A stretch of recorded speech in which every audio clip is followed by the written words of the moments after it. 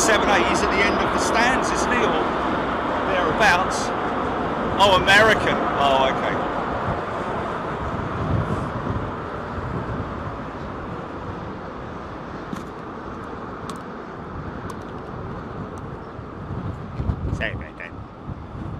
Well, there we go. First one down. Welcome back to London. Big nose full of Dunlop. American 777 next in, waiting to offload this aircraft is our good friend Roger Slater, who's airside and regularly feeds us with information. Thank you, Roger. Hope you're doing well, and thank you to you and all your colleagues who are who continue to work through all these dodgy conditions, I have to say.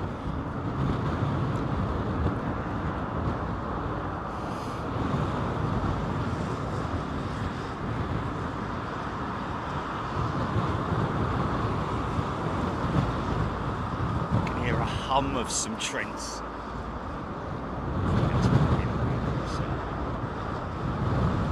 Saw a few of these in Miami.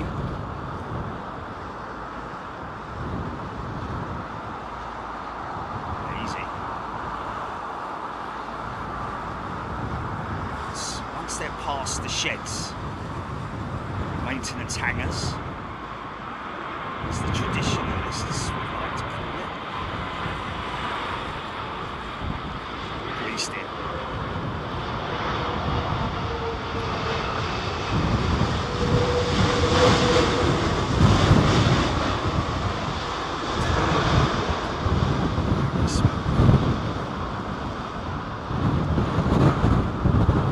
Feel that wind now.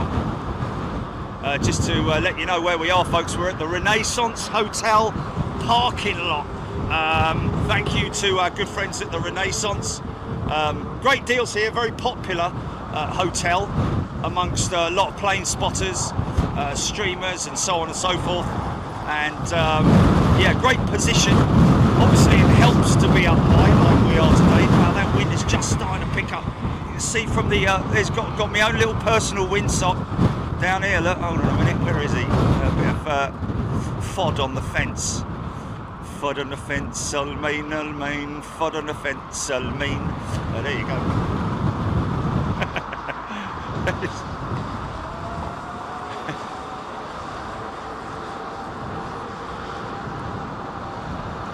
Yeah, winds, Adam the Great, wind started picking up 10 o'clock this morning. Well, it's literally in the last hour things have really sort of like picked up here at Heathrow. Of course, it's an airfield.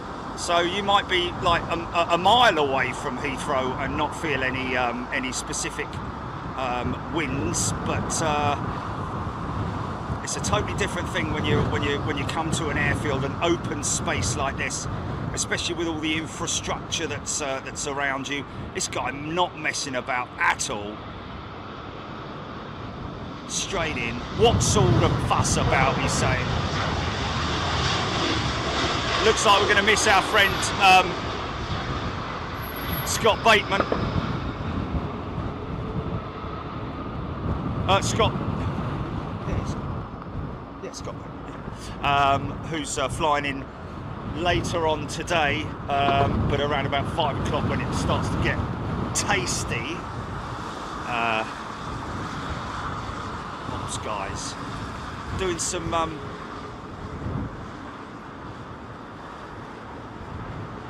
Some airfield, quite a few airfields actually have wildlife specialists. Gary Boakes has upgraded to first class. Gary, thank you very much indeed. Got another new APM Cornwall. Good day to you, APM.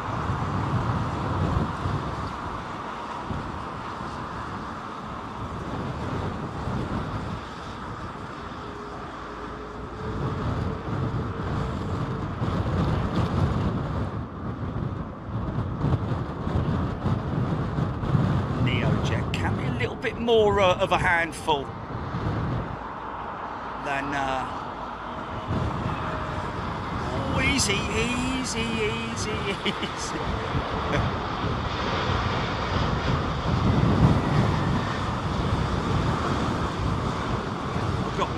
got me panning arm all cranked up to the max, just in case we get a go around. James Beatwell has gifted 5 memberships. Thanks, James. It's quite hazy here at Heathrow. I don't know. I've got me reactor lenses on, so.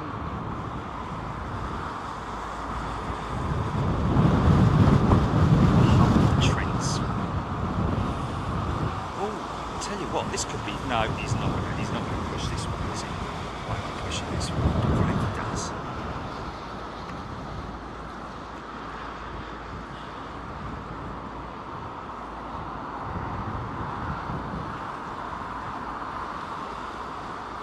Alex Hilton. See, that's where problems occur in terms of easy sound. Coming in a little bit hotter than normal, I think. Maybe few knots faster, I don't know. See, that's where things can become quite tangled with news. Somebody saying, did you see the 747 on fire at Miami? Well, it should be,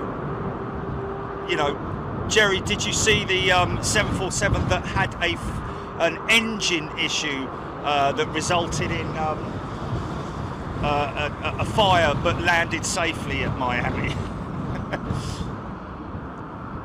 Yeah, fully aware of it. Of course, I don't walk around with me ears muffled and my eyes closed for the whole day until I'm live. It is a case of but yes, fully aware of it, and there was absolutely no issue. It was a sort of like I said to the guy, it's not uncommon for there to be, engine surges as a result of whatever it might be.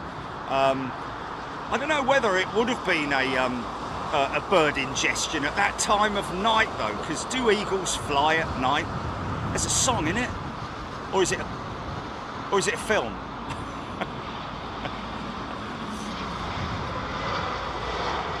No, I'll tell you what it is. It's a book. It's a famous book. Only fools and not horses, but only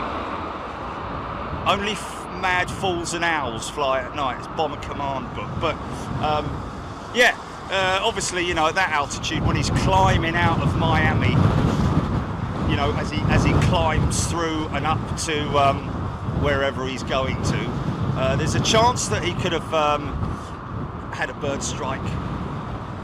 But also there is a chance that there may have been an issue with the engine, which caused one of the, by the sounds of it, an internal component to pop out the top of the engine, because apparently there was a baseball-size hole. If you're unfamiliar with a baseball, a bit bigger than a tennis ball in it, I don't know, or cricket ball.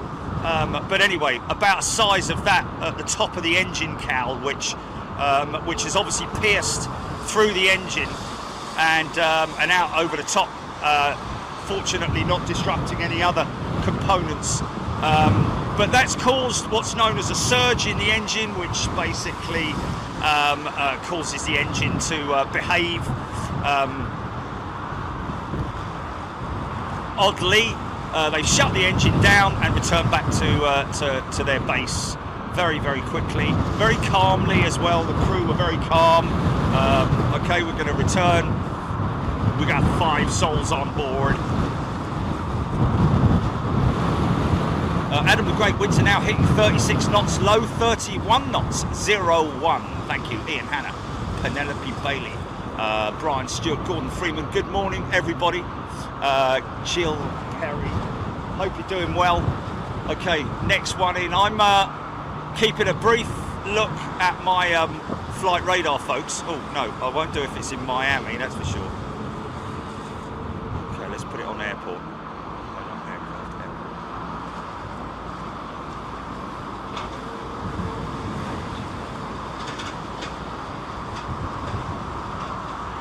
Apply. So around about half an hour we reckon that we're can see the storm. You can, if you look on your flight radar and you've got your weather turned on, literally, the little Joey there, taxiing to go out.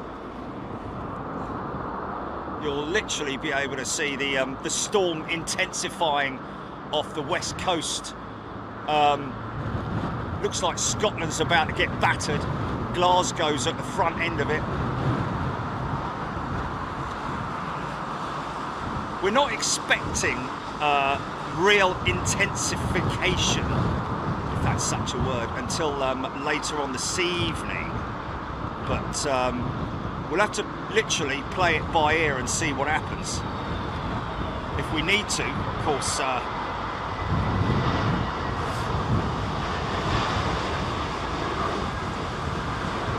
We have seen instances where this American 777 Roger is waiting to offload this jet. So at the moment, I don't think we're looking at too many delays. I don't think.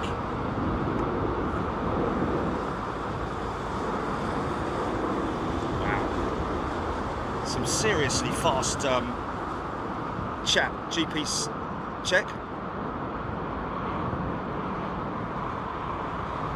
James Beatwell, my mate, is in Pembrokeshire and they're getting battered as well. NCFC Craigo, g'day. Echo 6 Bravo Trap astronaut. A few people mentioning about TOGA Toga, takeoff go around. There is a toga setting or a lever or a button, whichever way it is, but basically when toga is set, there's a go around procedure,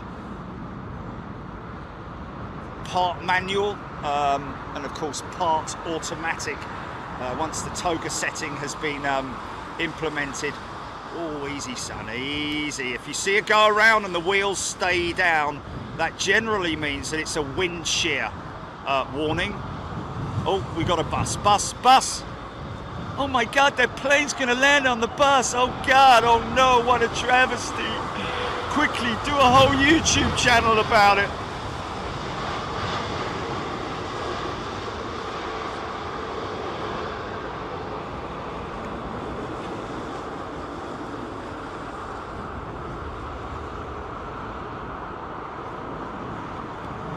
Ray G, when you go to Sydney, will you be taking a look at the new airport? I have no idea there was a new airport.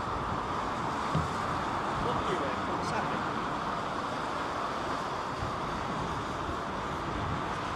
GB Jazz, why so many Neos? Nays TGYT is a new member. Welcome, Nays. Why so many Neos? Well, British Airways operate quite a few of them, and of course we've got the European carriers. You know, Lufthansa, SAS, Aer Lingus, to name but a few that operate the Neo. Very popular aircraft, of course, for European operators. And we will be down at Toulouse this coming Tuesday and this coming Wednesday. Sorry.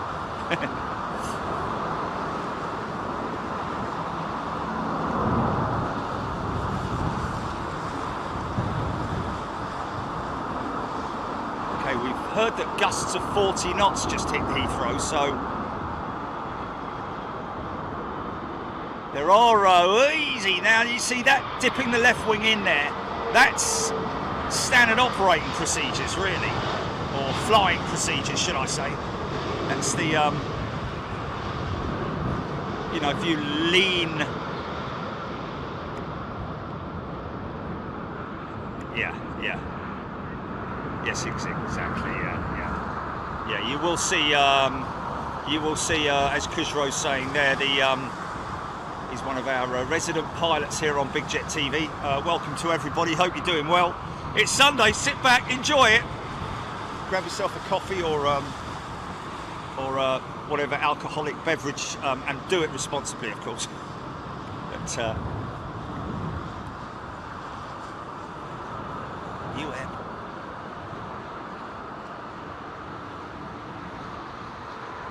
D-bash.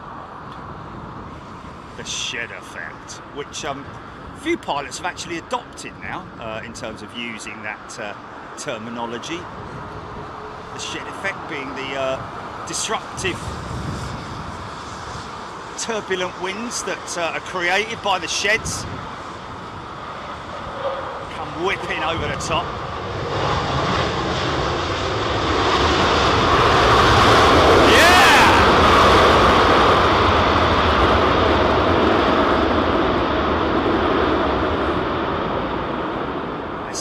See that with BA. Lizzie Lou has upgraded to first class. Thank you, Lizzie. Good morning and welcome, everyone. Tilly's a new member. Welcome, Tilly. What's that? What's that? I hope that's not you, Tilly. But anyway, maybe it's your pet or something, I don't know. But welcome anyway. LL787 Retro about to land.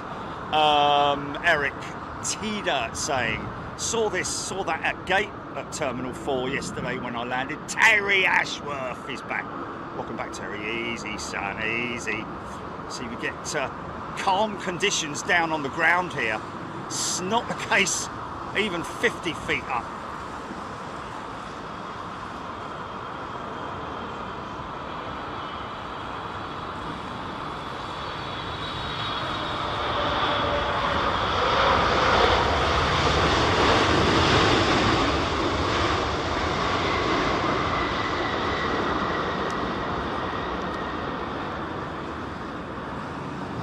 So just to, oh hello, it's a big favourite amongst a lot of people. It's about the only 757 you're going to see at Heathrow, literally, with these guys at Iceland Air. Pete, some guys gifted 20 memberships. Wow, Pete, thank you so much. Very kind of you. Of course, hopefully that falls in line with our next US show. What's that, GP?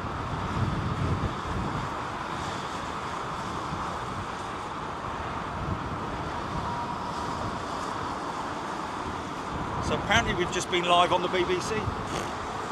How'd they get that? Well, they nick it. Oh, he's already getting a little. He's already got a little bit.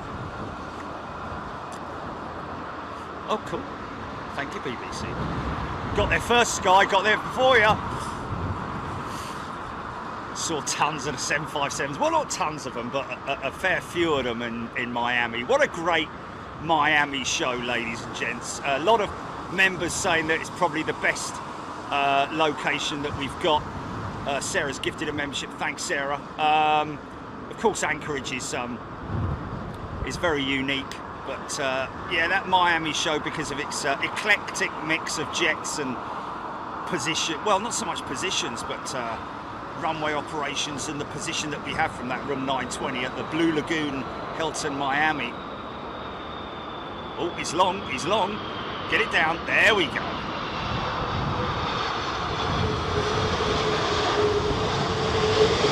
Aero brake. Yeah.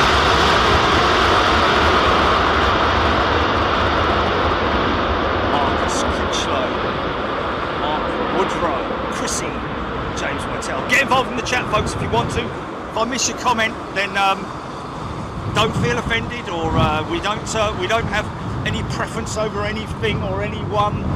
What we just do is ask that the chat remains aviation related as best we can. I'm guilty from time to time of drifting off into other stuff, but it's all a bit of a laugh sometimes anyway. Jimmy G 61, John Levington. Internet problems here in the southern Philippines. Download speed as low as 1 to 2 megabytes per second. Blimey, I must be going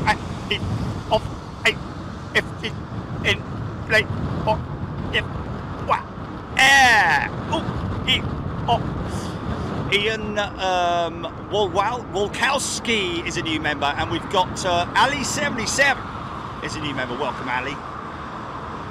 Chat going so quick, folks. Trying to film and read chat at the same time. Ex-Aviator coming over after Sydney. Oh, here we go. Is the Retro LL jet. nice cheat line on it.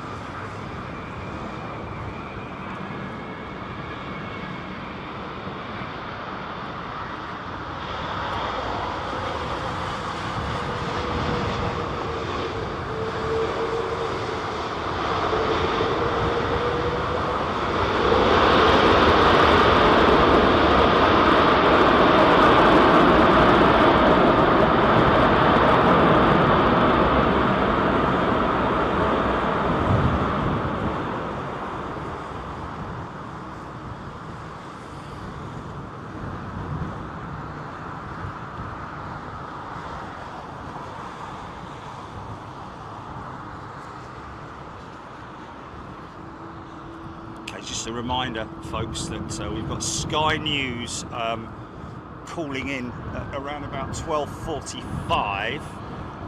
So don't get put off by the chat with me talking to them, talking to you, if you see what I mean. It's all going to be live. It's all going to be a bit of a Heath Robinson affair. I don't know how we're going to do it, but we'll try and get through it without disrupting anything. If we I'll tell you what we could do, Gilly. Actually, if maybe we could whilst it happens, if something's coming in and it's looking a bit dodgy, I'll just cut to it. Leanne James has gifted a membership. Thanks. Ian Whiting, G6UWX. Air India's 777. Nice to see. Maybe in from Mumbai. They're using the 300 this time.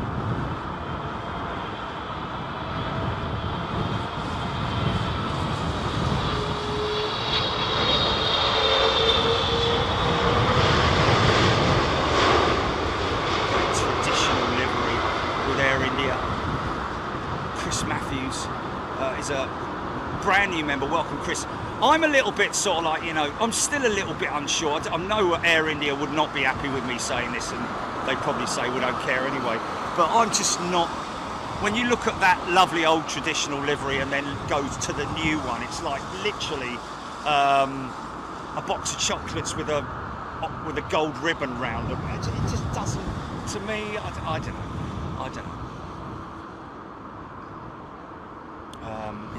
It's not my favourite new revised livery of all time, put it that way.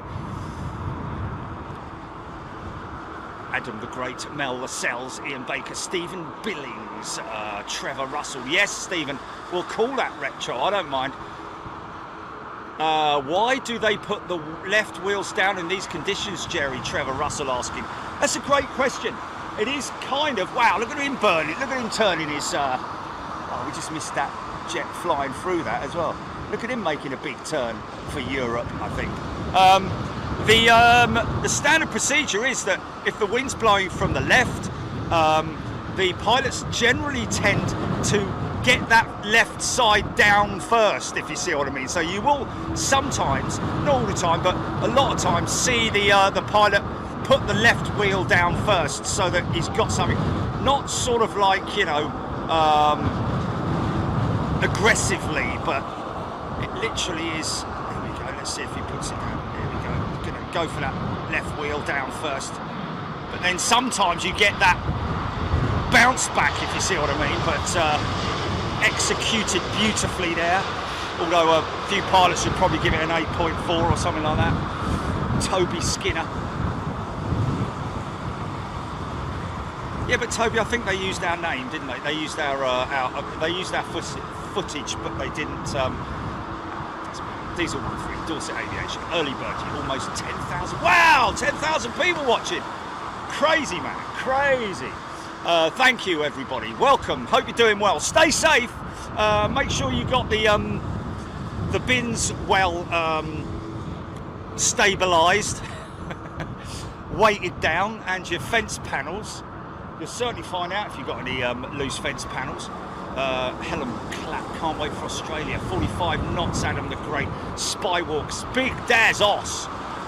No issues with YouTube here. G'day. Big Daz.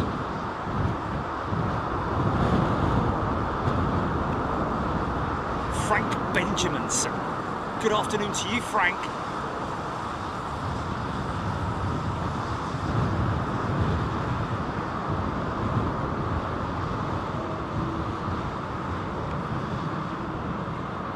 Here's the flare. There's the flare.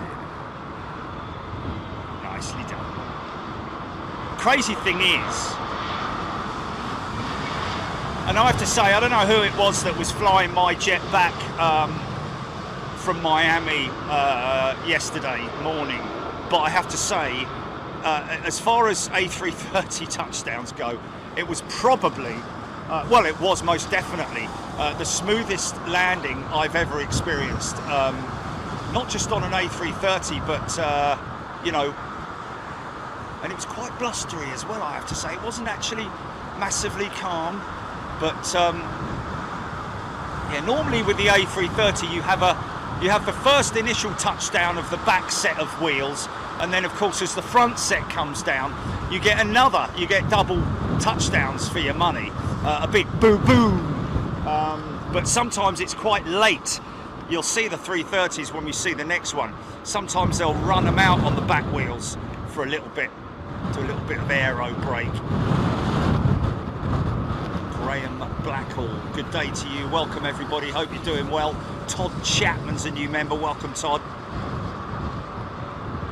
Of course, if you join as a new member, first class, you're going to be coming overseas to America and overseas with us, first class and super class members. Premium members and everybody else joining us next week in Toulouse.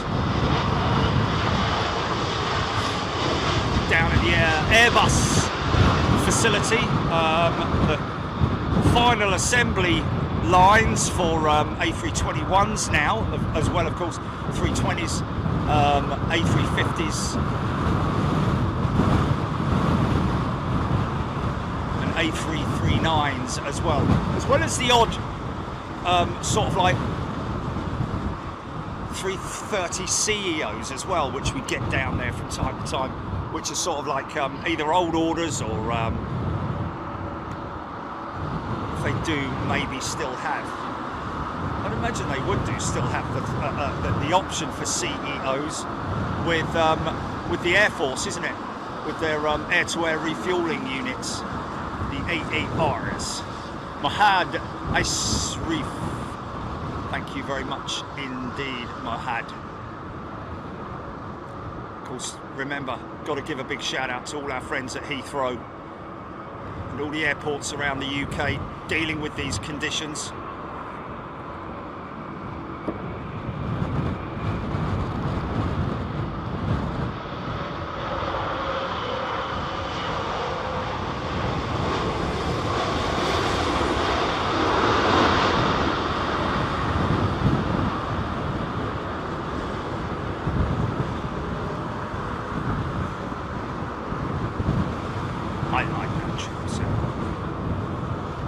We'll all get used to the new Air India livery, won't we? You know, and we'll all be, you know, talking about it. It'll be controversial for the next couple of years, I'd imagine. A bit like what Lufthansa's new livery or revised livery has been over the last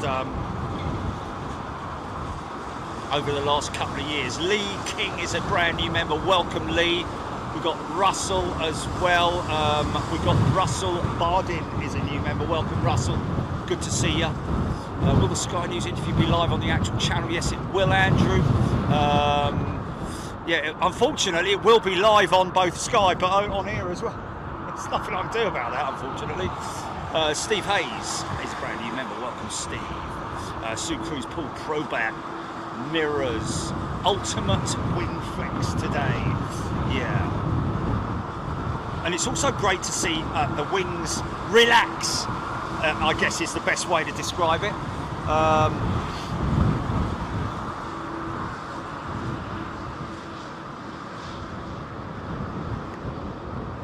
And of course, don't forget that the plane that landed before these guys will have reported back to ATC any sort of, like, you know, disruptive issues in terms of gusting conditions and so on and so forth.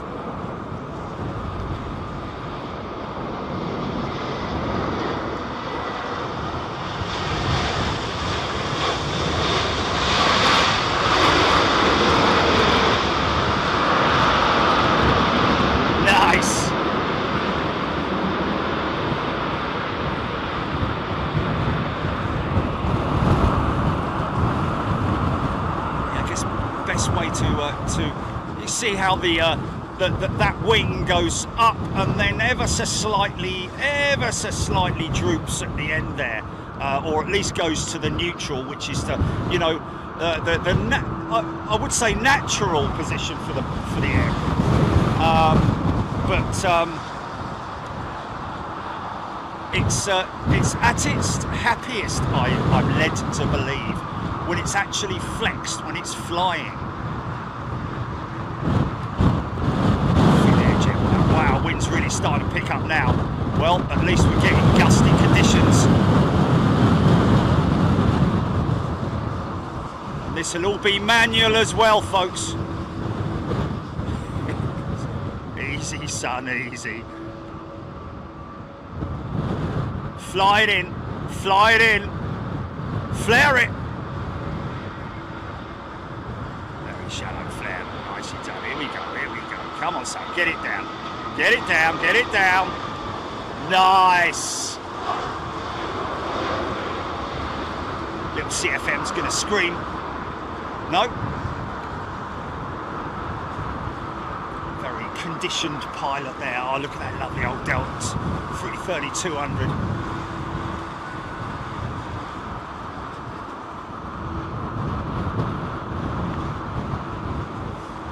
Martin Murphy's a brand new member. Well, Martin, Bob Allen, tuning in from a snowy Ontario. Good day to you.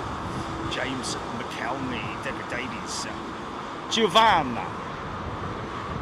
Give it a shout out to whomever gifted the membership. Thank you, G's and Toast. ES.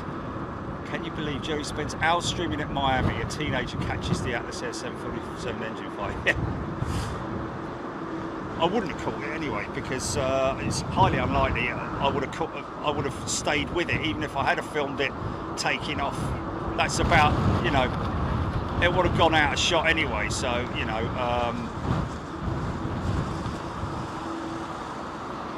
it's just the luck of the draw, isn't it?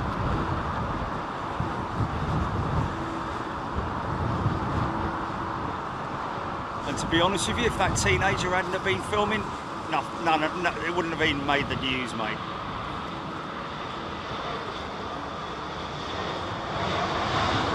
Other than, like, you know, it's just crazy the way that the American press rolled it out in the morning, like Boeing facing more problems. So, just because it was a Boeing jet, mate, it wasn't even anything to do with Boeing. It's a bleeding engine. Which is, again, like I say, not uncommon to have engine problems, and it's perfectly safe, blah, blah, blah, blah, blah. Avro Arrow, the shed effect is in effect now, ex-aviator. Rock Dodger, good day to you. Ellis Chernoff, very sporting today, winds increasing through the afternoon. Steve Hayes, always lower wing on wind side to stop wind getting under a blowing aircraft off centre line. Steve Hayes saying, there you go, there's the official word. And that's kind of what happened with the Dreamliner that we caught here many moons ago during one of the storms, which is actually on our title roll if you look at that. Thank you, Steve, for that information. Ian Wright tuning in from Norfolk.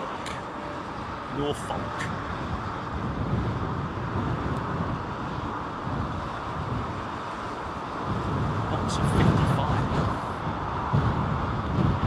Easy, sir.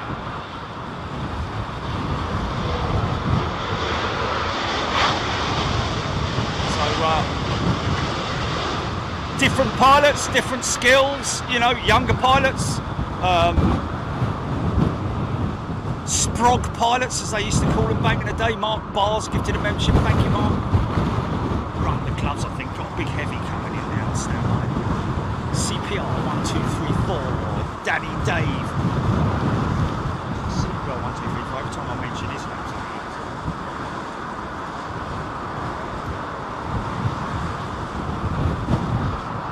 triple.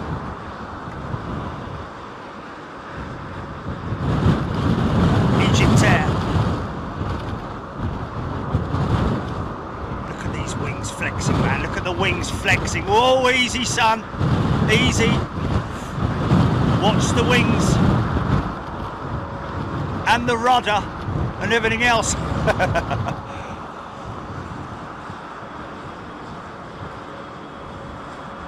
Slam this one.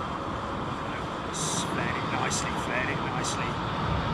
Oh, very smart.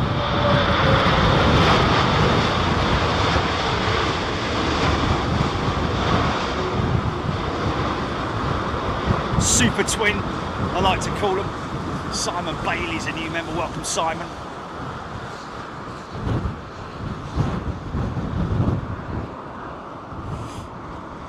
So we don't know at this point whether there are any disruptions at all at the moment. But HGC, that Egypt Air Jet number 10 on flight, radar.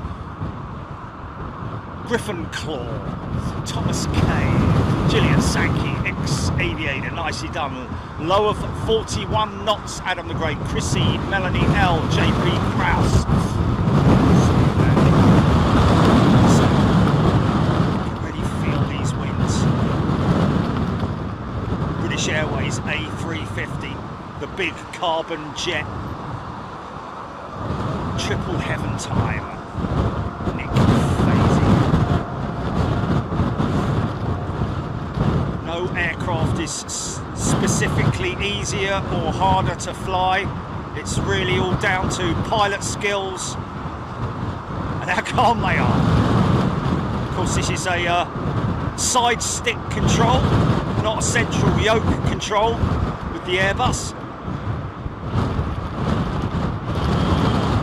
Oh, he's planted that one nicely.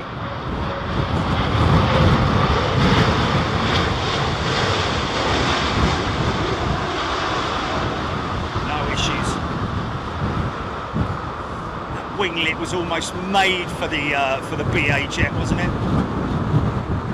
Blended wingtip, all carbon, carbon wings, carbon fuselage, 70% carbon, I think, the whole aircraft. Lenny Pasiglia, Kaylee Somers, Lee Gardner, GG, Crafty Chip. Good day, everybody. Hope you're doing well. There's the JetBlue 321 that's flown in from New York, I think.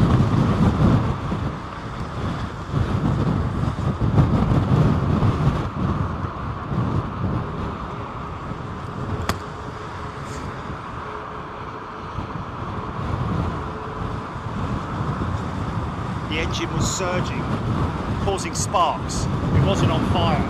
It was not on fire. Have to make that quite clear. The engine appeared to be on fire, but it is sparks that are created by the surge of the engine trying to run itself. All part of a sort of like low pressure compressor stall.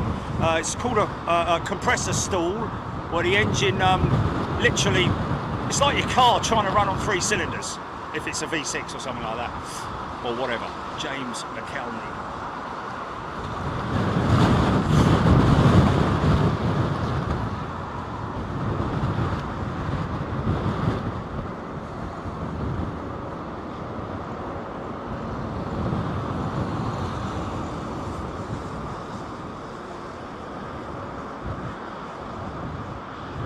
Fair play, fair play.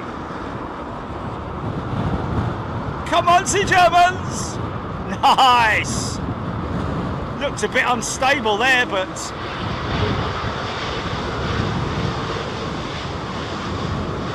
divided about 6 fins. Go on, sat up you go, mate. They're being out.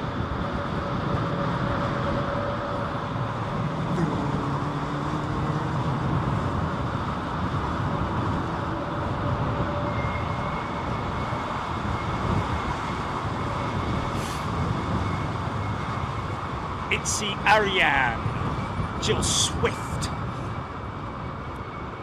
Scott Thompson.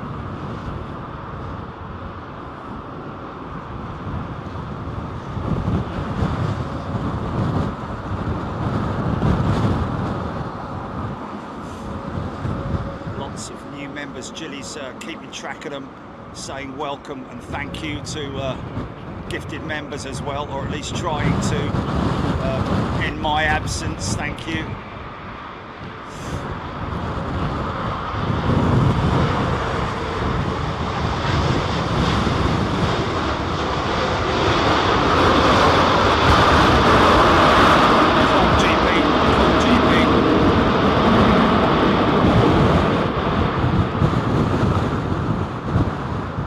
Yeah, hello.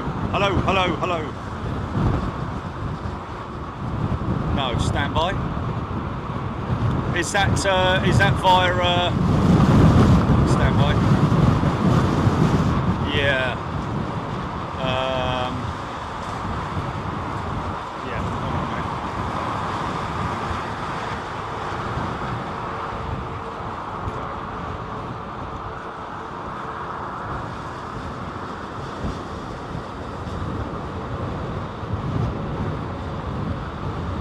Okay, yeah. Stand by.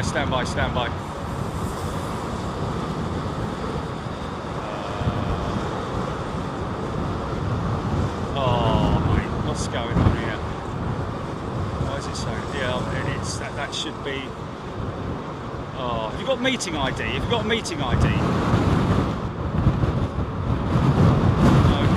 Okay. Stand by, because it's not. Oh, okay, stand by. Let me just copy this ID. Let's see if I can do that. No, I'll just try and copy it on here. Right, okay, I've got it. Wait. Okay, 827. Stand by. Just get this touchdown. Okay, 827. Yeah, go ahead. Yeah. Read the rest of it out. Yeah.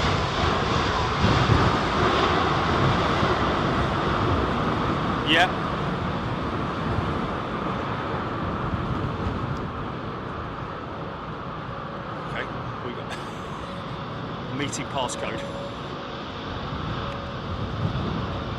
Yeah.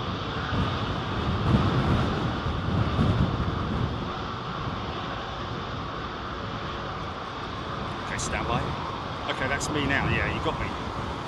Okay, you got me. No audio. To hear others, please join audio.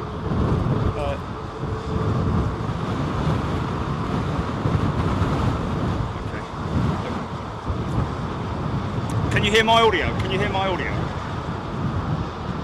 Okay, yeah, okay, all right, I got you. All right, cheers, thanks.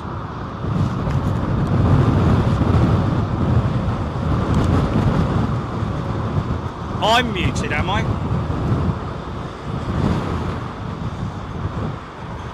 Okay, yeah, I got you. Copy? Yeah, I've got you.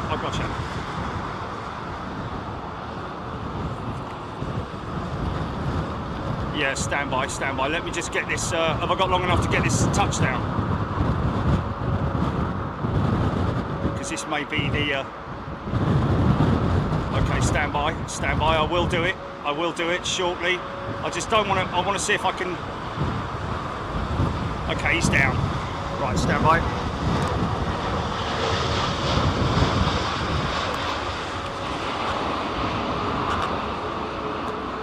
Right, see me?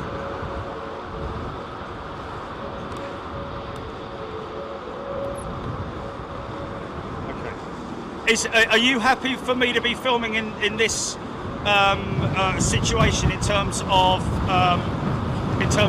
what you're seeing with the hotel in the background, or do you want me standing still in front of a whatever? We're good. We're gonna go with it. Okay.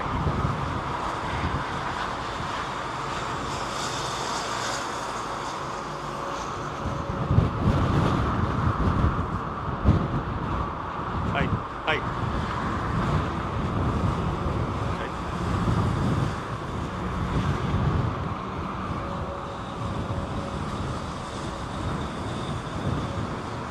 Yeah.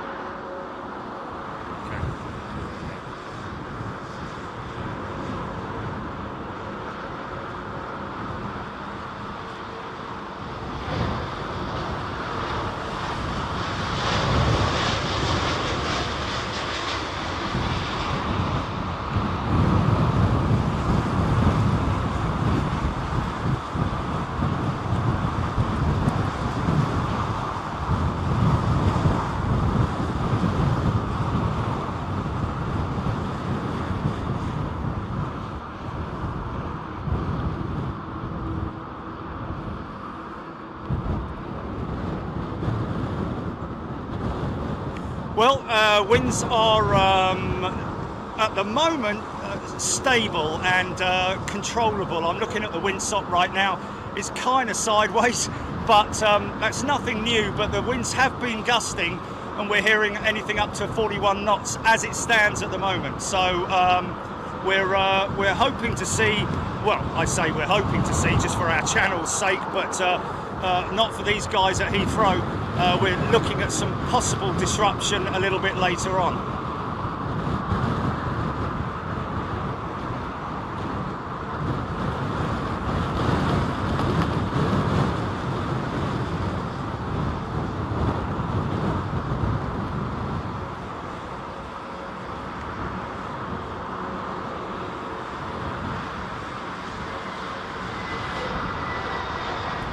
Yeah, if air traffic control if there are disruptions, then obviously air traffic control have to deal with a whole they have to deal with a whole different amount of scenarios.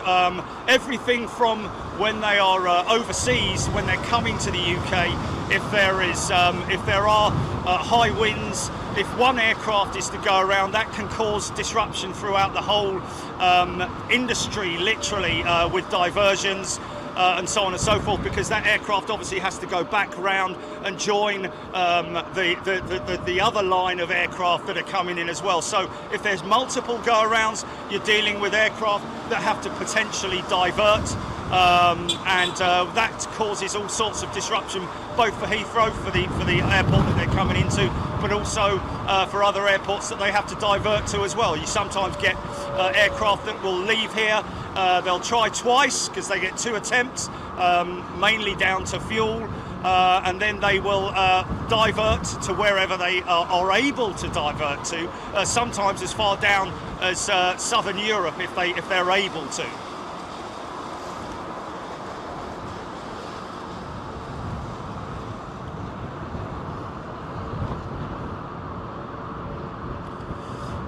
To be honest with you, not really. What Heathrow have been doing recently, if you have a look over at the sheds over there, the maintenance sheds that we're looking at there with Virgin Atlantic and British Airways, these big giant sheds can cause a lot of wind disruption, turbulent air that whips over the top of the sheds and creates what we call the shed effect. And sometimes Heathrow can divert the landings onto the southern runway. They switch the runways here at London Heathrow 3 o'clock every day. It's pretty standard procedure, and then if the winds are too high, then they will obviously switch the landings to the southern runway in order to make it a little bit less disruptive in terms of the winds. We can see one coming in here now, which is sort of like going through that shed effect now, as we see. But like this guy, for instance, he's Swiss Air. There's a good chance that if that was to go around twice, he may have to either divert to a UK airfield, but because of the disruption that we've got in terms of winds at the moment, it's likely that they would possibly have to go back to Europe from where they started, which is obviously massively disruptive for the people that are on board the aircraft as well, of course.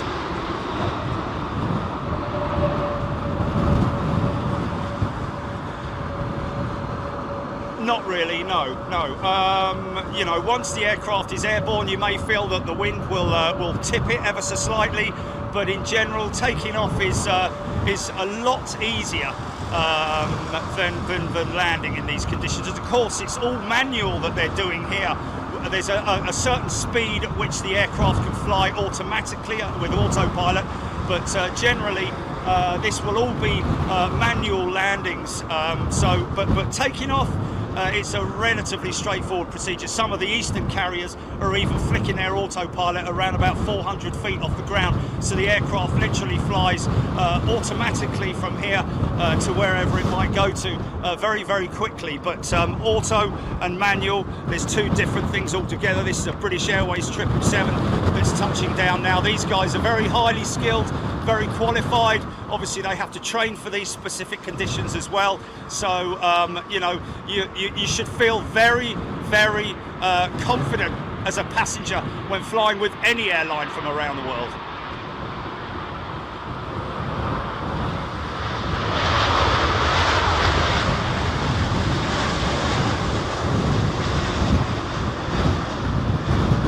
Yeah, exactly. It's like I say, it's good entertainment in some ways for us on our. Oh, okay. Okay. Yeah, I mean it's entertainment. Okay. Okay.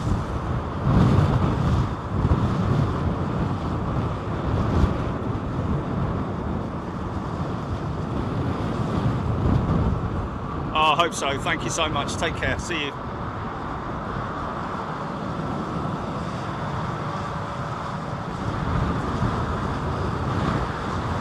Did you get that? You happy?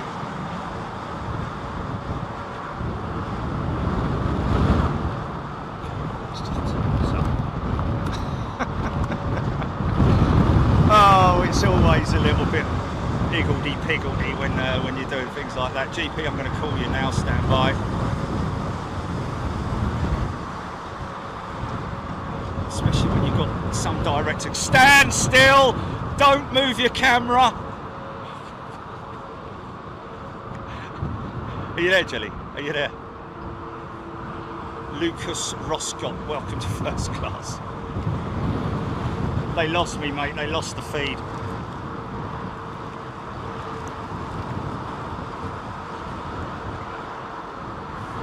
Oh, okay. Well, I think they lost us on the Zoom. I think it must have been the Zoom feed or something.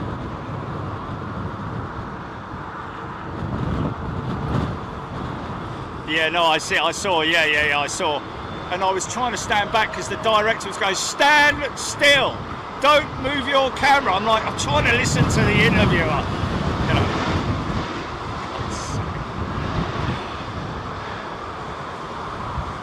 Oh, really? Okay. It was all right, was it? Okay, all right, cool. Spywalk's almost 14,000 people watching. Wow.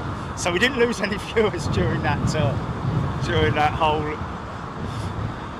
Peter Wood, Barnstormer, Frank Benjaminson, Jeffrey Phillips, Jonathan Niblock, Marcus Critchlow. Welcome everybody. Hope you're doing well. Let's put that behind us. Rafa Betten with a SAS with a new nose.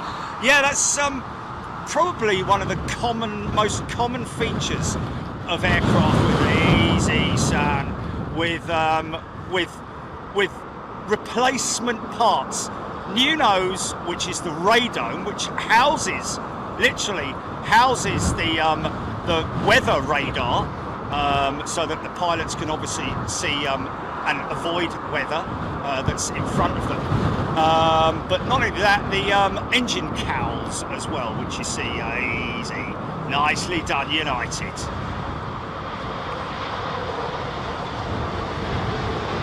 Bit of a grubby old R1 door there.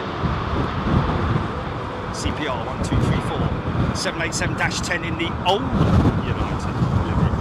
Oh, okay, they lost the audio. Anyway, fox watching. Yeah, we do have a resident fox on the airfield. Whether they've, I don't know whether, because we haven't seen it for quite some time, have we? For all our Canadian friends out there. And the great knots of 50 right now. Okay, we're getting up there. GG Mirrors. Good afternoon, everyone. Hope you're well. You're watching Big Jet TV live from London Heathrow. Just so happens that the weather, the stormy weather, has hit us on a Sunday. We're normally live on Sundays and Wednesdays. We also travel overseas. We're going to be in southern France, Toulouse Airbus facility on Wednesday, this coming Wednesday, with our members, and we also travel overseas to the United States and other parts of the world as well. We've done Japan, we've done, I think we're the only channel in the world to have filmed live airside at Dubai, believe it or not. although I would have liked to have done a lot more at Dubai had I been given the opportunity. Nicely executed. It's a bit difficult when you're doing an interview. Firstly, when you've got a director screaming in your ear hole, stand still, don't move, okay, hold that shot. And I'm trying to listen to the woman talk. And do what? May have been Captain Dave. What? Oh, okay. That may have been Captain Dave. Apparently, folks. That's what we're hearing. Why are we thinking that?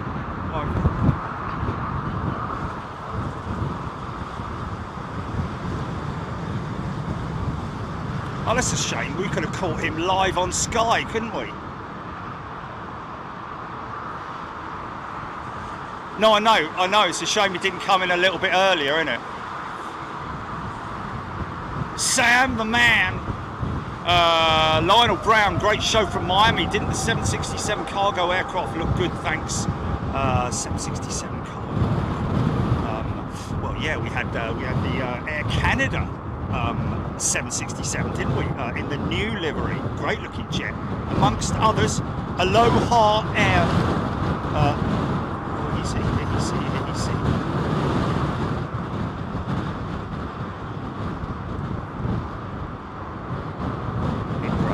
Quiet little member stream to a crazy. Matthew O'Donnell, welcome to first class. Well, he's going to make his appointment, lunch appointment, whatever. Yeah, she did ask me if taking off is just as difficult as, and obviously I said no, because obviously you still have to man handle the aircraft, I'd say, or lady handle the aircraft, of course, because strong winds will obviously try and push the aircraft off course. We do see it from time to time. Gordon Freeman, I like the Bolivian jet. Oh yes. Lots of great comments from members. Great to have you with us in Miami, folks. Certainly seems to be one of our favoured venues, and one that we will attend more often.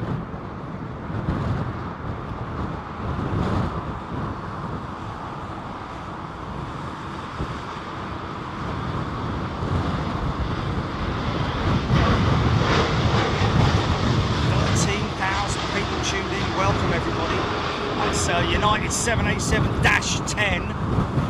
That's as long as they're going to go with the 787, the Boeing 787. Of course, the direct competitor to the A350-1000.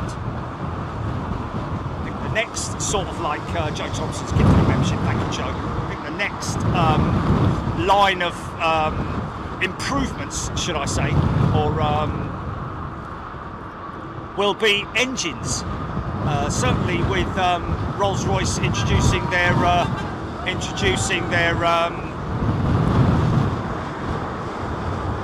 Ultrafan.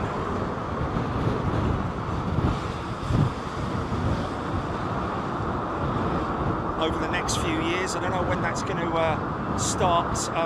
I'd imagine it's probably going to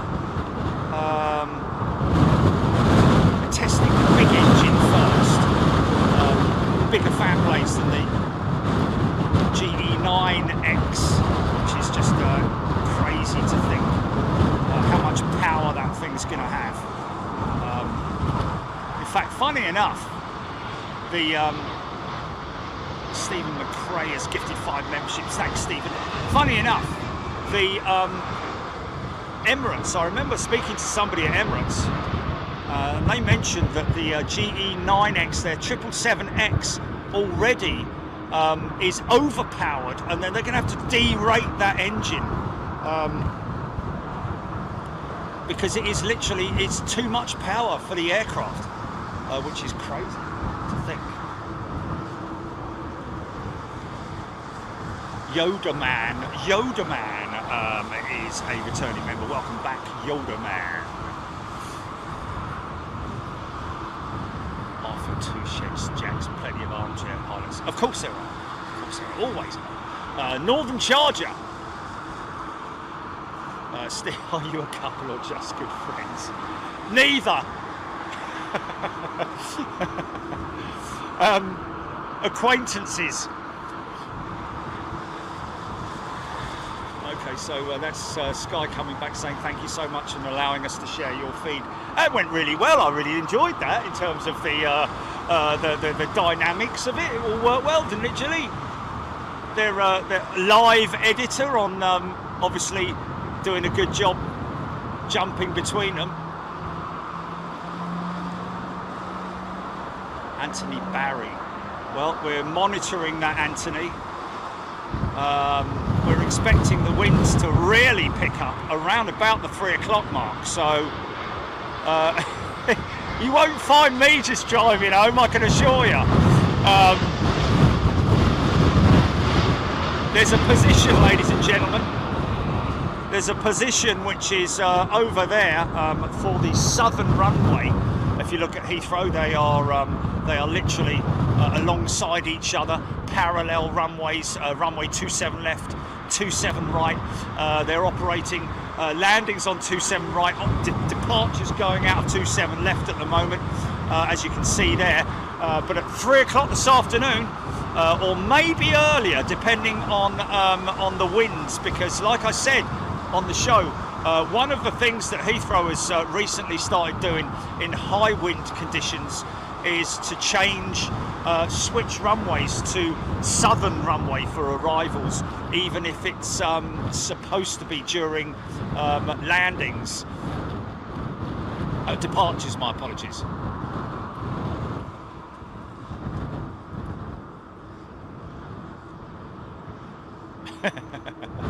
Bilge pump. That's the planned bilge pump. What a great name that is. Bilge pump. NGS 0123. Dave. Welcome back, Dave. He's a member. If you look closely, you can see these wings flexing, ladies and gents. He's going to have a bus in the way.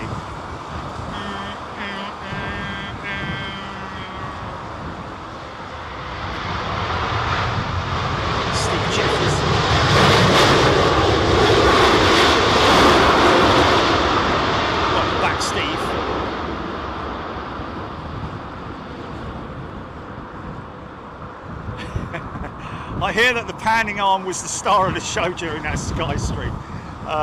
Sky Stream, I like that. Tom, Dick and Harry, Ian Morrison. Stuart Hewlett. Wife about to land Heathrow on BA 1469, 2 minutes out. Stuart Hewlett saying 1469. Qatar 350 back at a stack. Mirrors, thank you. Anthony Barry, Christopher Jason Piper, Amy Hicks. Fly Emirates A380, done that. Can't wait to see the Emirates A380. Do we have Emirates? So let's just look on my flight radar right now and see what we've got in the way of inbounds. Of course, one thing you're not going to see is an MD-83 or a DC-9, as we like to call it, as I like to call it. Which we saw multiples of, well, not multiples, but a decent amount of with Red Air, wasn't it? And World Air Services, was it? Oh, there's the Emirates 380 just coming up the Chelmsford now.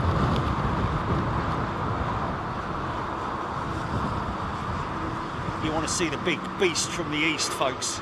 Stay tuned. Around about 10 minutes that 380 will be in.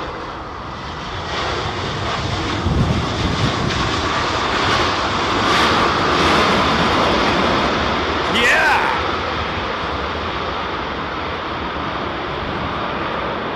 20 minutes cooling. EK29 from Dubai.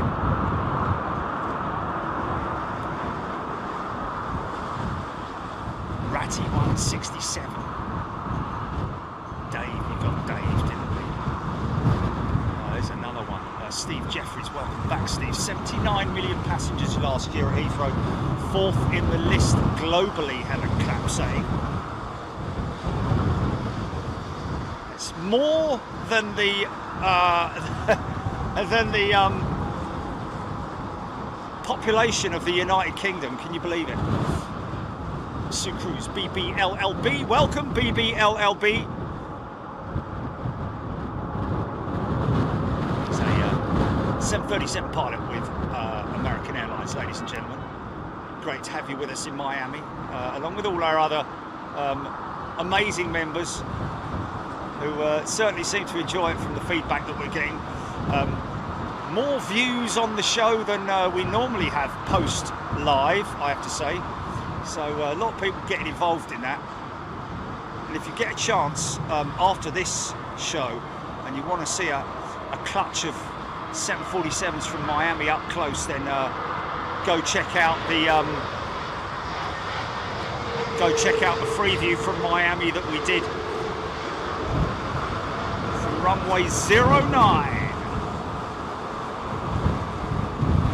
So aircraft going out of 27 left. There's the old Bill giving us a shout. They're good boys and girls. And, oh, is he geared down? Is he geared down? Oh, yes, yeah, Dreamliner with his gear down. Air show display. Hot brakes. Does look odd, doesn't it? It's got the gear doors down as well, which is quite odd. Normally the doors will close. The gears doors extended there? No, oh, you know. That's quite odd to see. That's not coming into land, folks. That's just gone out. But it is quite dirty configuration, they call it. It's quite common for the Dreamliner. I think it's linked some way to the electrical braking system on the Dreamliner. That obviously one of the brake systems has failed and is unable to stop the wheel from turning. Rolling down the road, dum, dum, dum, dum, dum, dum.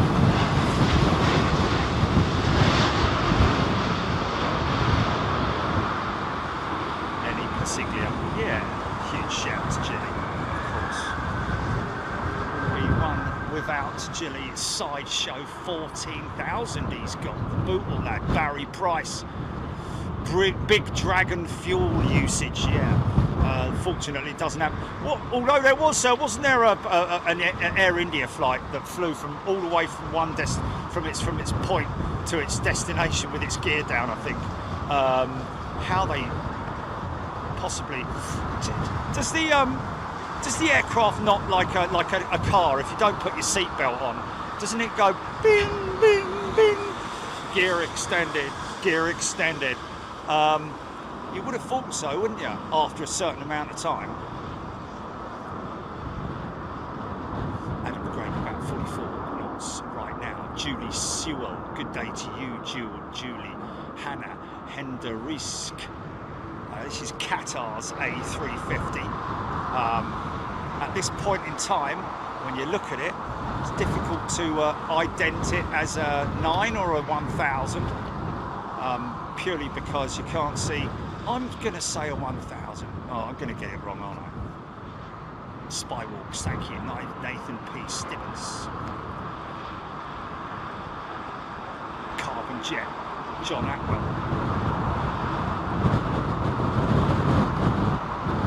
Well, I think I've lost you, GP. You can call me if you want. Yeah, this is a 1000, I think. See the big triple tri-undercarriage, tri-wheel, tri-set. That's a 900 after all that.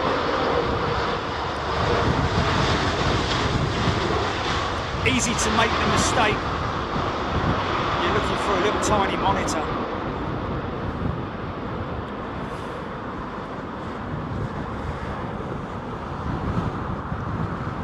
Of course, Boeing were the first to dabble in the carbon market in terms of, I think so anyway. Might be wrong there.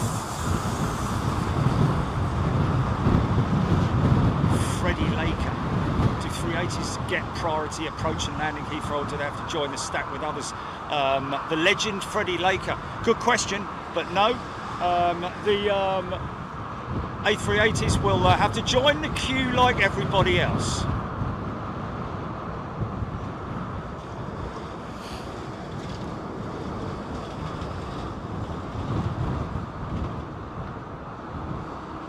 Captain Bob, that's good to see Qatar flying their 350s after all the problems. Yeah, that was resolved quite some time ago, wasn't it? The whole Qatar 350.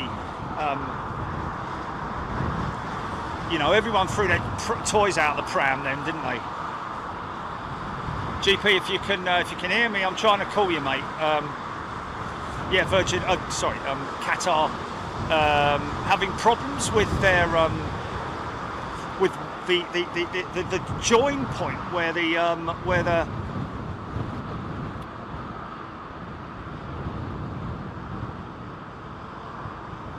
satellite communications blister joined the fuselage around that seal point there. They had paint issues.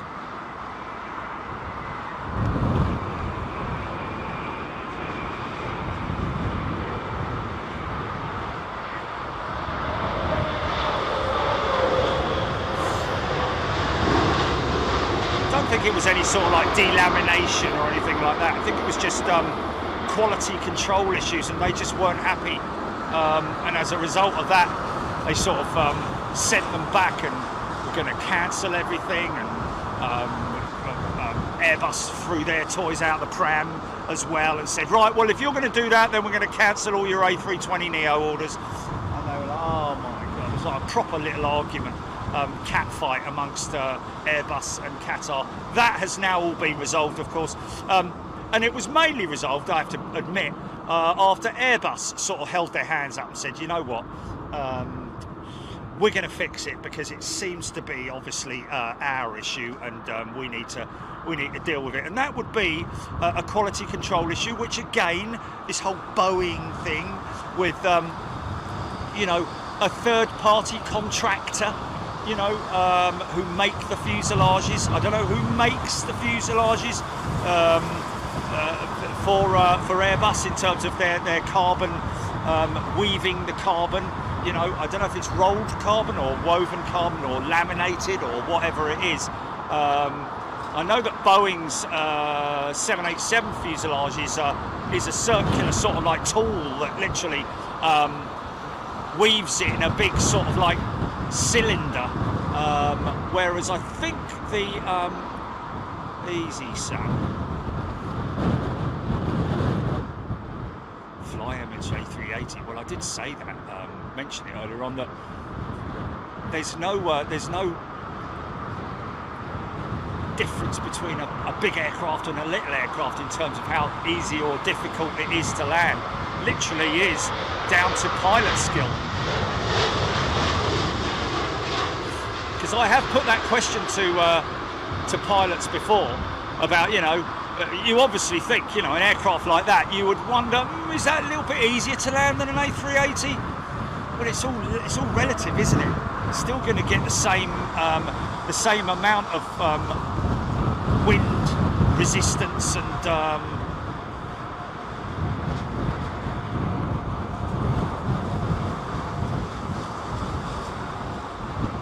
you know, buffeting and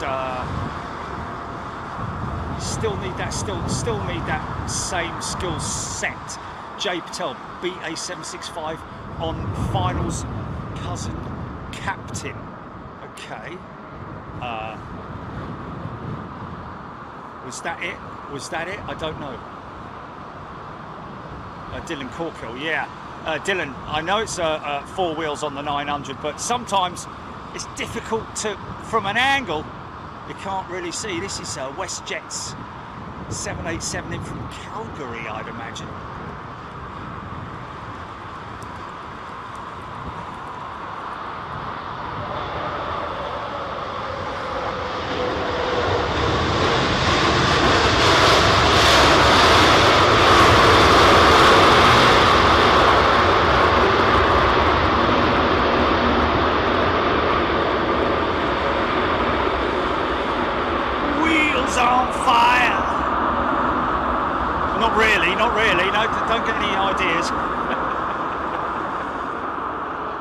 I'm just singing, that's all.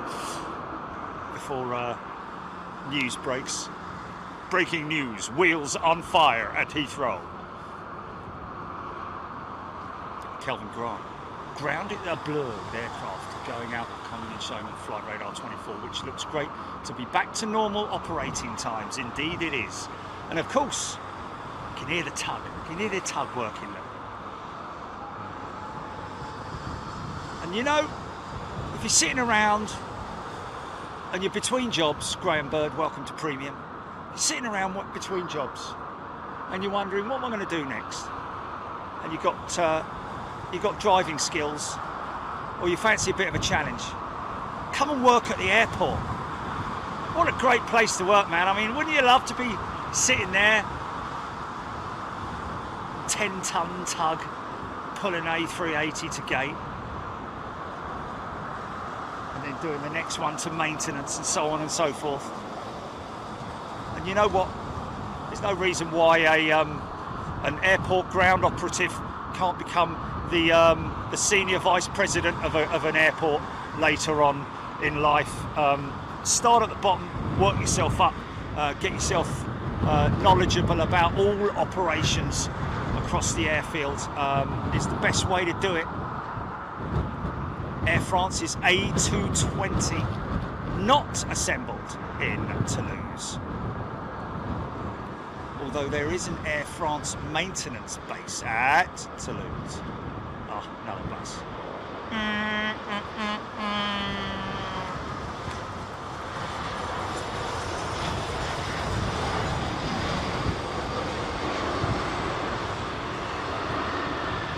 Painter Girl's got zero driving skills. Well, Painter Girl, you can get skills. Never say never. I generally don't have the word, I don't use the word can't in my vocabulary, because I think it's a dirty word. Graham Bird, thank you. Yeah, I think it's a dirty word, can't. You should not use it, because it immediately creates a negative, you know, we can't do that, so what do you mean you can't? You can if you put your mind to it. So never say never, Painter Girl. Adventures with Mark. Robert Dean, best job I had was working at Heathrow and Gatwick. There we go, Steve Skipper. Boom, 15,000 people watching live right now. Welcome everybody, hope you're doing well. From around the world, of course, not just the United Kingdom. These are people from literally one end of the earth to the other. Sorry, one side of the earth to the other. Or one... for all you flat earth people. Eve Hosgood.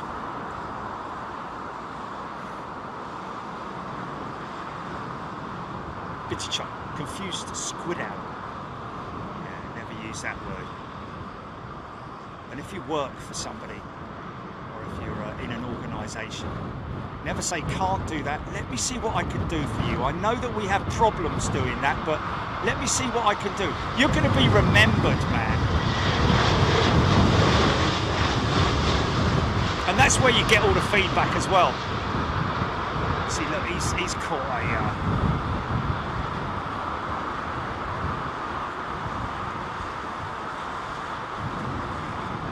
nice turn.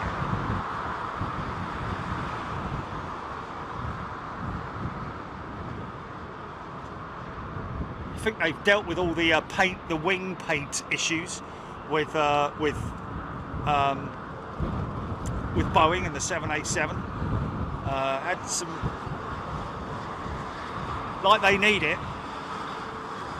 Vicky Denton, good afternoon to you. Mark B, CLE, Claire Bear, the legend, Freddie Laker. Was a legend and all. He started it all off, didn't he, eh? All the cheap airfares and Laker Skytrain, remember them out of Gatwick? What a great aeroplane, man. Laker Likers, good advertising campaigns. He was the forerunner to all of the cheap airfares before everyone else booted him out of business. Eve Hoskett, I know it's different, but I didn't learn to drive until my 30s, and I have dyspraxia and ADHD. Never say I can't. Yeah, good for you. Jeff White. Jeff, I'll give it a go, mate. I'll give it a go. That's a challenge and a half, that is. You definitely can't mend it, that's for sure. Fly Emirates. Are you doing the long haul from London Heathrow to Perth? No, we're not. We're doing Singapore Airlines on the Slinger. Mark Morgan. No idea. Mark Sukauda. GN Man, good afternoon to you. In cars.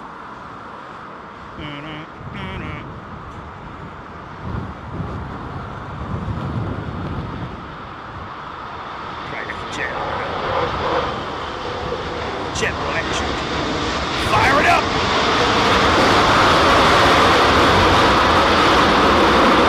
Yeah!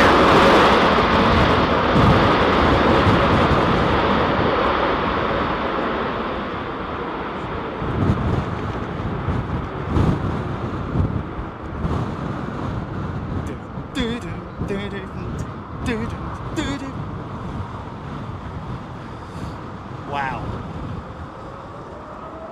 Smell that rubber. Smell it. Ready for a 380, folks. Wow, that's big going out, isn't it? That's big going out.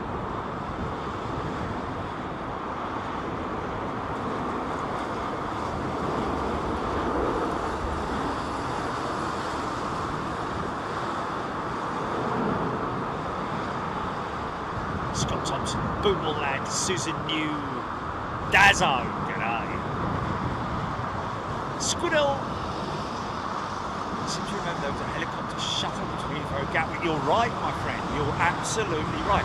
Now look, there's a bit of crabbing going on with this 380.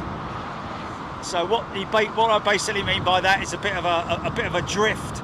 So he's flying straight in. The track is straight, but he's flying the aircraft with the nose into the wind. So if you look carefully, you see the rudder being used there to just to maintain that to maintain the straight track, but steering it into the wind, and from time to time you'll get gusts.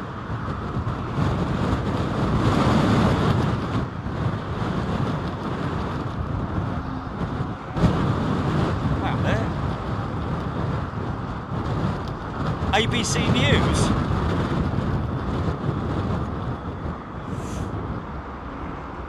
Have they done it now then? Have they done it? Oh, they should have used this bit, mate.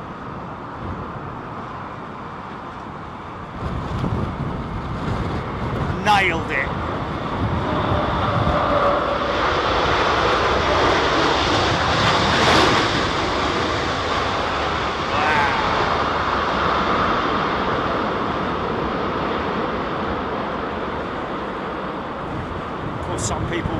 A lot of people ask, who are relatively new to the channel, why does the A380 with such a big aircraft, why does it only use two reversers, engine reversers? A lot of people don't understand what the engine reversers are, but when you see the engines split, literally where the back of the engine slides backwards, that's the engine reversers, which basically creates a wall of hot air, a bit like me, but it creates a wall of air which actually from the cold stream system. It's not the hot air, it's actually from the fan blades and not from the core of the engine, so it is actually relatively cold air, should I say, but it is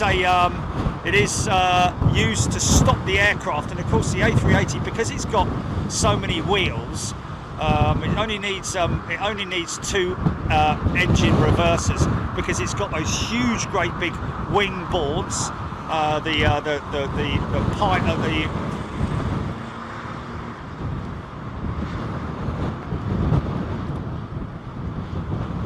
Some call them the speed brakes, but the wing boards that you'll see come out They are used for stopping the aircraft, as well as obviously the braking system, and all of that combined with the engine brakes. Easy, son, easy. Come on, the Dubliners. You should be easily getting this one.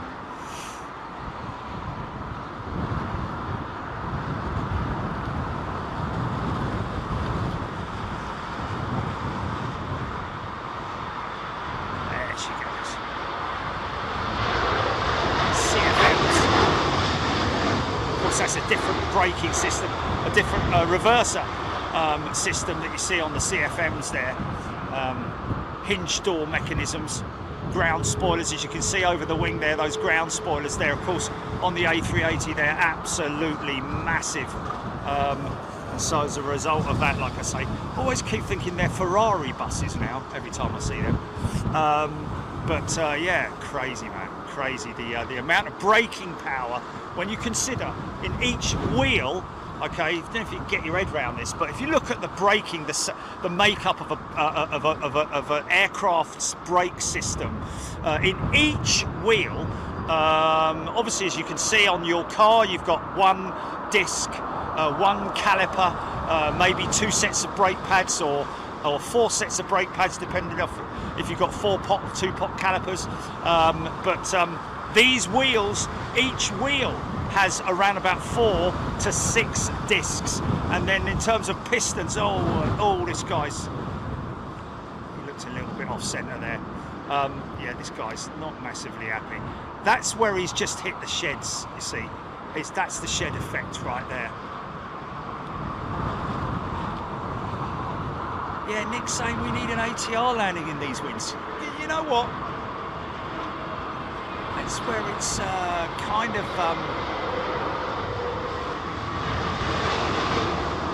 that whole question of whether or not it's easier or more difficult depending on the size of. Wow, someone's making a load of noise.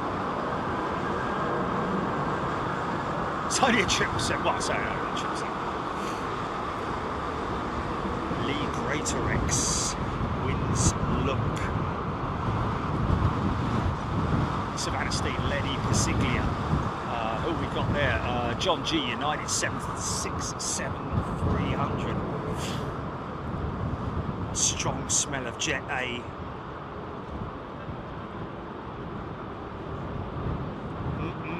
Smell that. Smell it. So, another hour and 27 minutes, and I say an hour and 27 minutes because these guys at Heathrow hear an ATR. Do I hear a prop?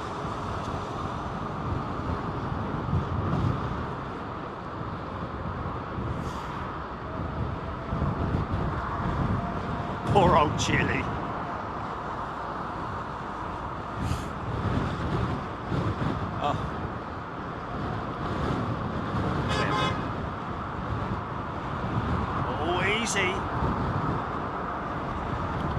Oh, come on, come on. There we go, straighten it up. Flare it. Oh, no problem. Oh, hold on. Oh, yeah, here we go. Oh, easy, there we go.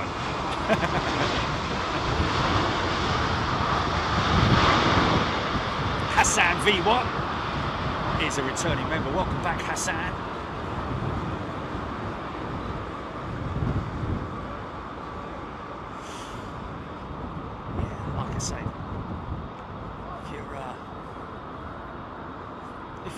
Sort of like, you know, maybe you're a HGV driver or a delivery driver or you know, whatever driver. Much more exciting working at an airport than driving around delivering parcels, I would have thought anyway. Oh, listen to that. He's starting his number 2, look.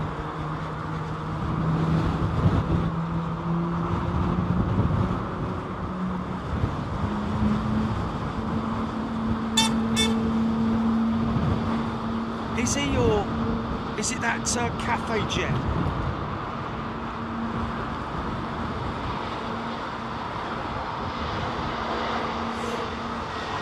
Epsom.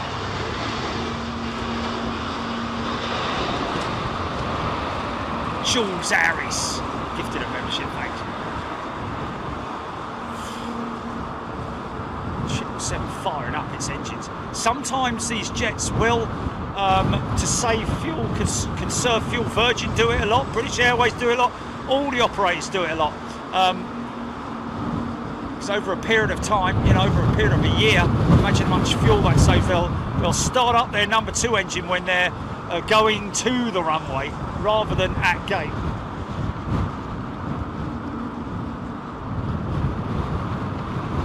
Emma, right, after a few months with Big Jet TV, I'm starting to differentiate between Boeing and Airbus. Well, there we go. Of course, the one big differential, you will quite soon differentiate between a 737 and a Boeing and an Airbus. That's for sure. But again, that is over time. Brian Tinker. Don't often see jets on departure with their engine down over Epsom. BA169 to PVG Dreamliner flew over very low and fast a few minutes ago. Wheels still down. Well, that's interesting. With its wheels still down but very low is... that will be a brake issue, Brian. That will be a brake issue. Which is obviously something that we've discussed on the show many times. I don't know if that's the one that we had that we showed just now. Mark Barr, do love the sound of an engine spooled up. Brake issue, that will be Brian. I think they're running that cafe jet up. Have we got? Yeah, they are. Look, you can see that was that cafe jet. So it's obviously a technical. Oh look! Hey! Jilly, look, just take a glance. He's just come out. Look, won't see him for about 2 more months. Yeah, listen to that GE90 whirring away, man. They can't run it any higher than that. They're doing an idle run test. Is that?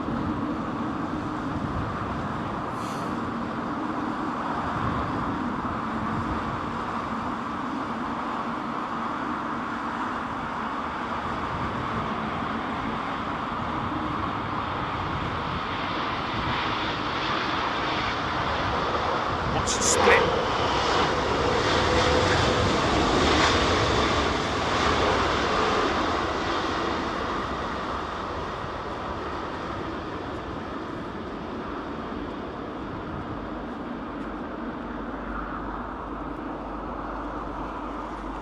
So that's the engine that we've heard just starting up over there.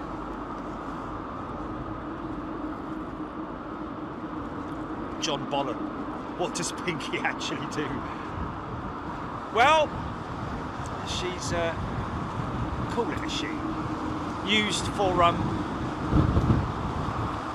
David K. Snell is a new member. Welcome, David K.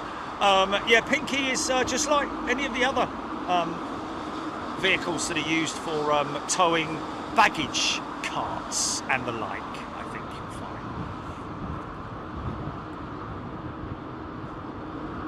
Faye Ager is a new member as well. So there will be an engineer on that aircraft, not a pilot but an engineer, because they've obviously had a technical issue with the engine, potentially, possibly. So they're just running up the temperatures now, getting out to temperature, and just like any engine, run it for a period of time to make sure that it's that all the parameters are right.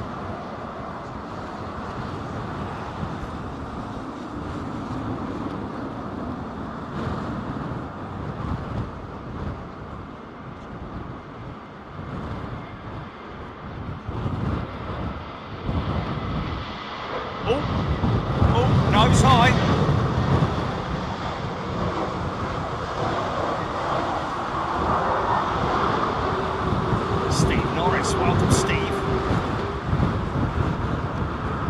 member.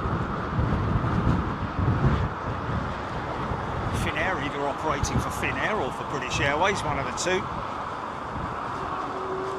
I think they've shut it down, haven't they? They've shut it down.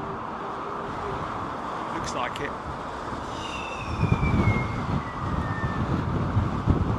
Go on, fire her up again, mate. Red signs. Scott Thompson. Adam the Great Bean on that plane was on Cathay Pacific last year. Might fly on it again this year. Trevina Denny. Thank you. Rohit Parkal. Finnair has lots of flights in a day. They do indeed. There's the JetBlue flight coming back to you, America. Kleber Abdul Abbas. To Tiki. Is this cargo? Which one are we talking about? To Tiki. I guess you're thinking of Cathay there, maybe.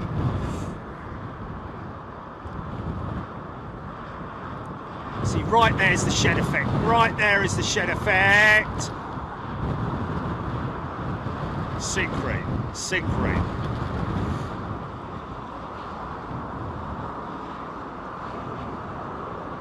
So maybe apply a little bit more throttle, just a tiny bit, because you lose a bit of speed, obviously. So a balance between airspeed and approach speed, obviously. Need to maintain that approach speed, keep the aircraft nicely balanced. Everyone's screaming at you about the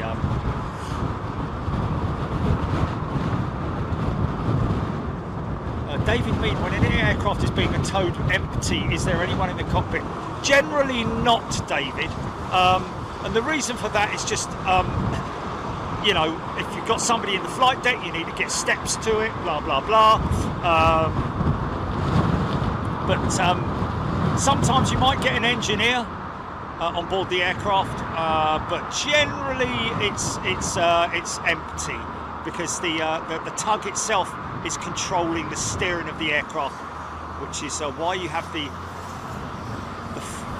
pin, the undercarriage pin, which unlocks the front undercarriage, keeps it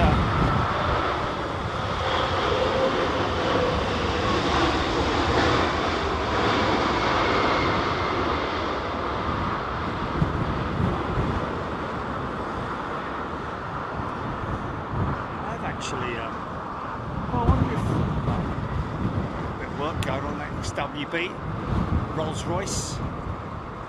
Just a little engine inspection. Actually saw a Virgin Atlantic maintenance chap in McDonald's. So that may be something to do with the drain mast. There's a mast underneath the engine.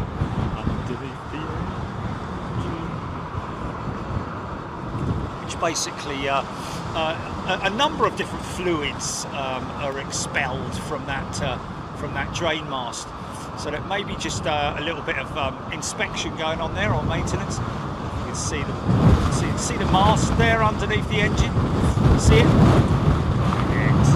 Okay, this is an A330. Watch the double wheels. See the big drooping wheels on this A330. Oh! I thought he was going to go up then. It just always looks a little bit more dramatic, doesn't it, with the bigger aircraft when they're struggling a bit in the winds.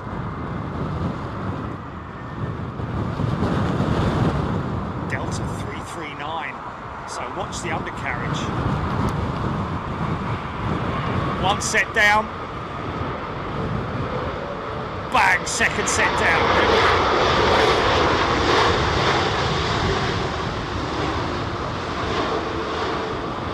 If you're not ready for that, these guys, I learnt from one of my members, now the largest operator of the A339, overtaking TAP, if you want to call them that.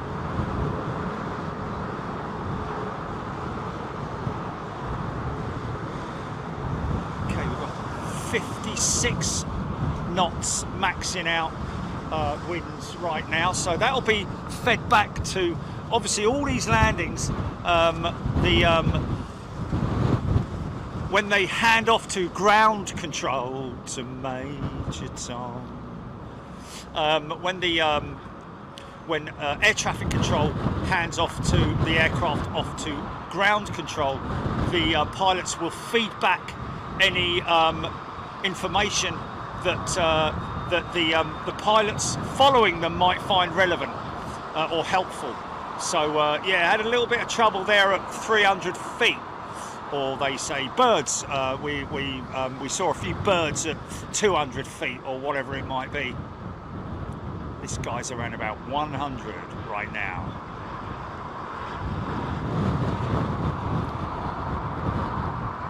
Of course, it's a drooping set of undercarriage.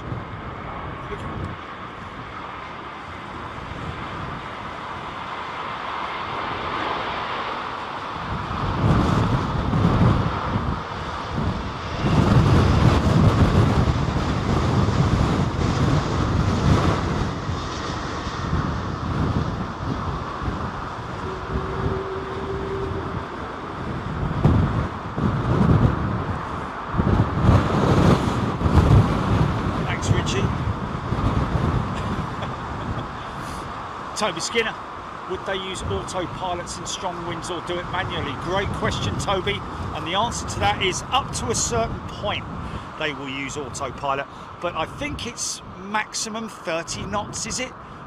Maybe even lower than that, maybe even 20 in terms of gusts. I don't know, we'd need to get the official word from pilots on here, but I think what? Oh. Yeah,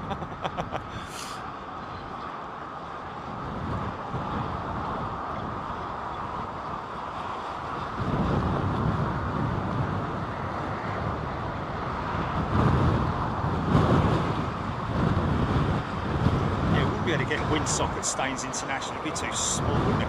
Just by the way, the new fire station has been delivered at Staines International, ladies and gents. The old one's going back, it's been demolished.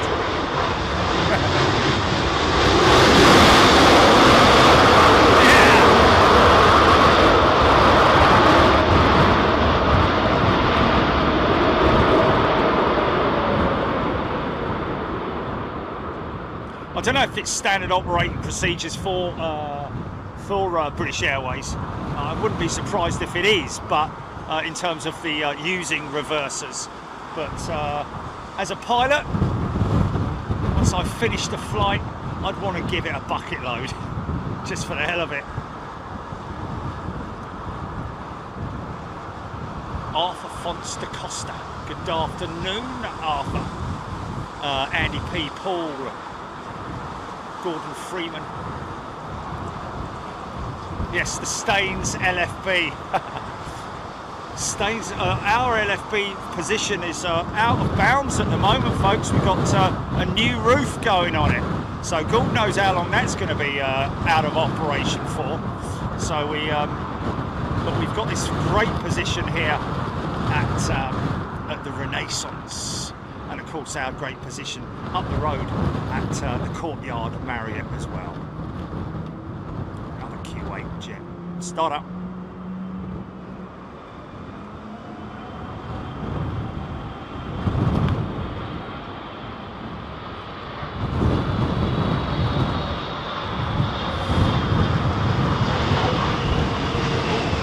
Go for reverse. Hit it!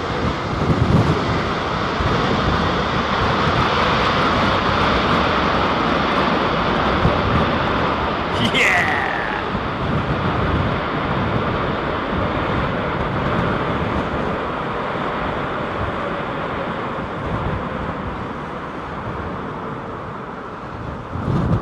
If you look close enough, you can actually see that wall of air just getting blasted out from the side of the engines.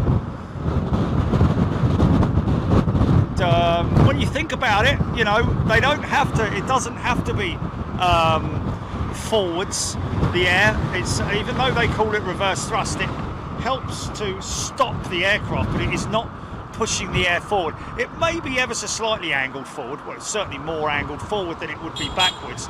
But in terms of the stopping of it, it's like a, imagine, you know, standing in front of a very high-powered fan or anything that's got a lot of wind.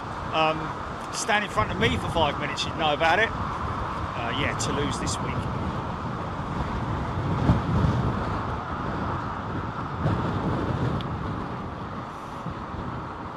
Michael K, smart looking 777, the Q8 jet.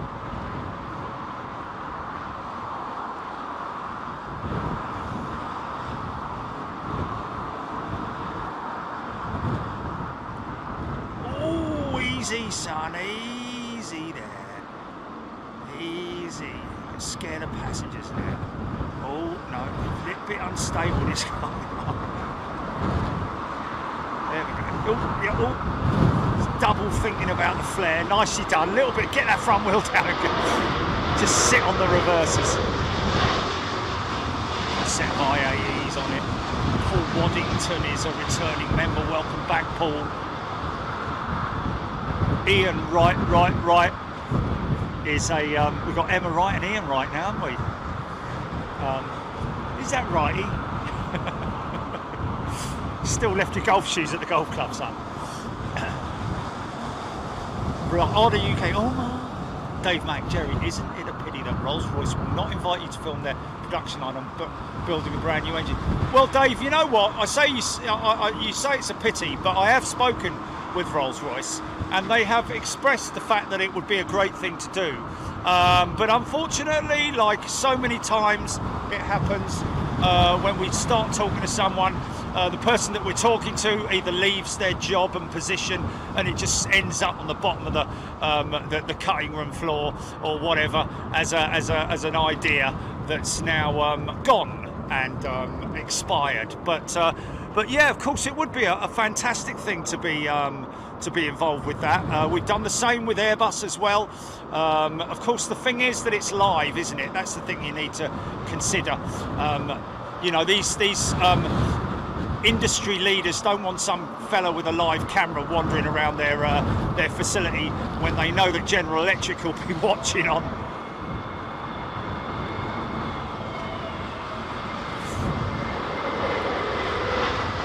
But you know, it is a case of, you know, convincing people that we're more than happy, as I expressed to them and Airbus and everybody else, to be honest with you, we're more than happy to spend the time to go and do a recce, to do a pre-live walk around and show exactly what we can film, what we can't film.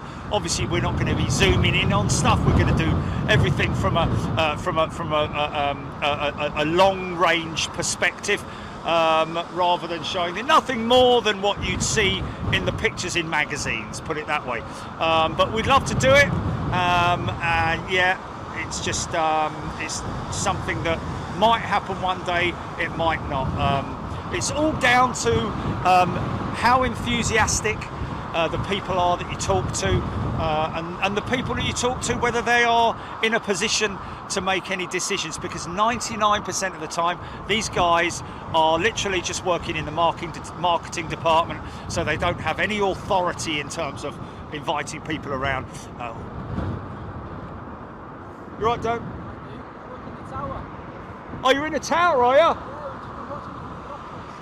Yeah, Fantastic. Got someone from Nats, mate.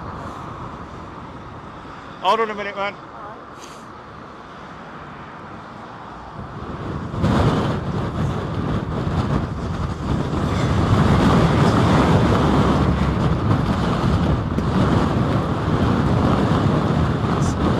Windy. Oh, this is long. This is long. Get it down, son. Nice.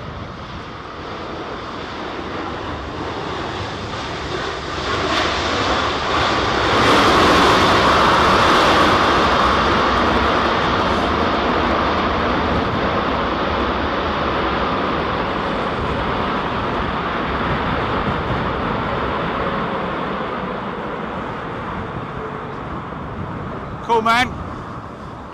Give us a shout out, fella. From Nats, ladies and gentlemen. He works up there.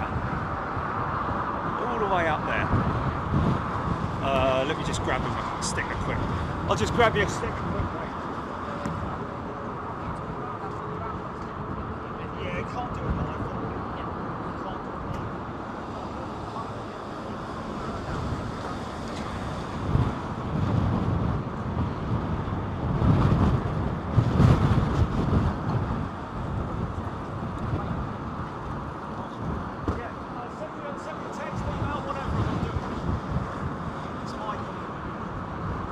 Ladies and gentlemen, from Nats. He's invited me up the tower, but obviously, again, he's got to put that past his supervisors and management team, etc., etc. It's always great to have so many wonderful, passionate and creative, imaginative and lovely people that I meet along the way, but it always normally, most of the time, hits a bit of a firewall, unfortunately. But you know, it is what it is. Yvonne G, welcome Yvonne. And Paul Waddington has gifted a membership. Comms GP, comms check. Okay, good. Joe Thompson, Etihad 380. How long out? 25 out. Okay, well, we're going to get that.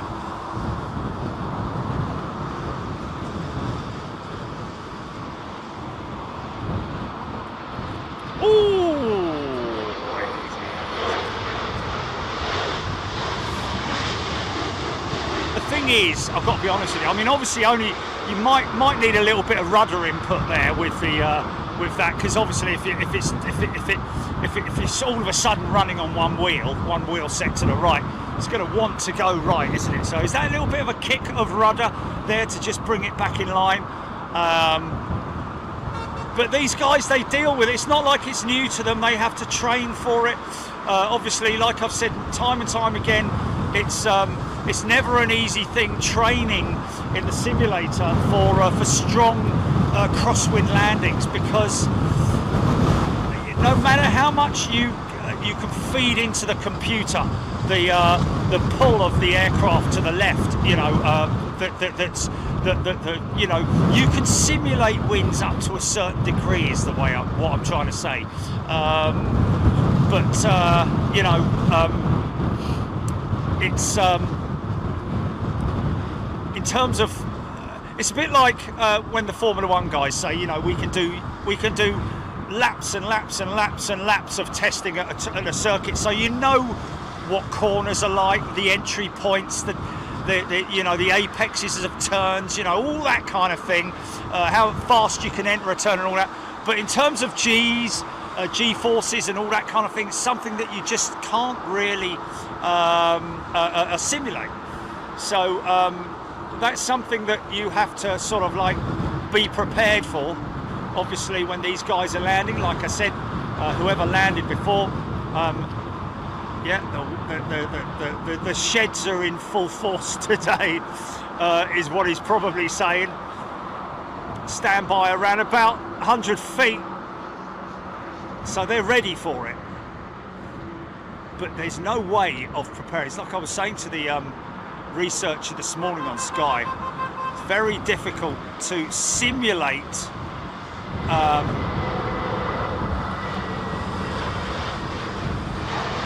it's very difficult to simulate a strong gusting wind. Trevor Russell, respect to all ATCs. Yeah, I mean, you know, we all know there's obviously been lots and lots of videos of air traffic controllers being interviewed. BBC, there's another Ferrari bus. ATC being interviewed many times before. BBC did a live piece with them, Airport Live or Heathrow Live or whatever it was, way back in the day, with a wildlife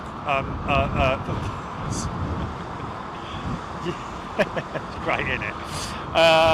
Who knows nothing about planes?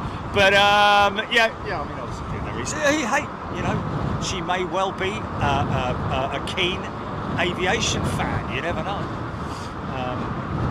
Glenn Fogel and what's her name? But anyway,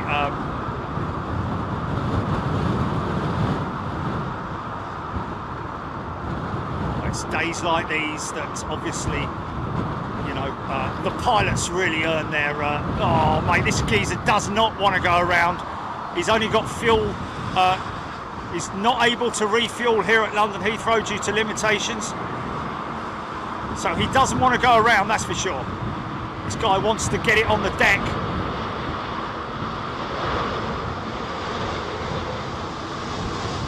Get the reversers open. Wow, look at that for aero braking. Minimal amount of fuel for reversers. Definitely don't want to be in the holding pattern for very long. And also, I don't know if they get any priority at all with Iran Air, of course, but as an operator, they are not authorised to refuel in Europe. Stuart Claxton, best job ever, and a free sticker. Dazzo. Julia Harris. Imagine climbing those stairs. Yeah, I don't think they need to do that. There is an elevator. Fittest bloke in the world. Mind you, you know, you might want to do it once or twice a week, wouldn't you? Your watch will go mad with all the steps you could be doing. Time to stand, leave it out.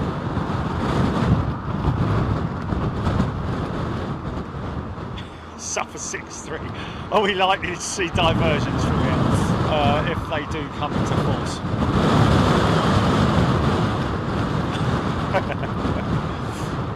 I've got to get that little van from that fella down the corner.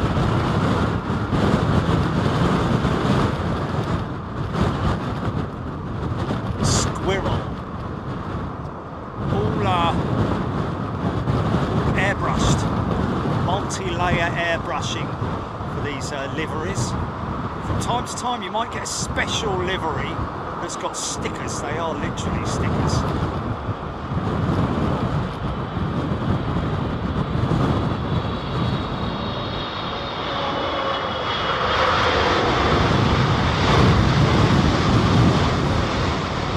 Yeah. Got some rain this way, man. Wow. Oh, that wind's picking up a bit, man.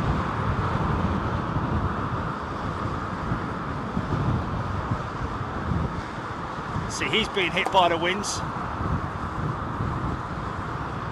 Look at all these security guys driving around in their new Volvos, eh? Oh, look at me! Oh, it's an Astra. Is it an Astra? It is. So Astras and Volvos. Lenny Pasiglia. Beverly George. Yeah, I'd love to go up to the tower and just at least, if anything, say thank you on behalf of everybody at Big Jet TV who watches Big Jet TV, because we'd all love to express our thanks and gratitude to them, I'm sure. Sarah Gray is a returning member. Claire Fielding is a brand new member. Welcome, Claire. And Josh Maddox is also a brand new member. Welcome to all of you. Jilly's working tirelessly. I know Jilly's working hard when I just don't hear from her at all. I don't hear laughs, I don't hear like... You know, screaming emus there. Aero braking is not an effective means of slowing down, in our books tell us expressively not to do it. Yeah, well, I've heard that before, that it's that they've been told not to do it. But wasn't it back in the day? I mean, isn't it used as wasn't it in the past used as a form of slowing down? I mean, can kind of understand it that it would. I can, you know. You want to get all the wheel, you want to get maximum braking.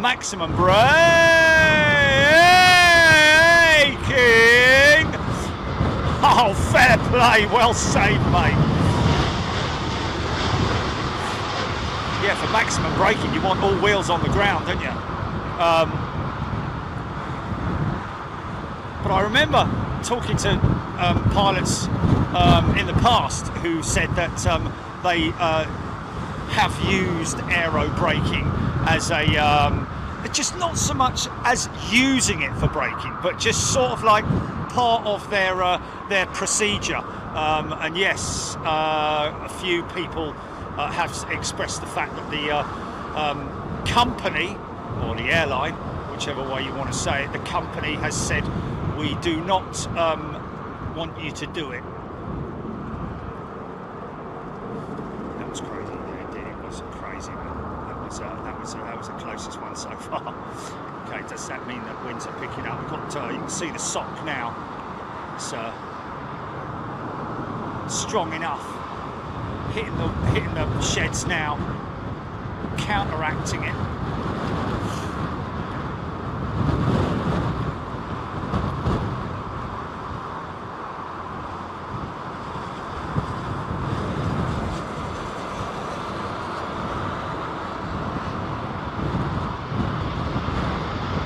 Oh, she's up, she's down, she's gone.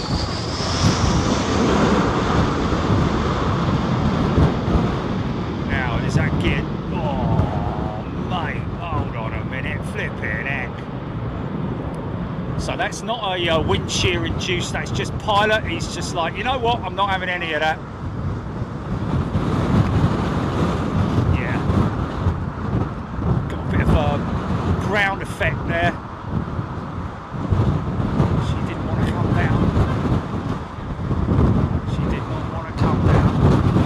There we go. Matt, bang on it. Brand new member, welcome Matt.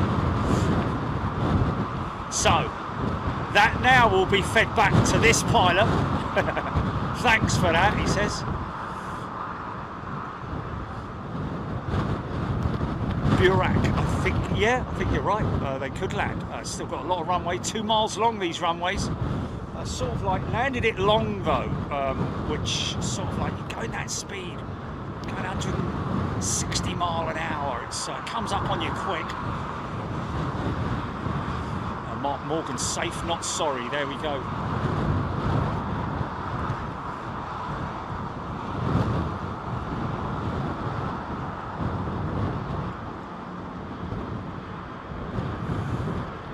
Easy, so easy. Just you can see where they get hit by the vortex over the sheds, and then seem to appear to lose a little bit of lift just because of the.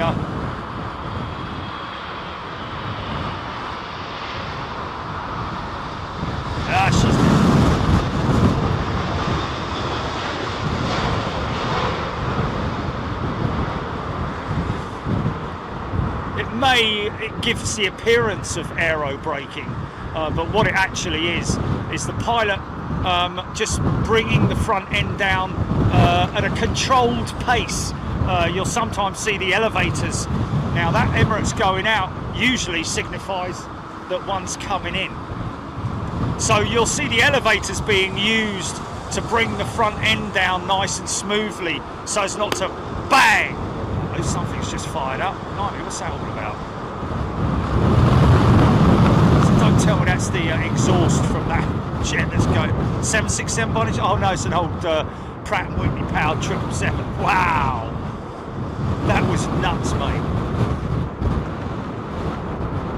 Mutinous Mike, Taron 2 out, get him to number 1.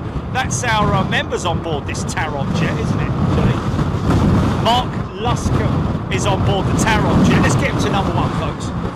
2.42 miles long to be exact, Nick Gray saying. Wow, it's long, isn't it? Smoky old jet.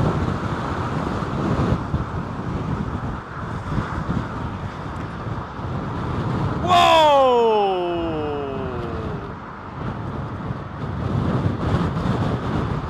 Sheds are causing a little bit of a problem right now.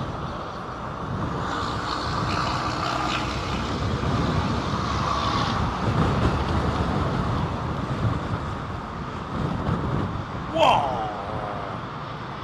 No doubt about that, son.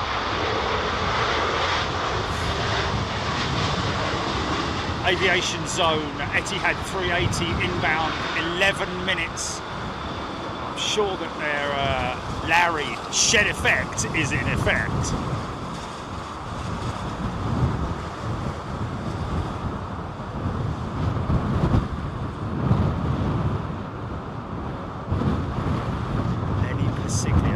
Lenny, I'm sorry, mate, but you'll never beat the Skechers.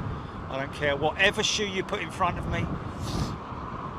I challenge anyone to create a more comfortable shoe. First time today I've seen a member of cabin crew, wearing Skechers. She's going to be the most comfortable cabin crew member. Okay, here it comes now. Down there, Mark Russell. As the winds really pick up. That's a long, hard gust then, which he's going to be hit by any moment now. From the sheds, there it is.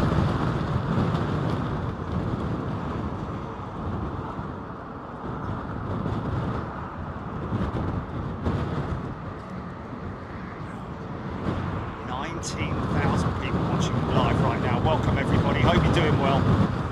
Watching Big Jet TV. Might not be an aviation person, but this is what we do. Oh, he's greased that one.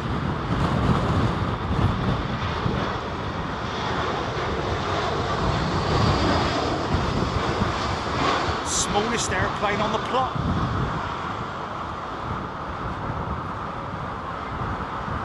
Now you know what? Did you say that? Which side was he standing on, Julie? Standing on?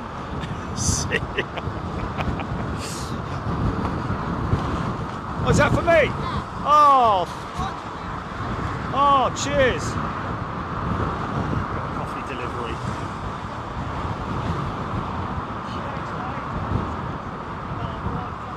What is it? Just a latte, yeah? Do you want a sticker?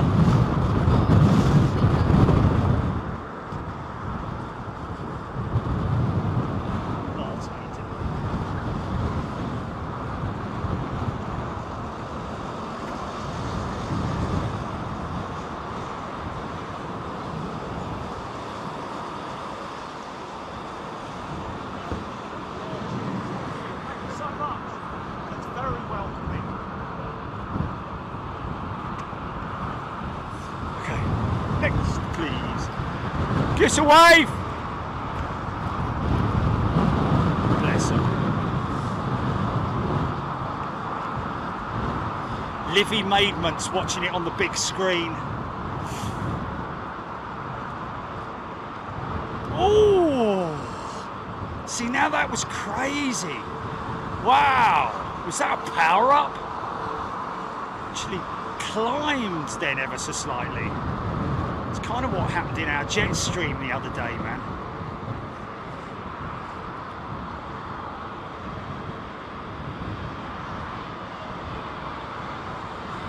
Nailed it.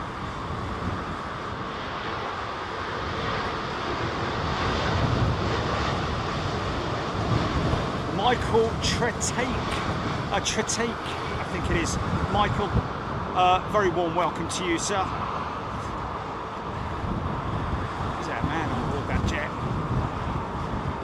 Say where he was sitting, did he, Julie? James Robertson, 76 is a new member.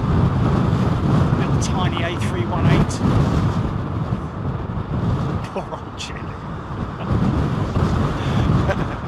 Jonathan Christopher Cabriglia. Well, we'll just call him Jonathan, shall we? Jonathan, a very warm welcome to you, my friend. Looks like a Swiss A220. See how the A220 deals with it. Not so much the A220, it's not even the aircraft, is it? It's the pilot. Wind's really starting to pick up now.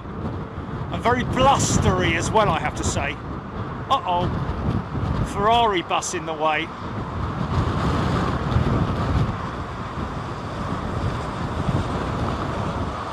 Oh, yeah, there we go. See, now that's why that BA jet could have put it down, man. Just needed to be a little bit more forceful, I think.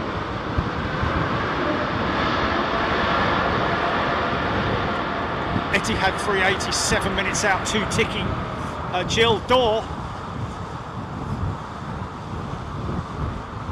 Job application, good luck, Jill. Yeah, blame me and tell them to phone me if they've got a problem.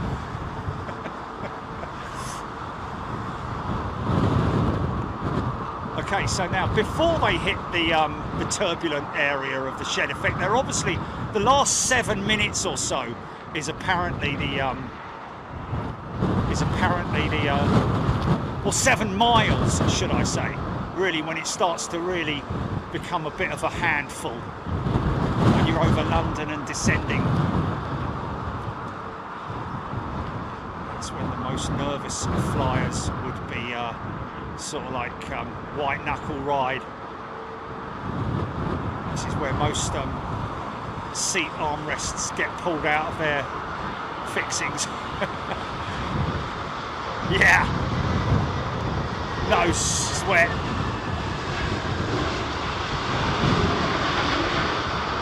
Mirrors 380 back in a stack. BA 1487 from Glasgow is the go around in the queue. Sausages 1981. Thank you. Looks kind of rainy these clouds, but not anything predicted at this point in time, or forecasted anyway. John G, United 7673. Oh, easy. That's me getting blown now. Dave Carr still loving the A220 Hal. Plastic, fantastic. The A350 Airbus 1000. British Airways and Virgin Atlantic, all big power up there, see? Altitude is your friend, speed is also your friend in these conditions. Oh, go around.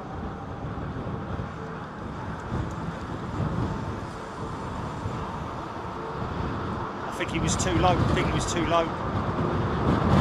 Oh, mate, that's wind shear.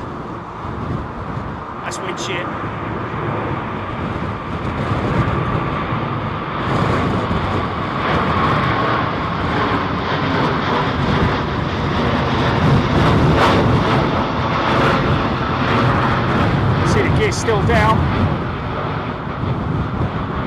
Stabilise the aircraft and get that gear up. There it is. Wow, steep climb as well, man. Yep. Poor old Chile.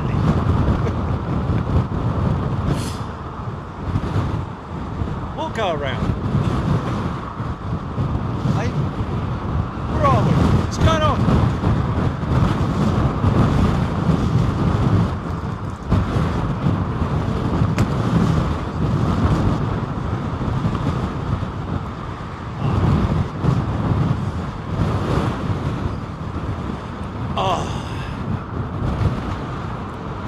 HGC, that 350 was number 5, or is.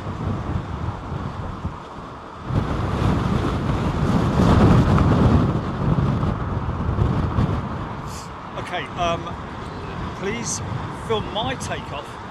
Etihad, Tony Bagman is on the BA380. Pilot being warned. Oh, Etihad.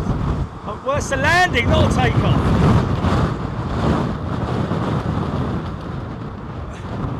It's an Etihad 380 lining up. Where? Anyway, I'm to arrive here. Go round.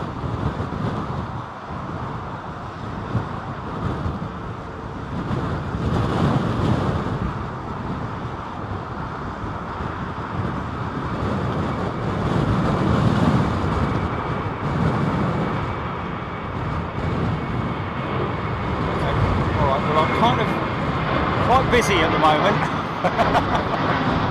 You know.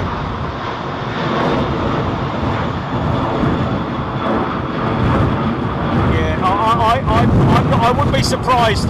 Stand by. I wouldn't be surprised if they switch operations to the southern runway, mate, quite soon. And we are going to do it. We are going to switch ourselves, folks.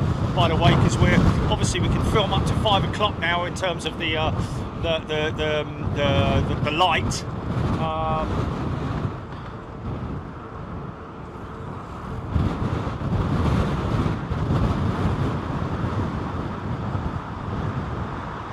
Oh, was that his second attempt? That was the second attempt, wasn't it?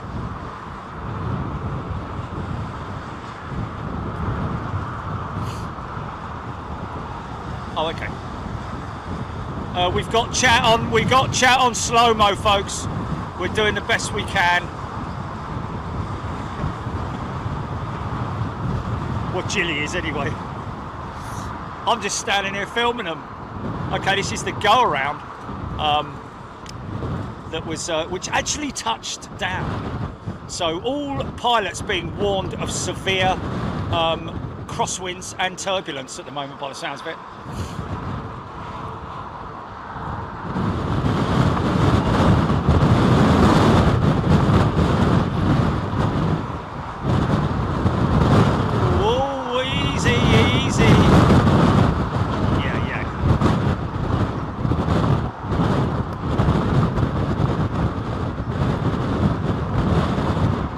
Don't spam stuff, folks, because if you do that, you get timed out.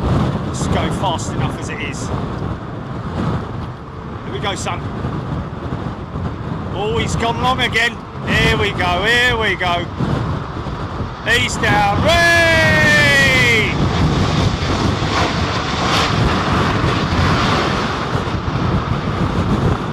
Yosri, I think it is. Yosri. Now that guy. Why is this guy?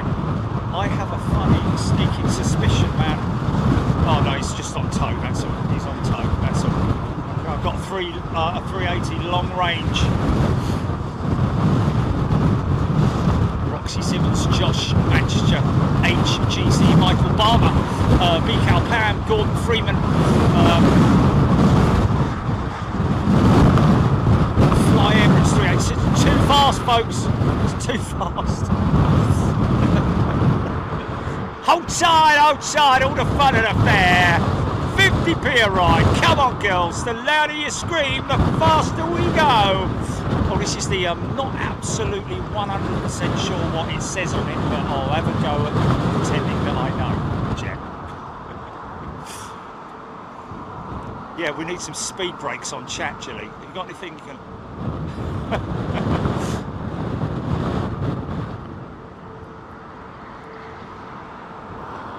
So you get that, all the different layers, all the different friction layers now that they're trying to descend through. And as it gets slower, well, not slower and slower, but trying to maintain that speed. But the wind is a big factor here. Wow! Come on, son, you can do it.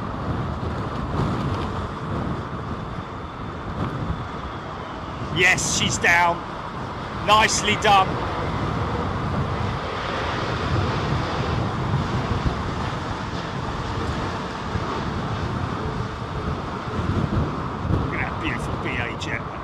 Virgin jet, sorry Virgin.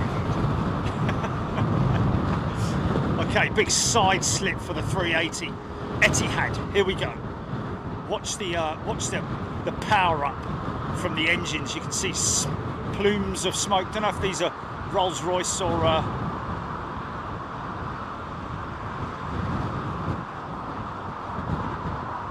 General Electric, Pratt & Whitney General Engine Alliance engines.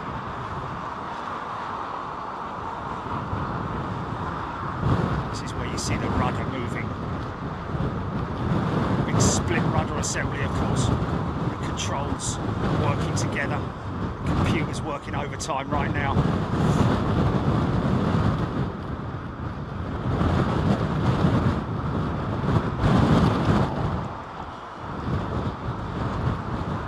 Ooh. Here we go. Get it down, Bosh. Oh! Don't tip it over, mate. Fire it up!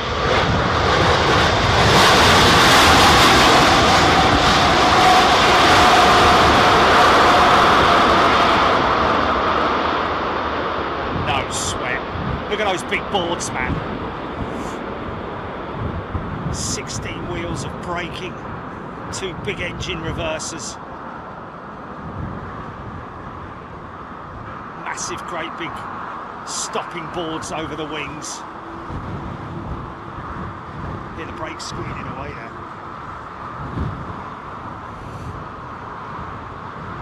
thwack. Of course, a big, normally quite a big separation between the 380 and other aircraft that are in behind it. Obviously, the winds help in terms of dispersing that wake, but even so, it can still leave some very dodgy conditions behind it. Christina has gifted a membership. Thank you, Christina. Christina's become a member and straight away has gifted a membership. Oh, okay. It hasn't gone through apparently, Christina. Hayabusa Nutter. Welcome back, Hayabusa Nutter. Must have been correcting or adjusting their payment, because Hayabusa Nutter is regular, isn't it? Been around quite some time.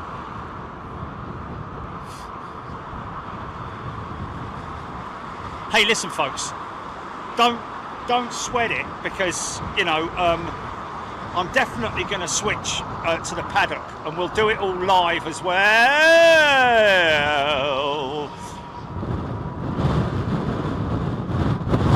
Oh, mate, this guy's not happy. He's not happy. He's not happy. She's not happy. It's mad.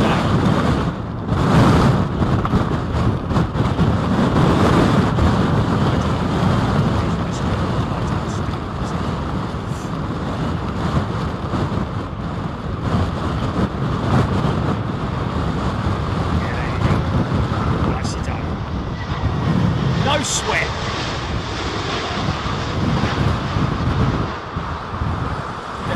Big Jet TV's broken YouTube. What's going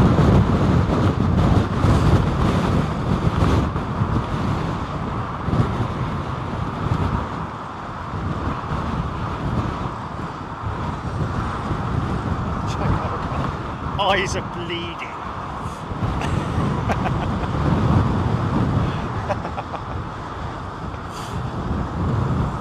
Harmick Viscanian. Hey, welcome back, Harmick. Yeah, haven't seen you for a while, mate. Brian Tinker. Bravo to all the pilots. You realise is when they really earn their money. Yeah. Looking after you, but not only that, looking after themselves as well. They've got as much, you know, interest in looking after themselves as they are of looking after the passengers behind them. Hiking and biking Scotland. Hiking and biking Scotland. And there is no better, really. Well, there is other places good to hike and bike, but Scotland is a great place to do it.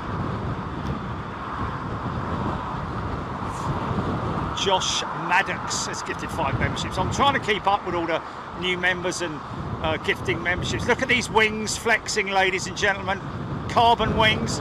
When they tested this aircraft, I tried to break the wings on it when it was created, and they couldn't snap the wing, or at least if they did, it went way past its required bend angle.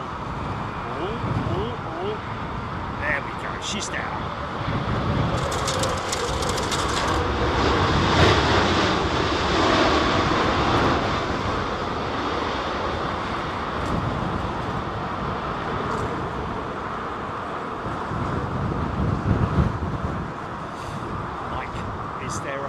ATC you can listen to. You can listen to ATC, but we can't do it live broadcasting, unfortunately, folks, because obviously we have a great relationship with the folks at NATS and all the other folks in England, because UK, it's an old rule, folks. I think it's from the Stone Age, if you want to know. I just don't think anyone can be bothered to change it. You know, with flight radar, you're able to sit and track an aircraft from where it is at any one point in time, what altitude it's at, blah blah blah. Hearing the radio, air traffic control, to me would not be a you know, a national sort of, like, you know, priority, as far as like, oh god, we can't hear. You know, if they could do it in America, if anywhere that you'd find that it would be against the law, would be America. But America's very open with allowing people to listen to air traffic control. And, you know, who would you start with? Who would you even start with? who's the governor of aviation in the government?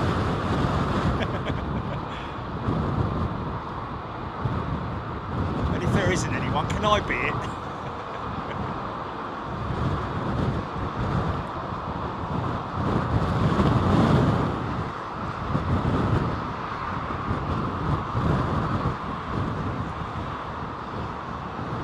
Royal Jordanian jet.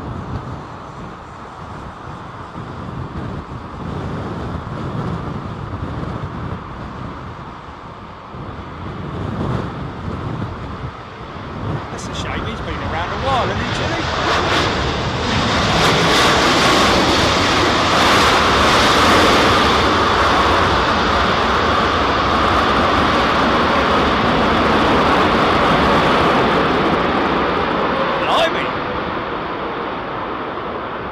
Was very quick, bringing the spoilers down. No, Ofcom after two sheds is not. someone else has been done by those idiots. It's not Ofcom. Ofcom is televisual broadcasting. Ofcom's got nothing to do with the broadcasting of air traffic control in the United Kingdom. Ofcom is licensing and things like that, your TV license and all that. Don't believe what numbskulls tell you. People actually still watch that crap. Raskas, love the noise, love the corner.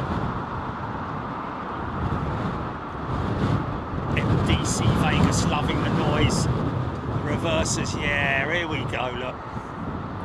From sort of 300 feet down.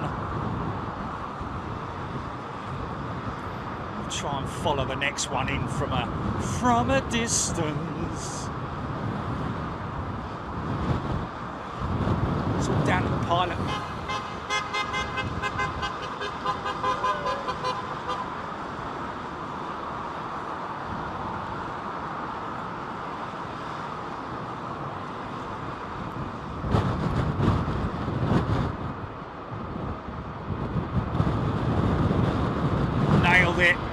Nailed it. Yeah. Nicely done.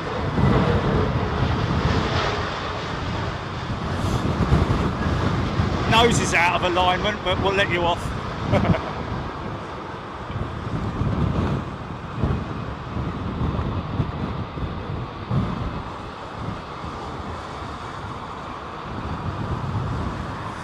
A350 inbound, Trev line.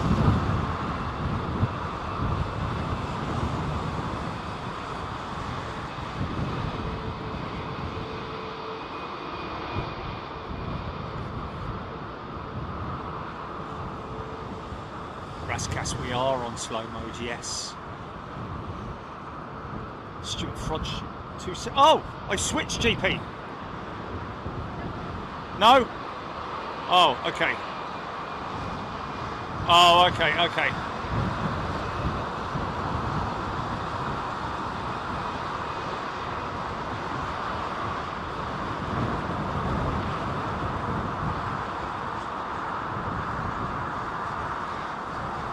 Probably a good idea to get over there anyway, wouldn't it? What we got? 26 minutes.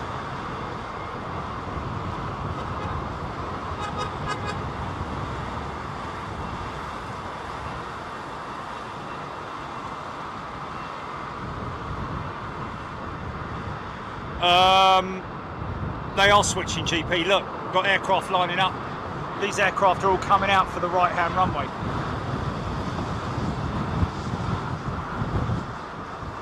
On the northern.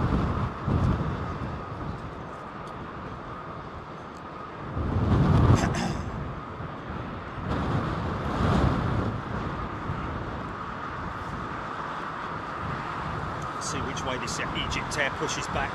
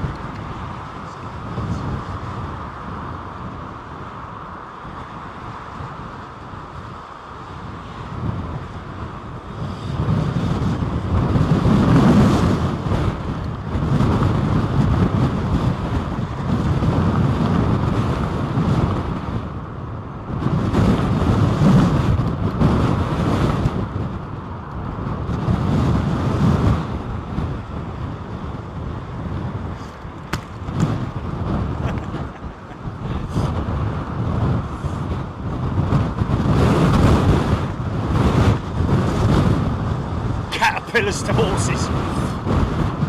The Foodie Cup. The new members.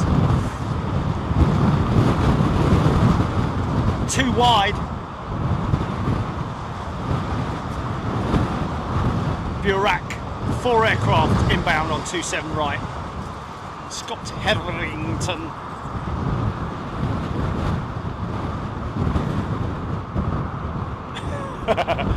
What's this? All those newspaper websites using this stream. Okay, so we're going on a road trip with about 1 million people, are we?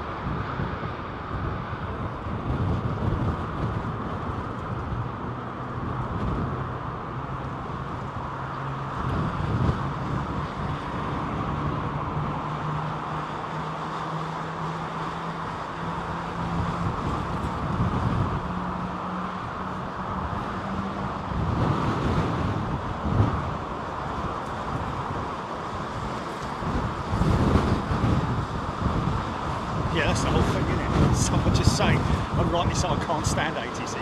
Yeah. You know, if there was a way of me having some kind of a mixing box here for ATC, then yeah, I'd do it. But I would only run ATC for specific operations. Wouldn't really want to have it running all the time. It can disrupt, you know, the live feed in terms of, you know, me communicating with the people and so on and so forth.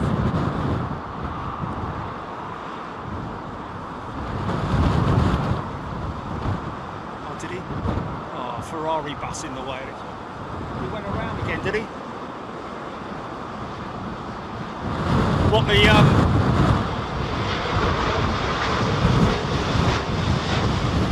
Oh, Martin Akerman diverting to Stansted. Oh, someone's not going to be happy, are they?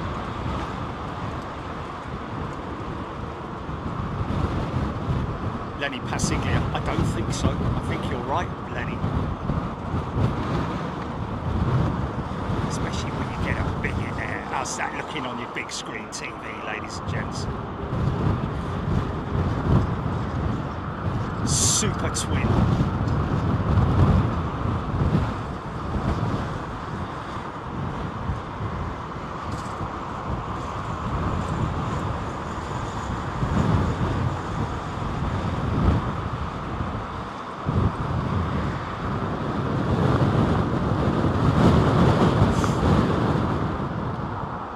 Beefy, yeah, we got it, Beefy, thank you.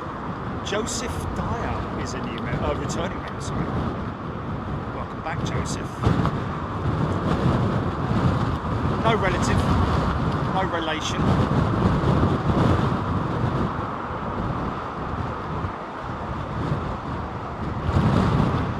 Easy, son. Easy, son, easy.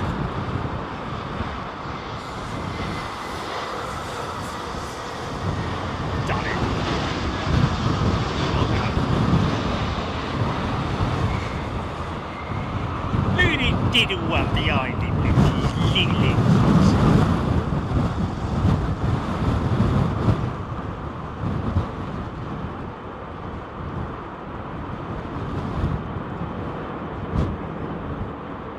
Captain Birdseye, welcome back.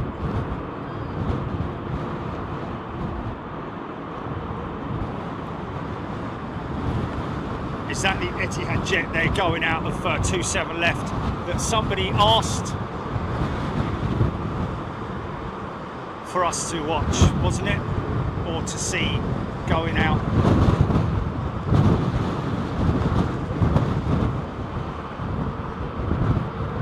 What?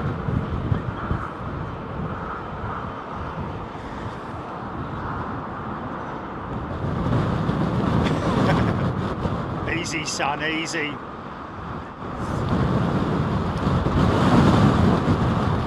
Redmen TV on chat. Ace, take it easy, okay, Ace.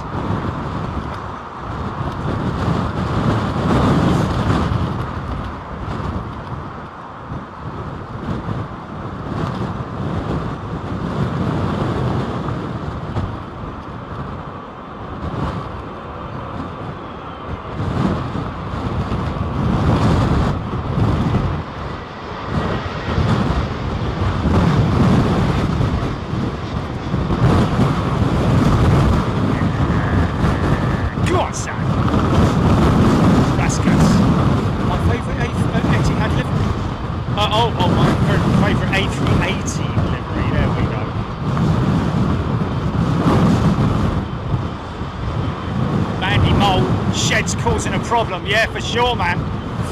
How come the footballers don't have the shed effect in them stadia? Ball would be all over the gaff, wouldn't it? Be running around all over the place. Easy, son.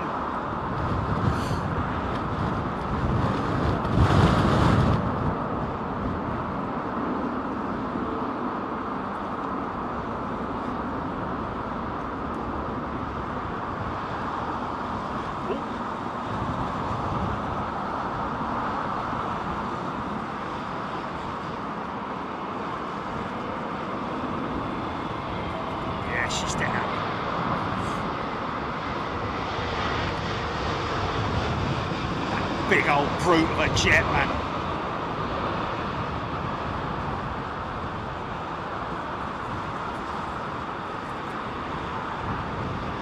So you might want to stay tuned, folks, because Cathay's Boeing 7, I think you mean Carl's 777-300. We're going to miss that. It's going to be on the southern runway. These aircraft are all lined up for departures on the northern runway, folks. So it is literally, we're down to the last few now, 2:44, another 16 minutes before they switch. Oh look, is it, saw about 4 million of these at, in Miami, didn't we? It is Avianca, yeah.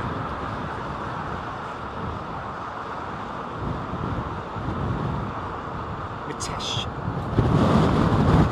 Welcome everybody. Sorry I'm too sort of like fixed to this stuff to be able to read your comments, especially as it's going like a very fast moving stream. Literally.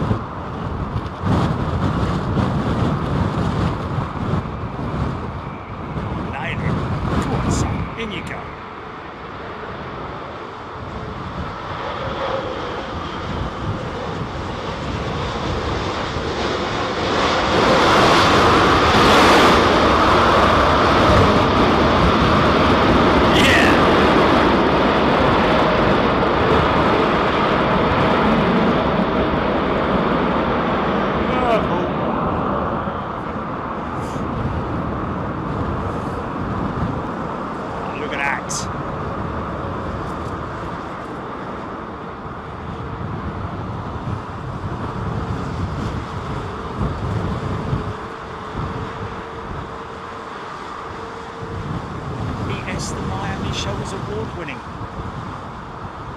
Sorry I didn't get to sort of like say hello to you, mate.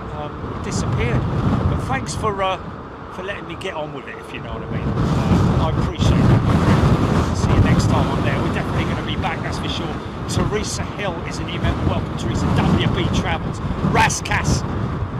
Let's CX7 Cafe 747. 30 minutes out, Gary Boakes. Oh, we're going to miss the 747 GP.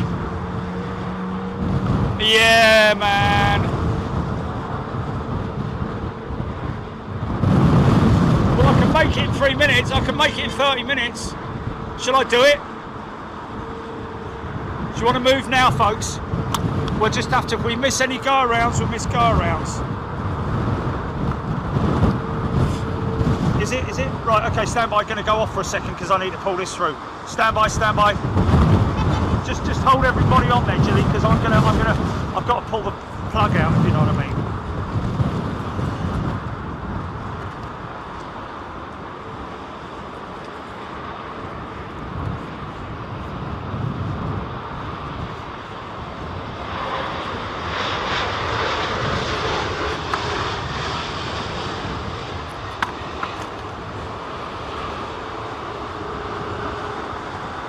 Stand by.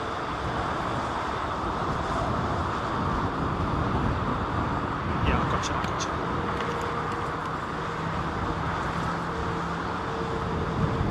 Right.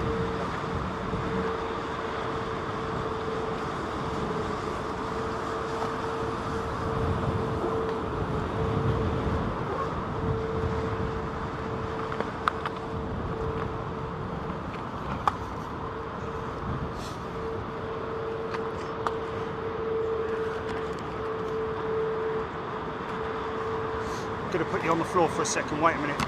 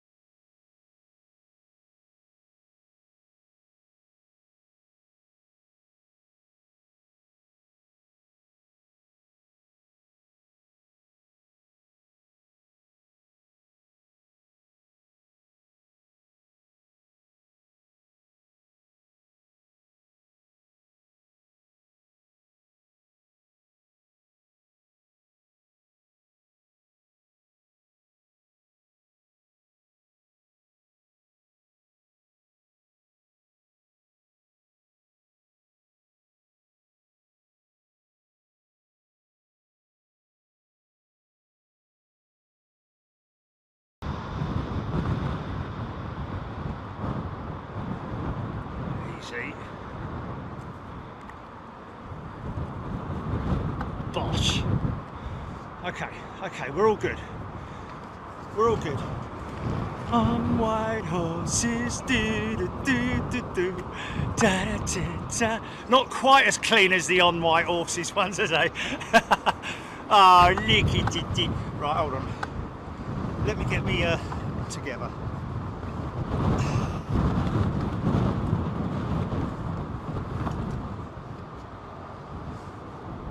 Okay, I've got poo on my connection. Horse poo, that is. Good time. Still there, GP? Yeah. All right.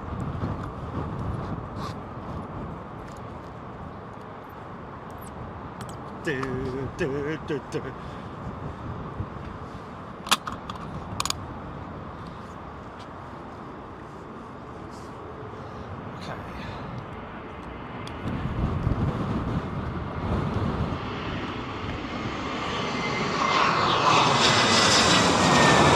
So we got the jumbo then, Gilly.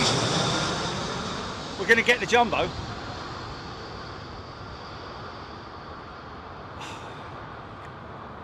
Hello?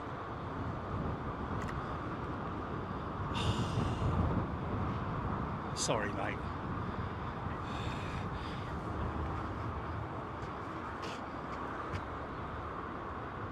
Oh no, he's all right. He was having a laugh. He was having a laugh, mate. Doesn't matter.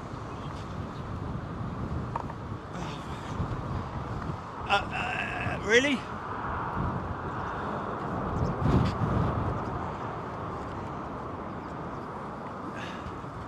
He was having a laugh.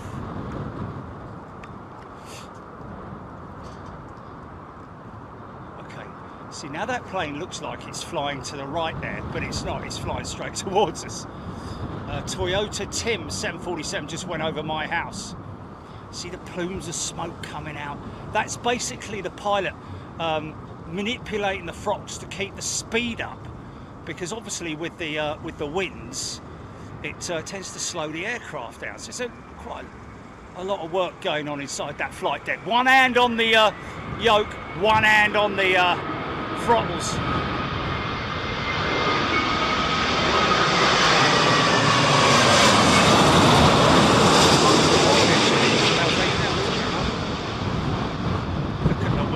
Flapping away, man. Some flight surfaces.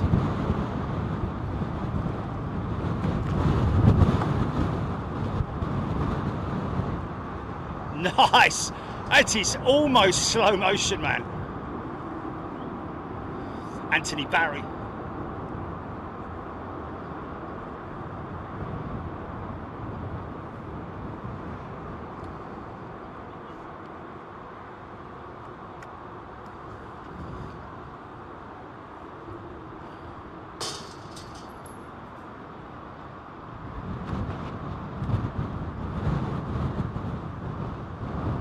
HGC VS24 number 9 on flight radar. I think that's what that was.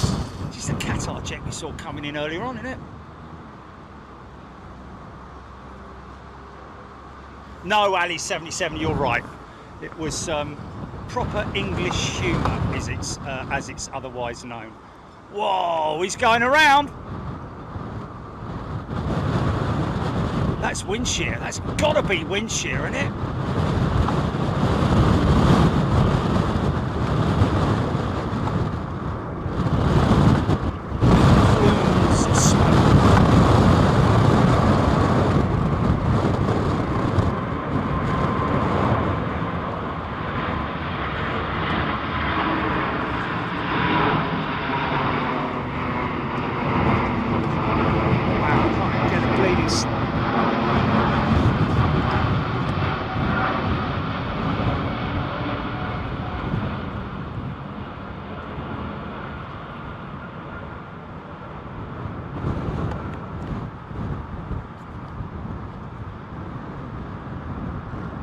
Yeah, I think I need to get this panning arm up a little bit more.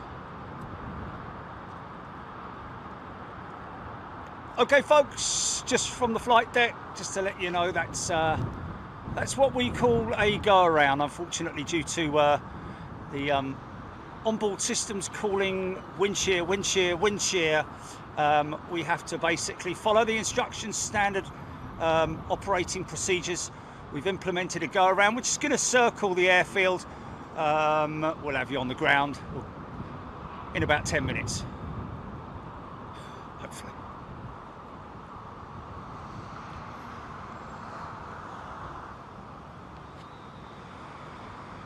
Jackie Green. Yeah, probably a wise decision, Jackie, to be honest. Okay, you know what I can do? I can actually shift a little bit to the right there. Stand by, folks. I'm just going to move ever so slightly quick.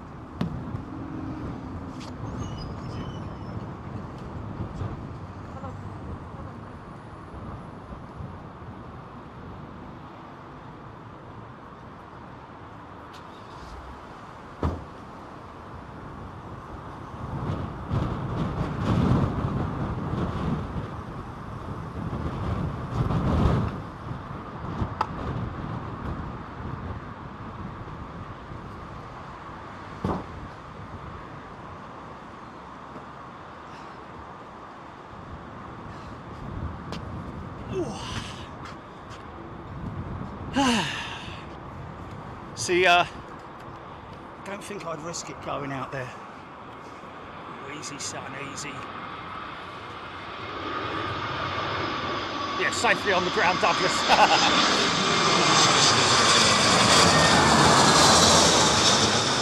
Benjamin Elms. So that's quite an early go around for that 350. And that's the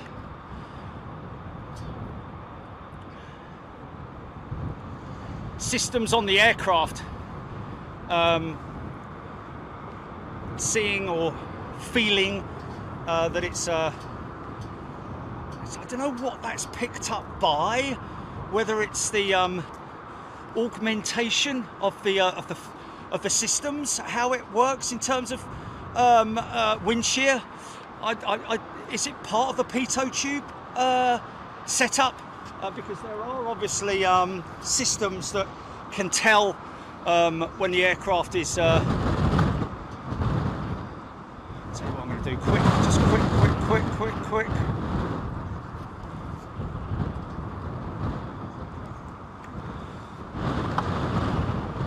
Early birdie wasn't stabilised. Well, early birdie, that would have been an automatic. You know, when the system on board the aircraft says wind shear, wind shear, wind shear, that's generally the call to go around. I mean, sometimes it's overridden.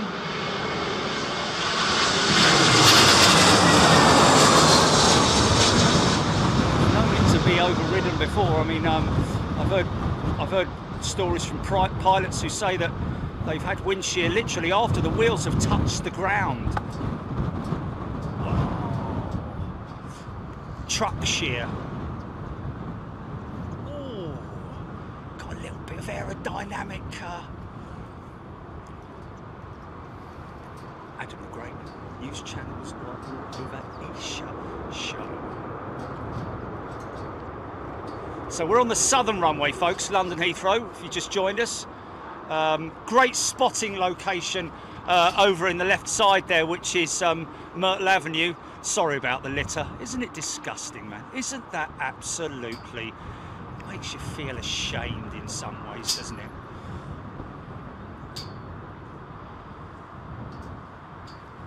Linda Trott's gifted 5 memberships. Thank you, Linda.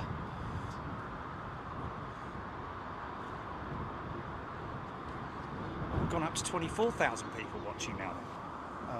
Cool. Hey, Jumbo down there at the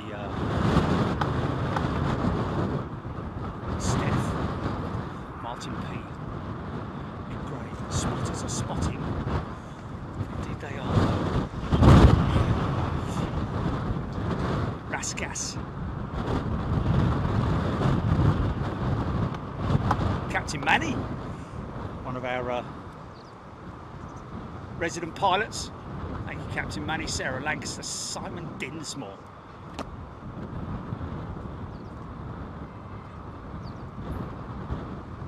Easy, some SAS by the looks of it. It's a Neojet.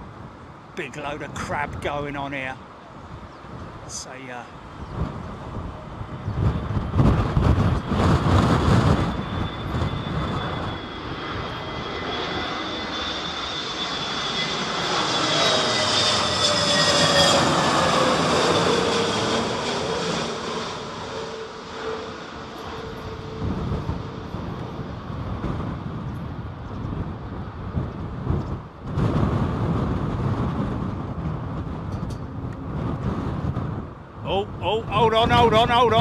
hold on a minute. Come on, son, get it down. There you go. Fair play, fair play.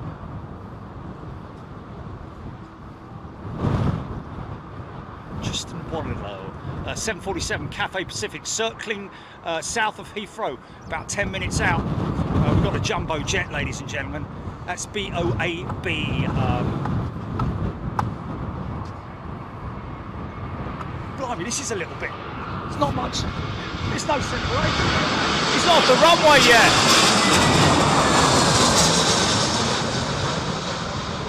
Really? I mean, he's off the runway now, but flipping it. Only just though. Get out of the way. Here I come. Wind shear is defined as a wind direction and or speed change over a vertical or horizontal distance. Plane spotter. Nice Google, like that.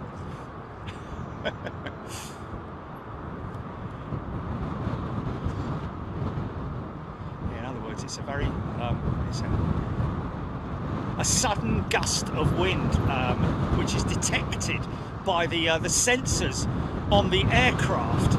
Where those sensors are located, I'm not sure whether it's part of the pitot system or what, because obviously airspeed is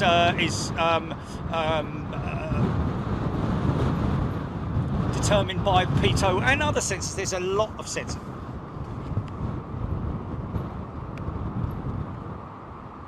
I wish someone would do that to me. He's got no one to do it to him. He's just using the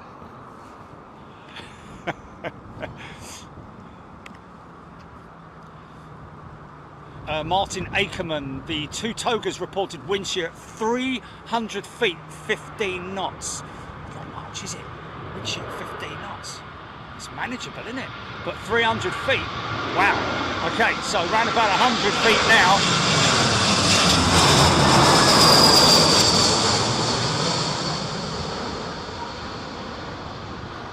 Go on in.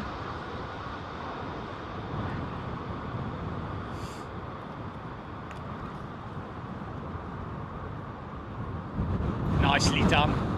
Nice adjustment there.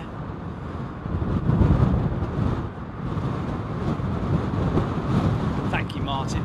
Sorry, folks. Trying to get to your comments, but plane spotters down there. Plane spotters and just aviation fans watching good afternoon's enjoyment. Walk off the. Oh, he's gone to his mate there. So what do we got? Let me just check my flight radar app. Anybody who's new, 24,000 people. There'll be a few thousand people who are unaware of flight radar. Flight Radar 24 is an app where you can track aircraft all around the world. So just say your granny's flying to New Zealand. You can track her all the way from where she left to the destination to find out what altitude they're at. You can watch in augmented style, 3D. It's free, of course, and I'm able to zoom in now to have a look and see what's coming in.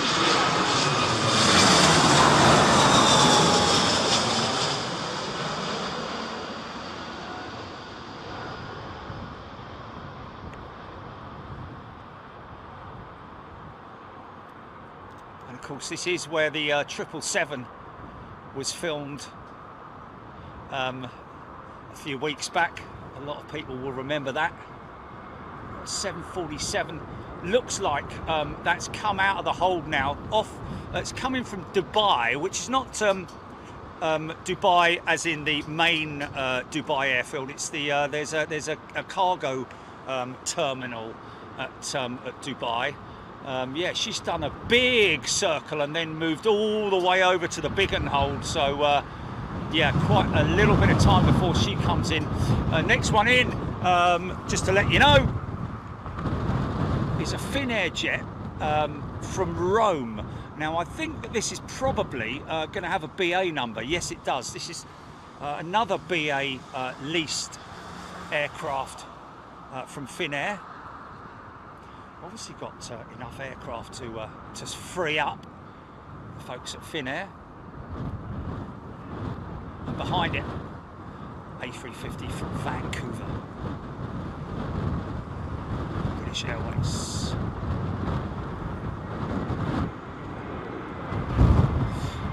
Thanks for the gifted memberships, folks.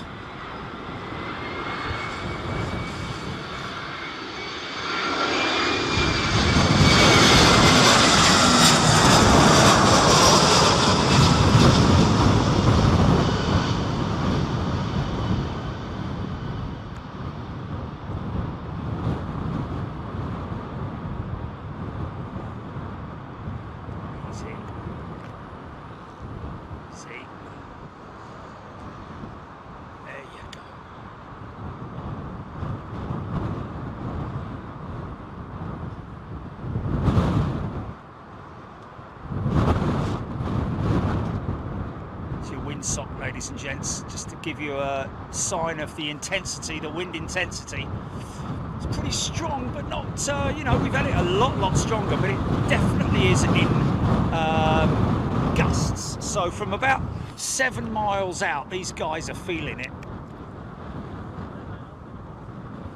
This is the go around. Is this the go around? Rachel Lofthouse confirming that, yeah.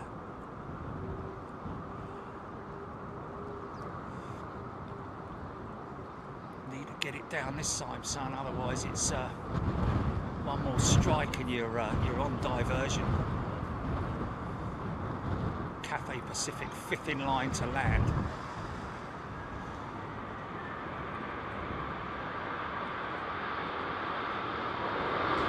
What's this time? Oh!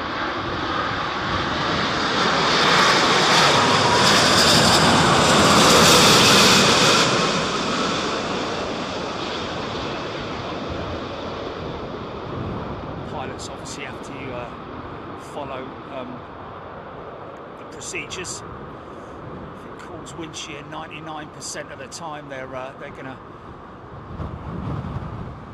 go by what the aircraft wants. Side chains, Captain Annabus, Cathay 747 just turned on back in a stack.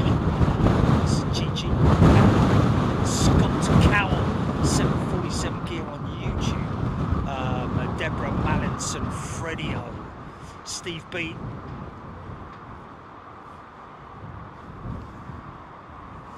Aidan Campbell, yeah.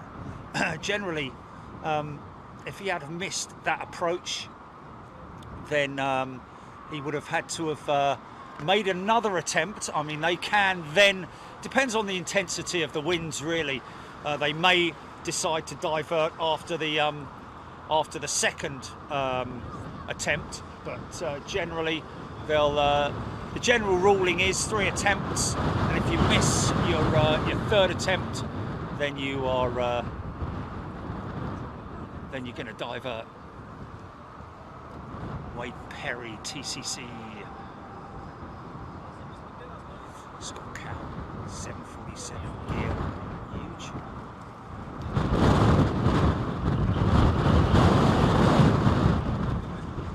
Gallup tuning in live from Alabama. Wow, cool.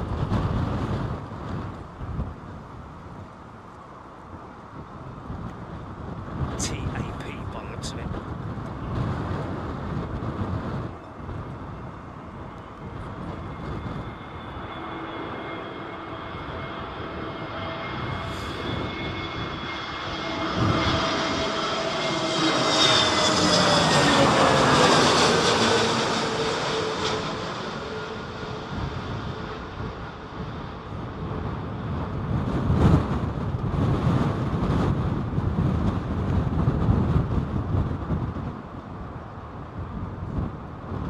Oh, big swing, man.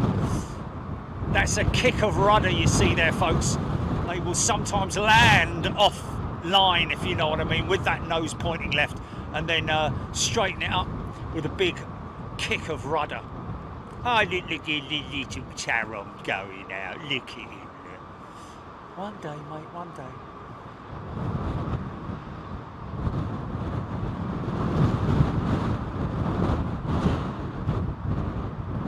Loop landings. Highlight of this Sunday afternoon. Her Sunday afternoon. Loop is it's a bit like the caterpillar, isn't it?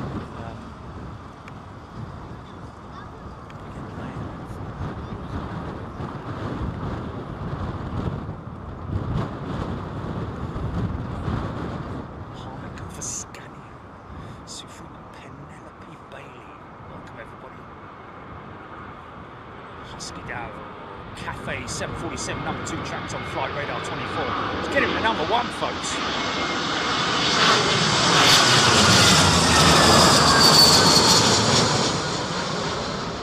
We've got Scott Bateman on his way from, was it Mumbai? Oh, a bit early there, son. Bosh. Oh, yeah. Okay then. Felt that one in the cabin.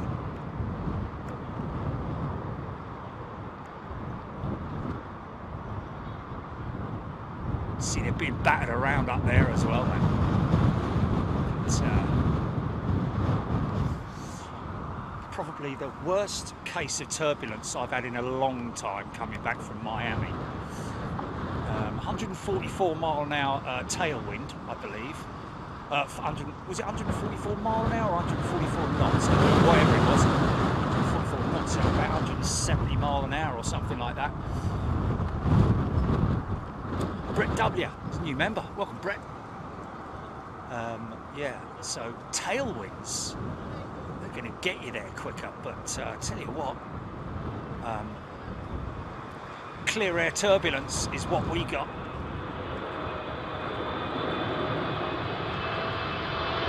Big old 777, here we go.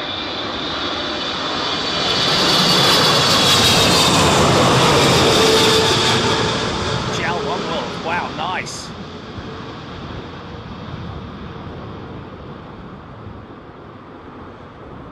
Drill it.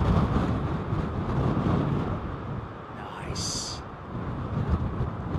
Yeah. Nice bit of liquid vortex there. Vortex mixing with the engine heat. Very controlled. Stephen Billings, 747 next. Kathy Williams, thank you. Right, here we go then, folks. It's Dubai.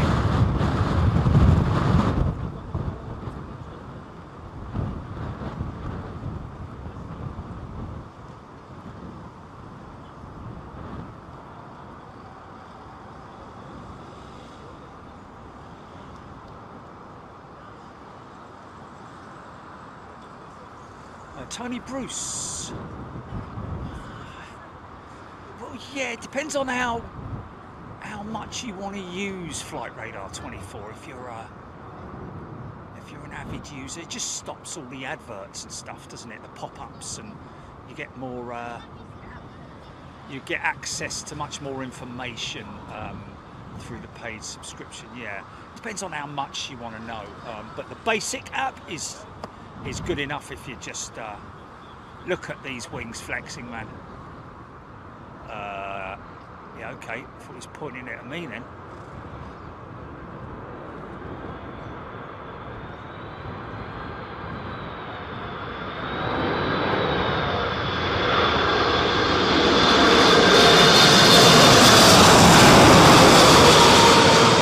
We have known these cafe pilots to slam it down from time to time. Here we go. Oh, drift it. Hold on a minute. Come on, son. Right, drop it. Drop it. Oh, he's going to grease it. Bang! Hey! Nice. So many new members. Thank you, everybody. Hope you're doing well. You're enjoying your weekend.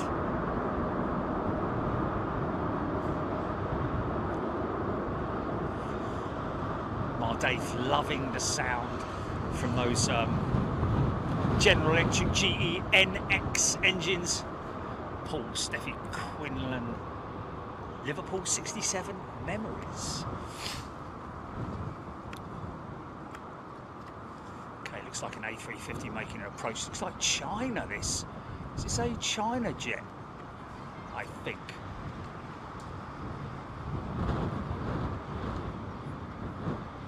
Very true indeed, Stuart Watson. No passengers to mollycoddle on that one.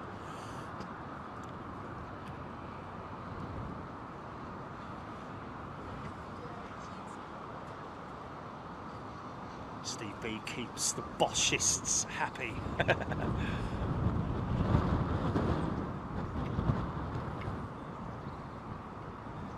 Mardaith, thank you, Mardaith. Glad we can make people's weekends that little bit more enjoyable.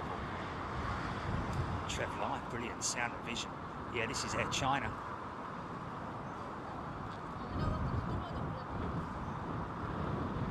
Freddie Lake.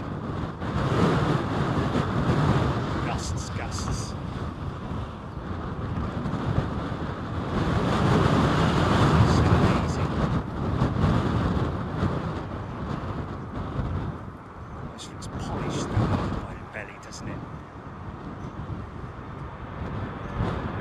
Start straightening it up. Straight down the middle, mate.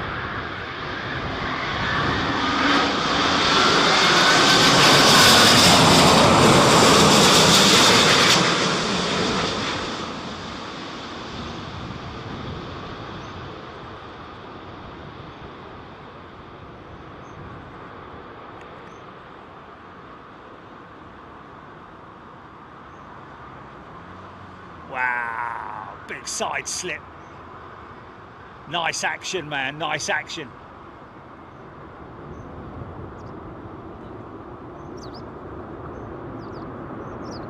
Paul Jones.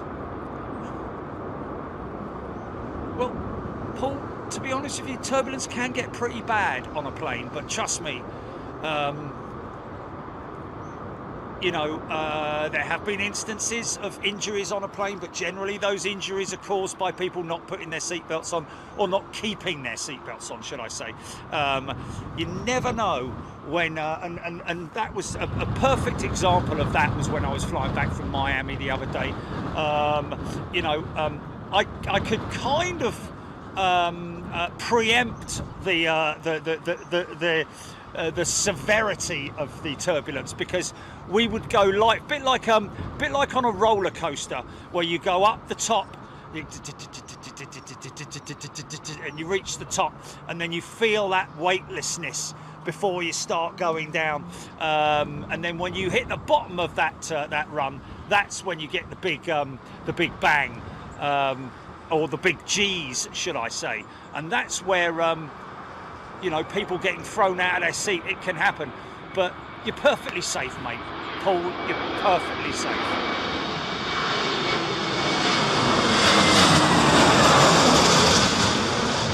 Like I say, yeah, there have been instances of, you know, like overhead bins, stuff falling out and being thrown around the cabin. It's very, very rare that happens. Obviously, bang! Cool. Obviously, when that does happen, it hits the headlines, doesn't it? Because it's so rare.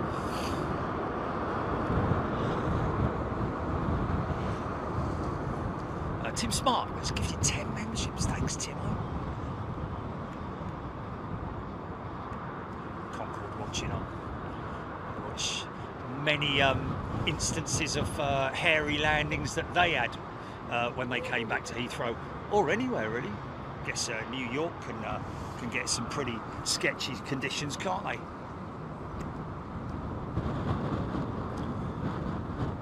So at this point in time, these guys are doesn't look it. Looks pretty calm, but trust me, as they descend through different layers, they're getting buffeted around. You know, passengers. This is where the nervous passengers will feel it the most.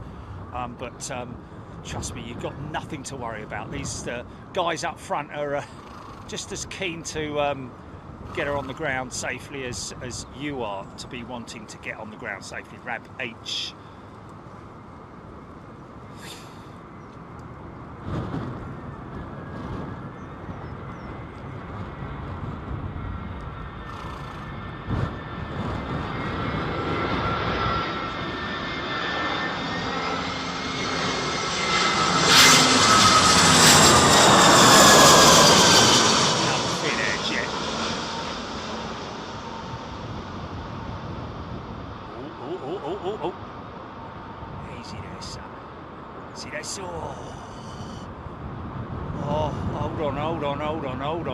Hold on, here we go, straighten it up. Oh, okay, there we go. Mike Drury is a brand new member. Welcome, Mike.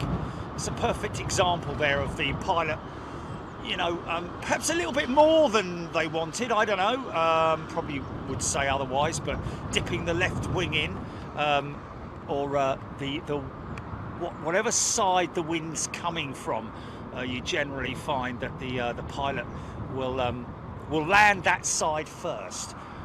So if the wind's coming in from the left, they'll land the left wheel first, put the left wheel down first, left side down first.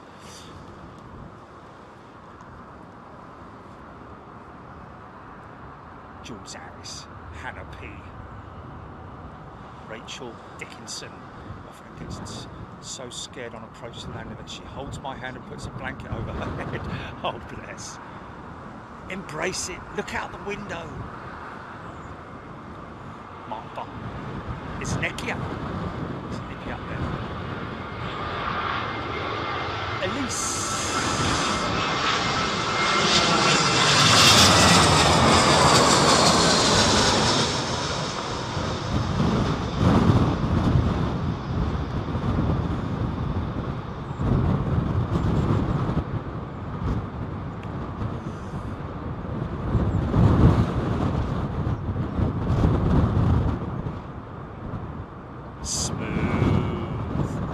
Emirates 380, 25 minutes out. Richard Hudson saying, okay folks, you thought the 747 was impressive. The one thing with the 380 is the sound of the engines being powered up. You know,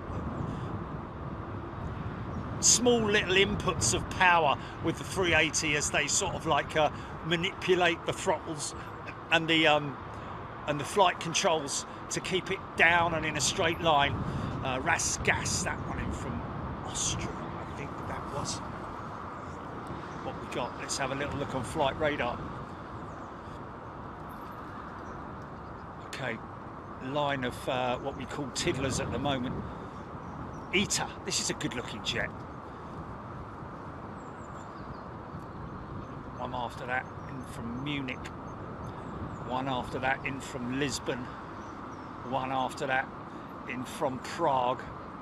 Looks like a, guessing that's a 787, is it? Oh yeah, it's the 787 Kenya 787. This is a good looking jet, this ITA jet.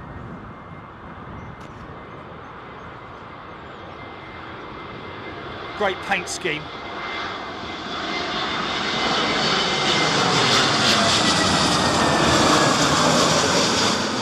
Very Ferrari.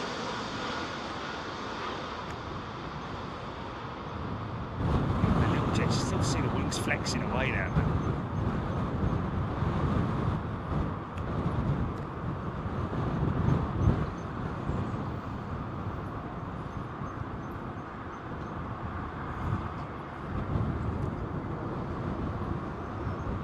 Avro Arrow, Kenya Airways, come live the magic.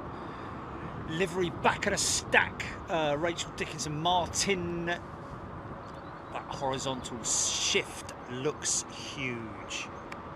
Blimey. Did a bit of a funny old Turned, didn't he? 2 months old, Nigel Gale, that Eater jet.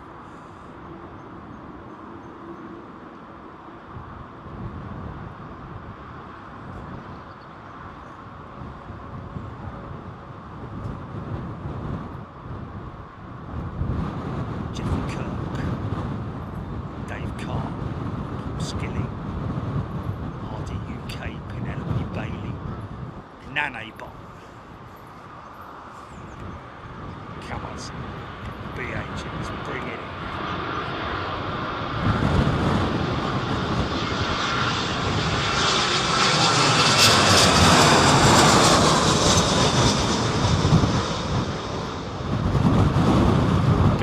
Gusting.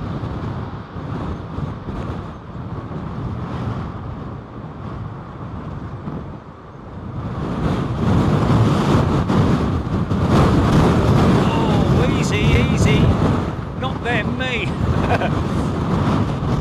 have to get myself a little bit of a weight for the sticks.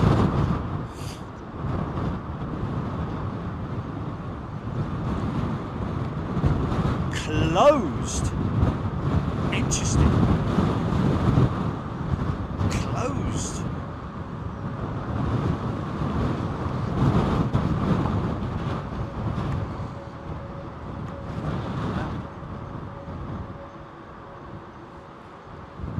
Claudio. It's Italian style, would be for Claudio.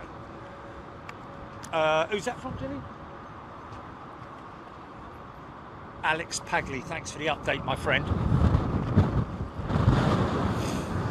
Okay, so closed altogether. Poor old Dave's struggling then, isn't he?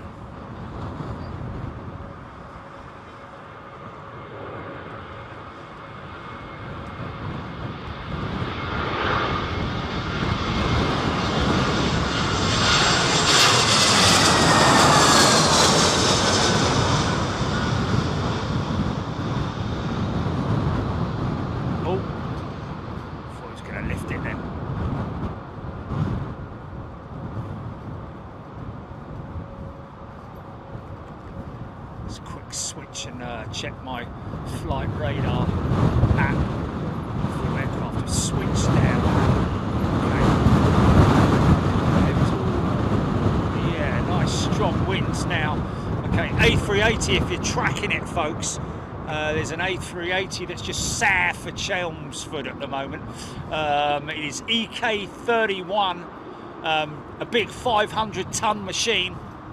Let me just quickly, whilst there is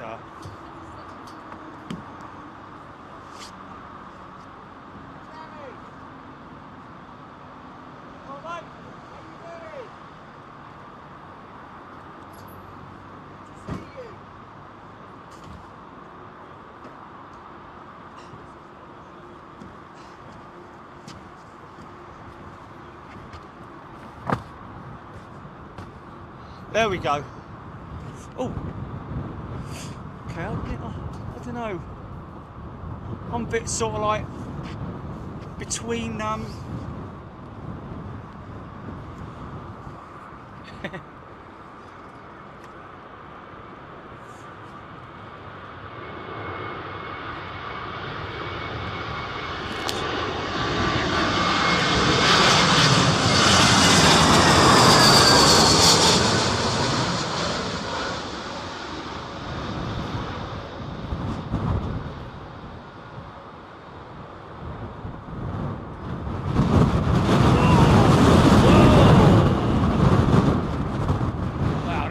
crazy, man.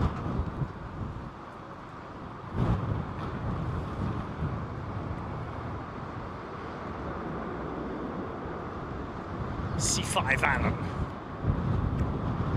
Galaxy Man. M. Sanders. I think this is the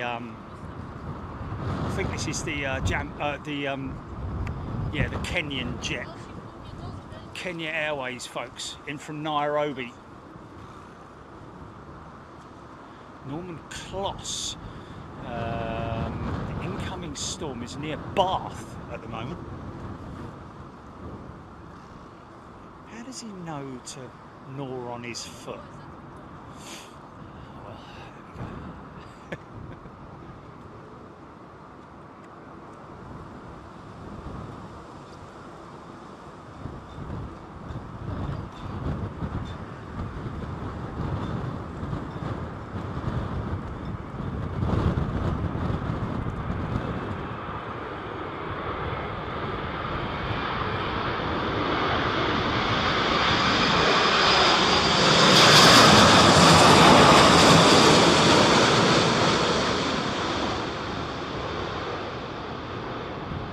Showing how it's done. Wow, look at the wings flexing, man. Wow.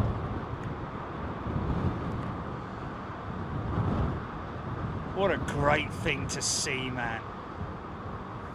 Engineering. Oh, still struggling a bit there, man.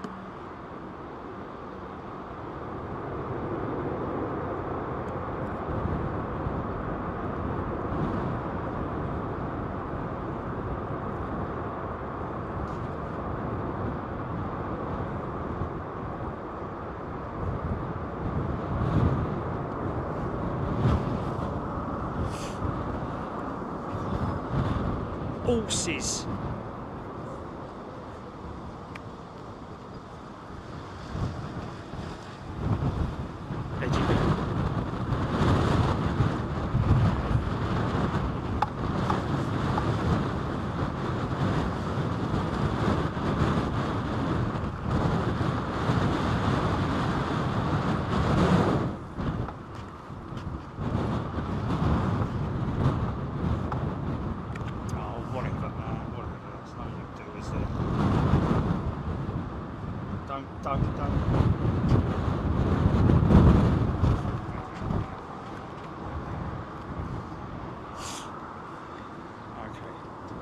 Yeah.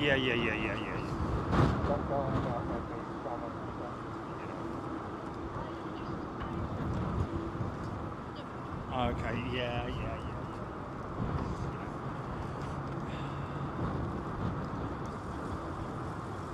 K-pop lover. Happy horses. To see some, I'd like to get some kind of a structure. That over there. I mean, can you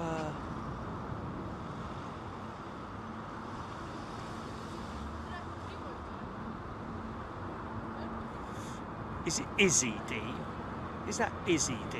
There's a new member. Welcome, Izzy. Did I give a shout out to Tim Smart, gifting 10 members? Easy, son. Whoa, big drift.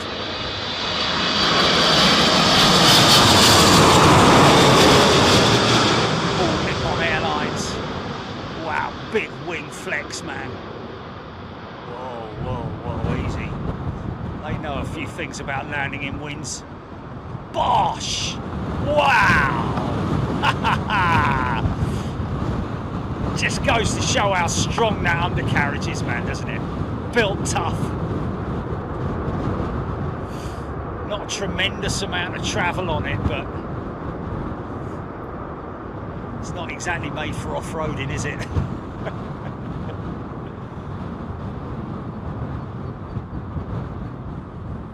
25,000 people watching. Hope you're doing well, every one of you, and enjoying your Sunday, you lovely people.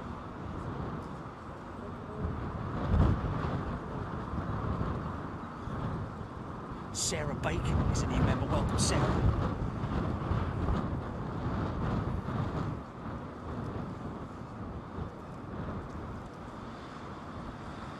Sushi Bosch.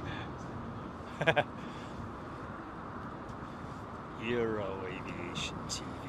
Richard Henshaw. Boo! Craig Strickland. Caboo. Photo bombing crow.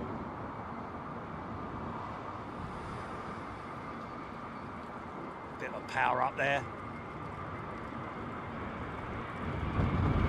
Looks like Virgin. It's got the flag on the front of it.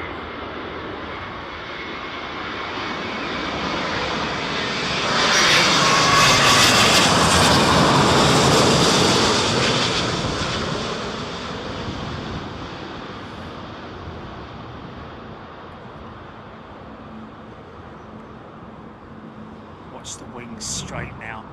Watch them relax. Oh, truck, truck, truck.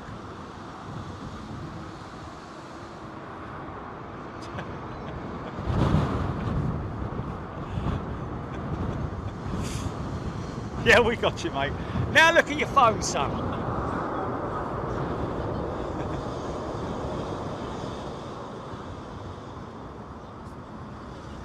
It's a long way out, this one.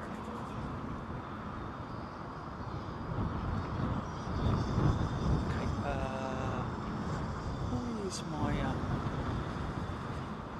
have they put the... I'll put the 380 in the hold.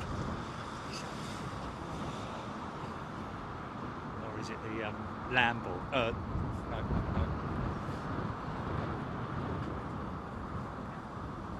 It's in the Lamborn hold, yeah. Doing the Lamborn walk. Oi! Do, do, do, do, do, do, do.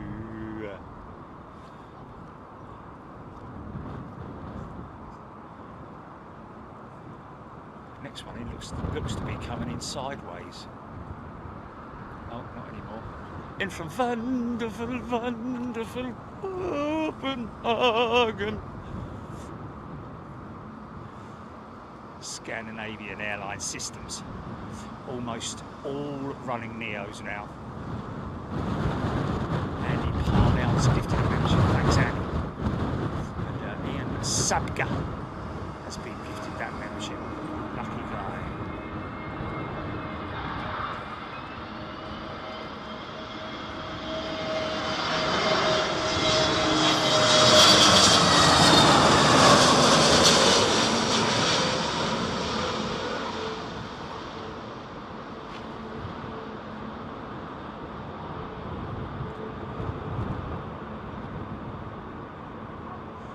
Synchrony. Oh, nicely done. Straighten that up in the air.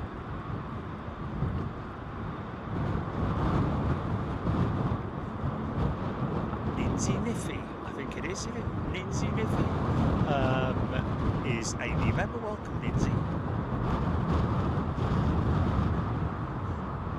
Simon Lippin, you're on BBC website saying how many are watching.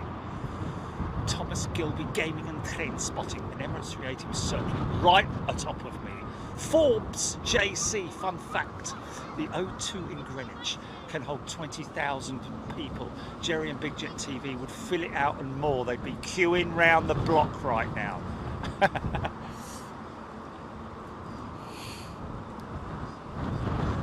James Robinson. Take care, James. Off to work. Thank you. Working on a Sunday.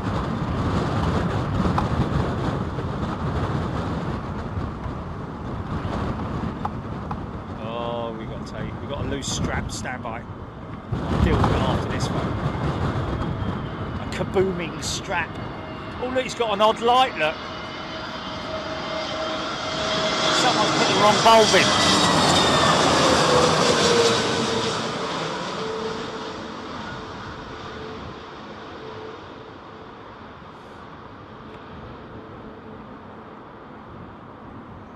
See, the ground spoilers being used as directional, almost like the ailerons also being used. Almost being used like some. I'll get there in the end. Like ailerons. Molly Simmons is a new member. Molly? Oh, sorry, Molly's returning. Sorry, my apologies. Welcome back, Molly.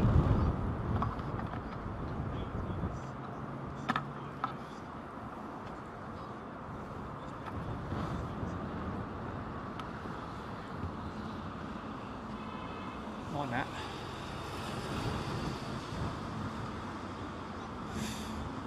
Oh, this looks like oh, it's either United or Aero Mexico or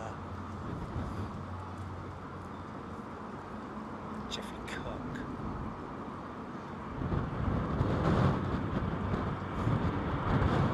No, I think this is Royal Air Maroc possibly.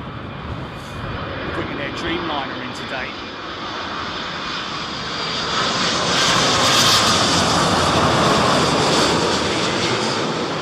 It's quite an old jet now, isn't it? The old Ram. See the flapperons behind the wing, behind the engines there, stabilising the aircraft's left and right pitch. Now being used as ground spoilers, bleed all that speed off, maximise the braking power, get the weight onto the brakes. Mitesh Palmer, wind speed slowly increasing.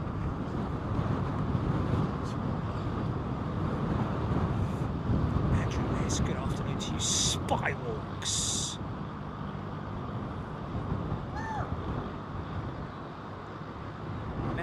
Shamels. Jerry's Toulouse this week, one day only. Yes, it is. One day only in Toulouse this week, folks. Flying out Tuesday, but getting there in time, aren't you, Jerry, to be able to do a. Okay, so we'll be able to do a quick check. Oh, lots of plumes of smoke. Speed up. Keep that speed up.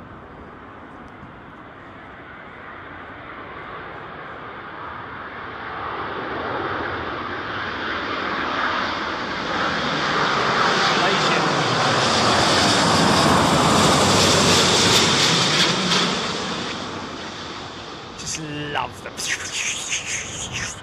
noise. Nose high, come on son, drill it, drill it, drill it. There we go, fly it in now. Oh, easy, easy. Wow, what a swing, man.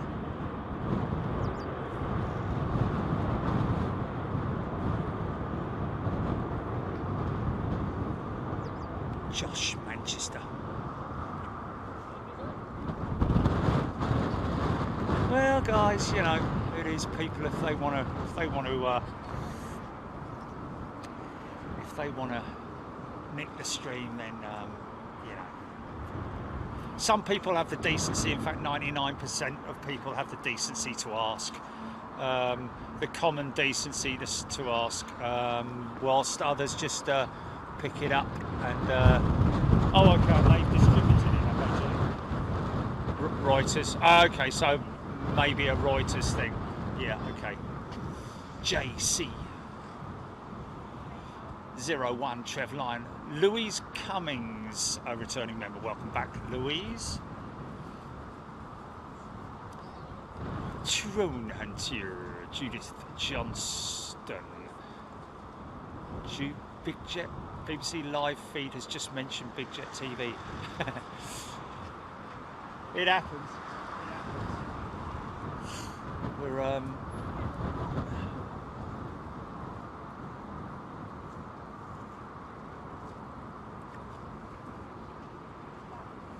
what is it, a clip, Julie? Is it a clip?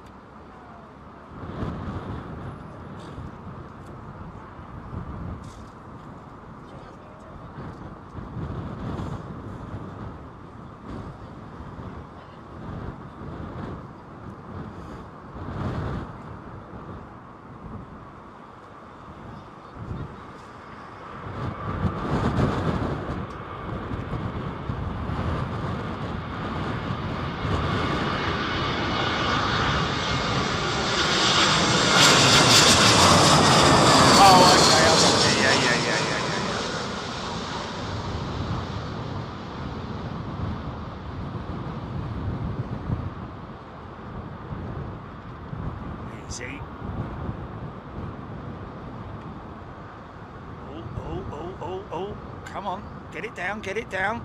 You need to get it down quick. Hey, there you go. Little bit messy, shall we say, but you got it down in the end. The passengers are going to be. Had a crazy thing on yesterday morning when we arrived. Arrived about 6, whatever it was, in the morning, and waiting at the carousel. for the bags to arrive. Old Chris from McLaren, who I met at Miami, he just wanders in. There's 3 bags on the carousel when I come out. He wanders in, it's the first one on the carousel, picks it up, off he goes. Thanks for that. All the rest of the bags delayed. For what reason? The doors on the plane go round and round. No, the doors on the cargo, the baggage, or the doors were frozen stuff. They were frozen shut. Because obviously the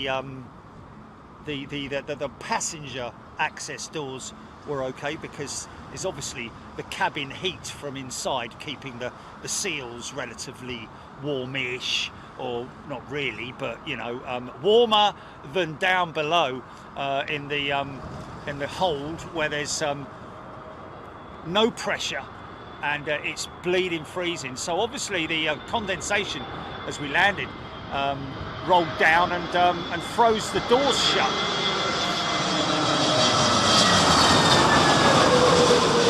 I'm guessing the ground crews are going to have to carry some de-icing spray around with them in future. Crazy, man, crazy. Never had that 20-minute delay for the bags due to frozen doors.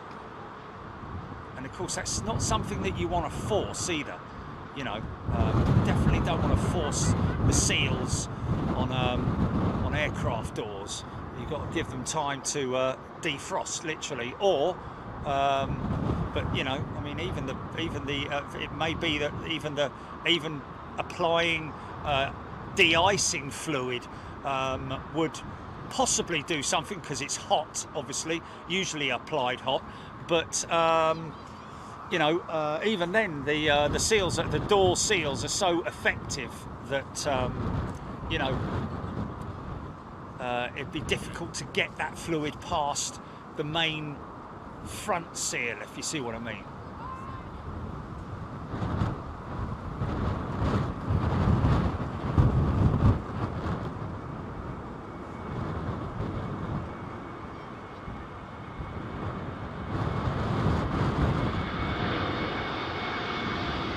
A380 slowly making its way in bombed past 80.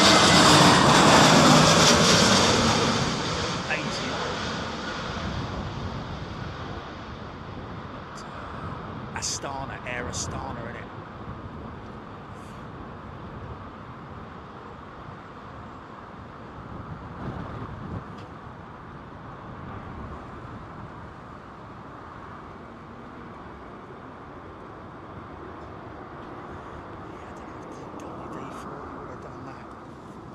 Be honest.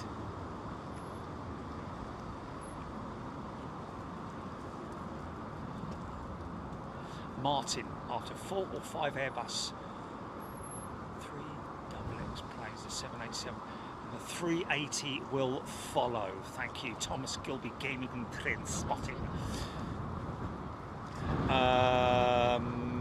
Heathrow Airport having disruptions, taking off at 3.2. Is that the disruption index, Jenny, I think, isn't it? 3.2. Heathrow are very good at trying their best to keep their flying passengers up to date with... this looks like a retro Aer Lingus jet. Indeed it is. His little boopy nose on him, look.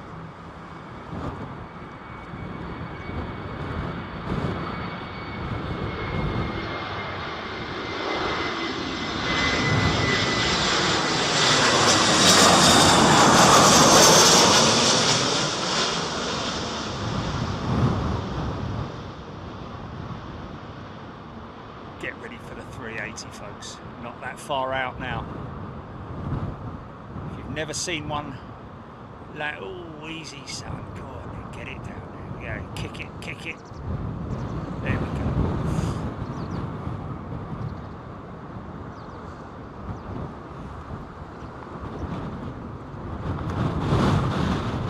Just don't forget, everything has a knock-on effect, doesn't it? So, Heathrow themselves have to be vigilant, work their socks off to keep everybody as much in time as they possibly can. Folks at NATS as well, the air traffic control folks, doing their best as well. I think it's a 30-minute shift, isn't it? Either 30 minutes or an hour or something like that.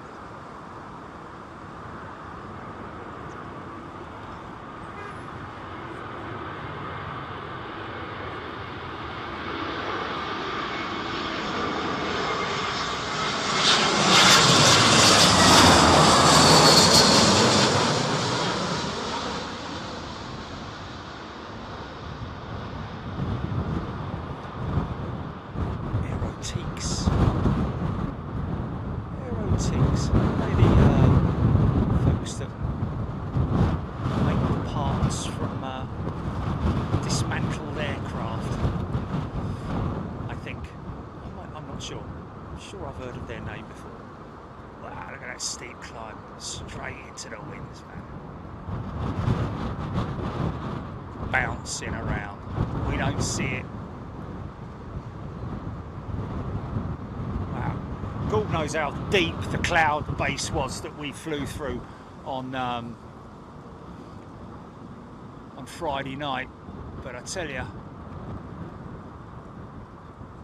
you see the stack there.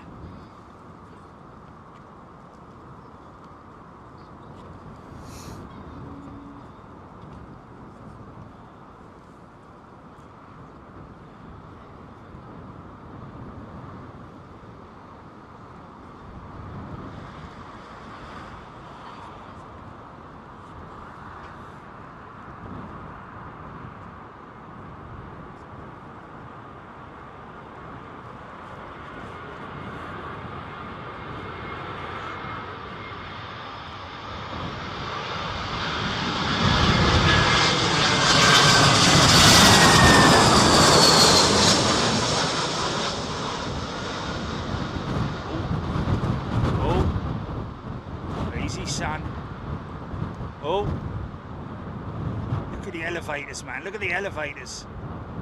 Nicely controlled. Wagging that tail, man. Yeah. Wow. Hold on.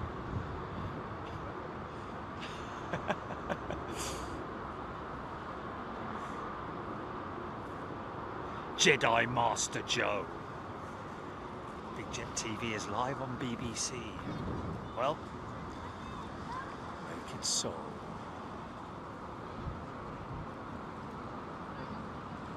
PDX multiple times voted the #1 airport in the USA. PDX.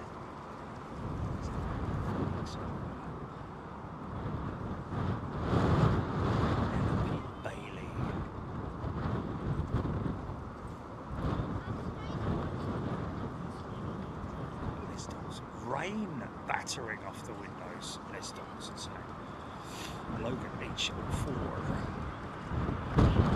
Lights and haze.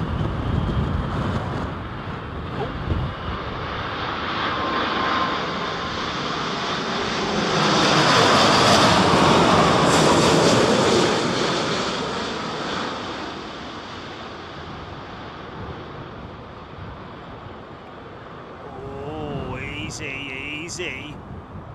Oh, someone a little bit aggressive with the old elevators. Oh, nice. Everything going off there.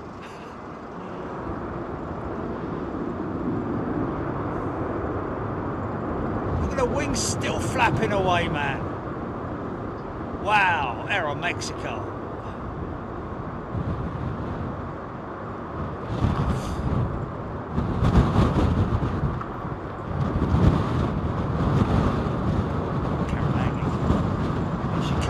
Here she comes. The public wait. The boost from the east. Here we go.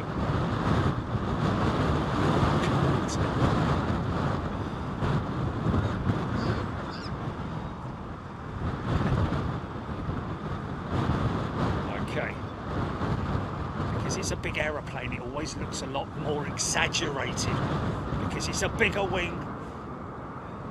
If it's got a dip in it, it'll look bigger.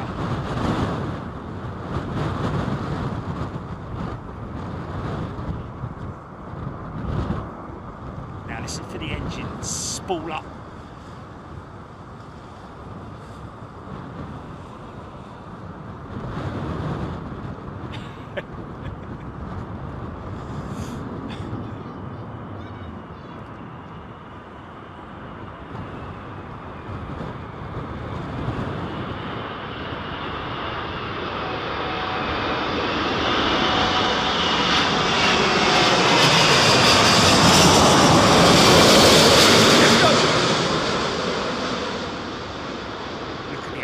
The outboard wing ailerons, they're going to be flapping away like a piano. Boom! There she goes. Nice. Wow. It's a big lump in it.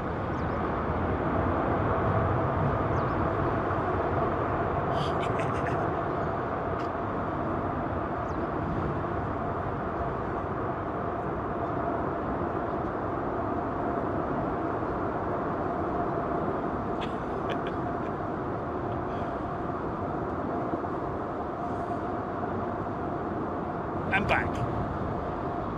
Still going. Wow. Still going. Wow, that's a lot of runway, man. That's a hell of a lot of inertia as well. Awesome.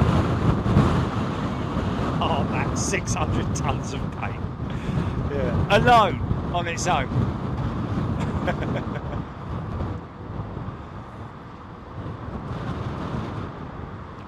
Sorry about that.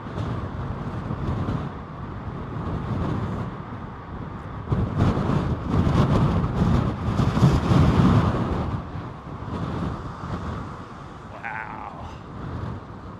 Pretty gnarly, man. Pretty gnarly. Decent separation between the 380 and the next jet in.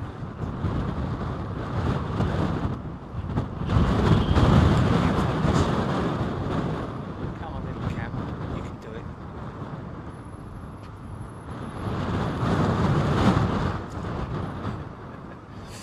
Bram's Rock Hopper. Wind speeds. Feedback on that. Wind speeds.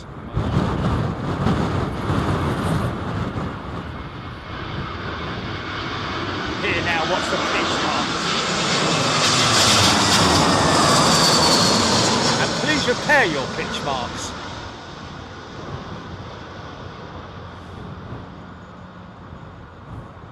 Thomas Leary. Welcome, Thomas.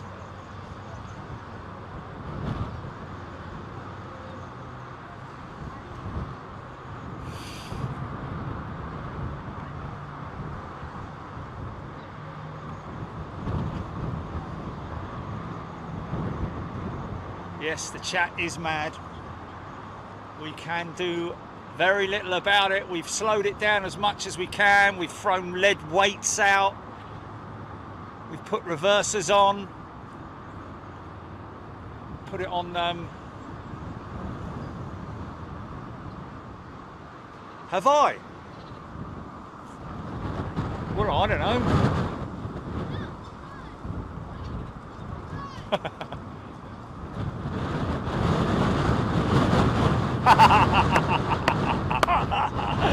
Oh, Paddy Power, man, thank you. Oh, that's funny, man.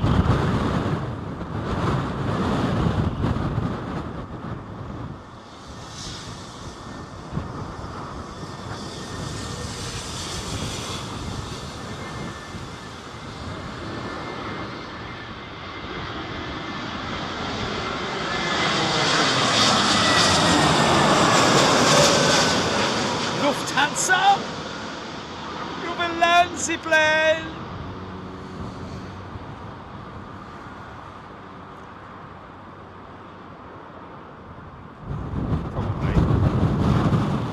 Oh, oh. Oh, have I? In one of my... Really? That's a jumbo going out, isn't it? That's a jumbo going out.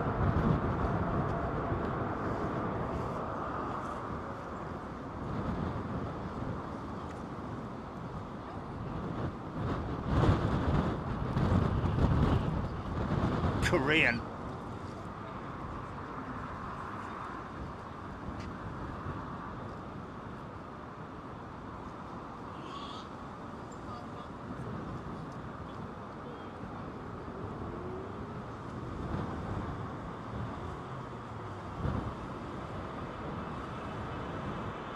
Look at this big old lump that.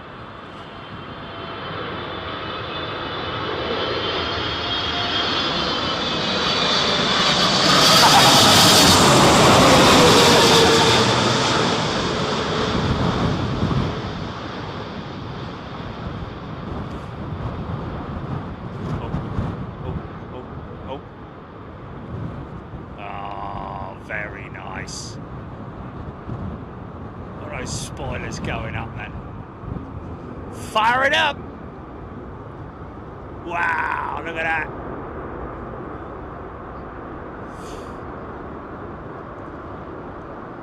Yeah, that's a lot.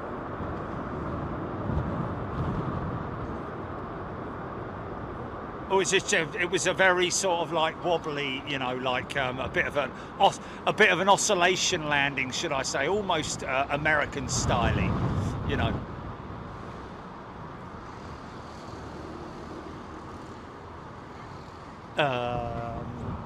It's going to be a tricky one, that actually, thumbnail wise.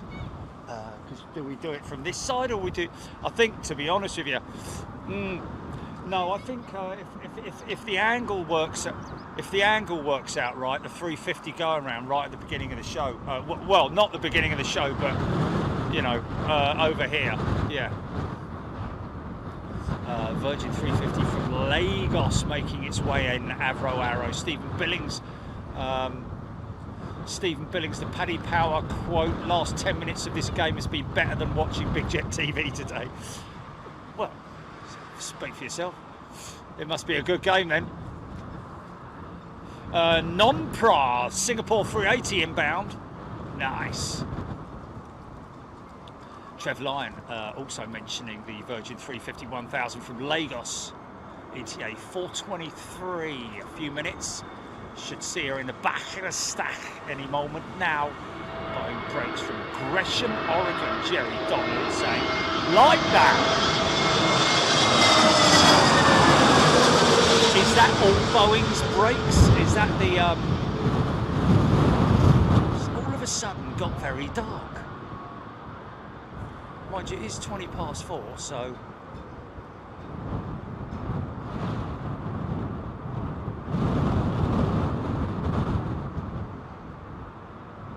in your own time, son. Oh, hold on a minute.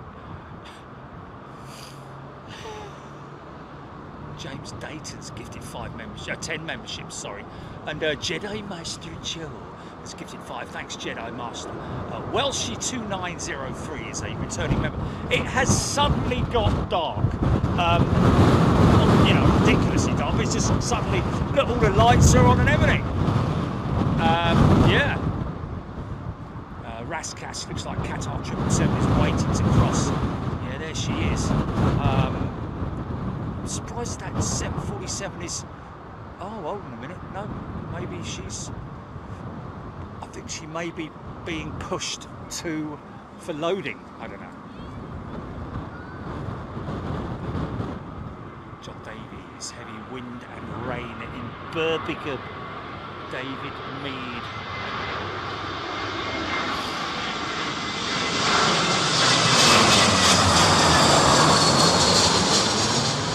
Mad Dog 88. What is the price of jet fuel at London Heathrow? No idea. How would I know that?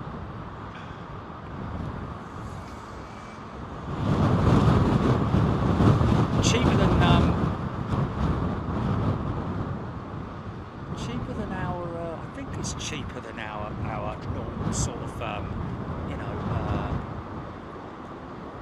retail pump fuel, I think. Or is it the other way round? Sand and water.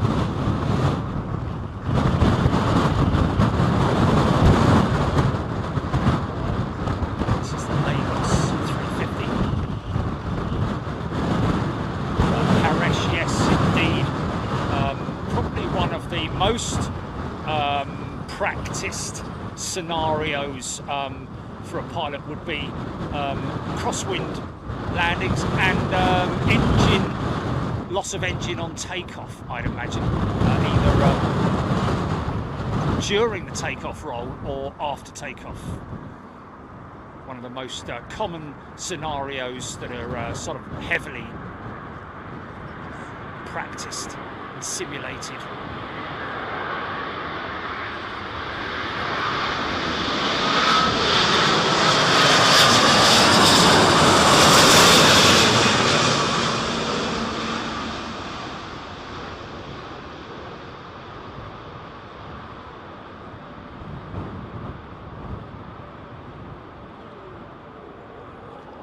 Drop, then he's straightened it up, now he's flying it level, now he's putting it down.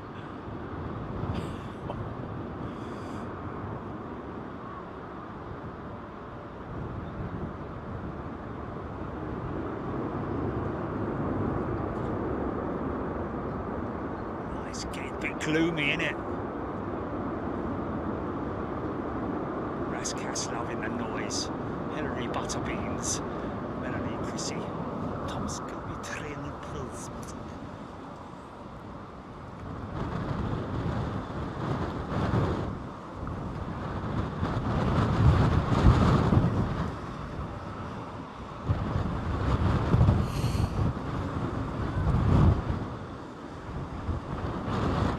Yeah, if you're unfamiliar with YouTube, I mean, I don't get sort of like, you know,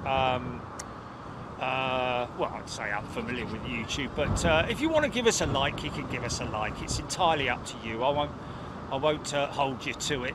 But thank you for anybody who has given us a like. Plane Spotting Pro is a brand new member. Welcome, Plane Spotting Pro. Lots of new members joining today. Lots of gifted memberships. Thank you so much to all those who've gifted. And I wonder if we would. What time is? What time darkness befalls us to do. We'll get Scotty. Whoa, easy, son, easy.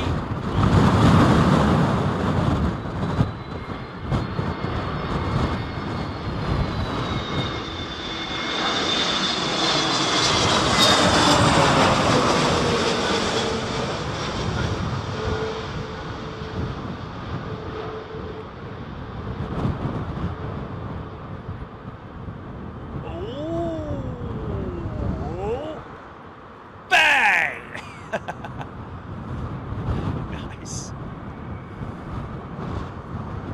Let's just see if Scotty's on there. I think it might have been a message actually. Scotty Bateman.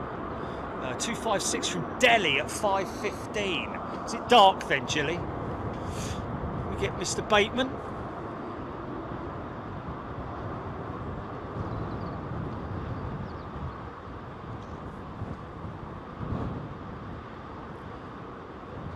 Jedi Master Jill has upgraded to first class. Thank you, Jedi Master.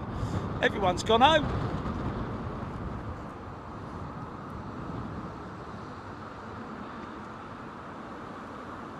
Anthony Mansell, thank you. He's in from Delhi, yeah. He's on the 256.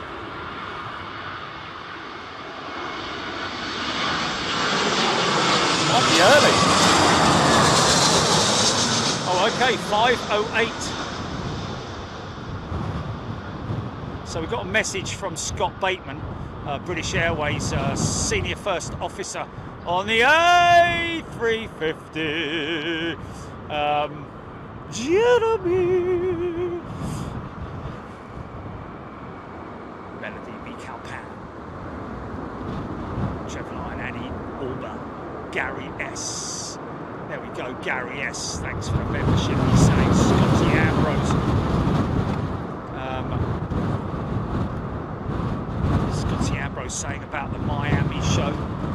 don't know when we're in Boston again. A330 CEO. Now, is this Turkish? I think it's Turkish, isn't it? Ludahan. Thank you, everybody, for your kind words. Really appreciate it. We have a great family here at Big Jet TV.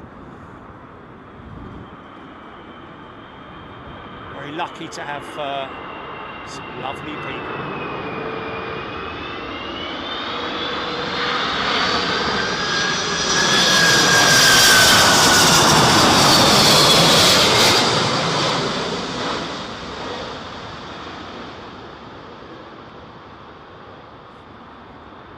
Easy, son. Easy. Bosh! Flipping heck! Watch that left gear, mate. I mean, you know, okay, fair enough.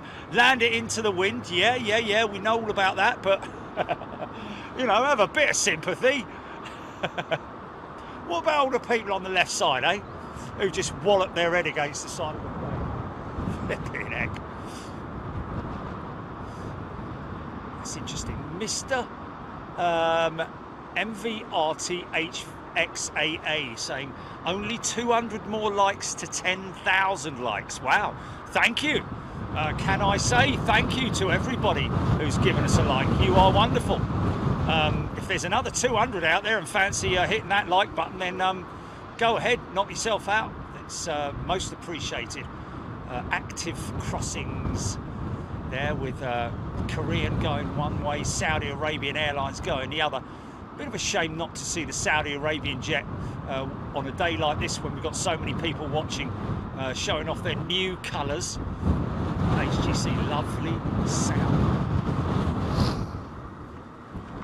So probably slowing the stack down a little bit so that we can get those two aircraft across the active.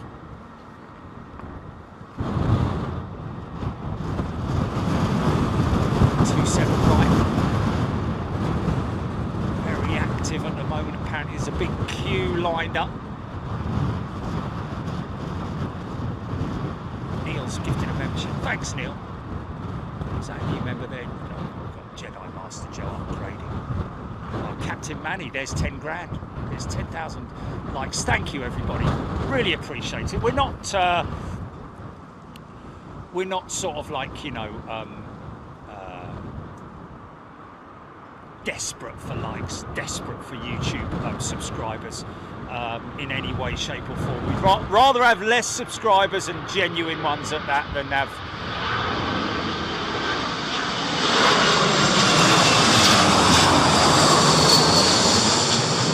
So if you want to subscribe to the channel, you fancy a little bit of this, who knows?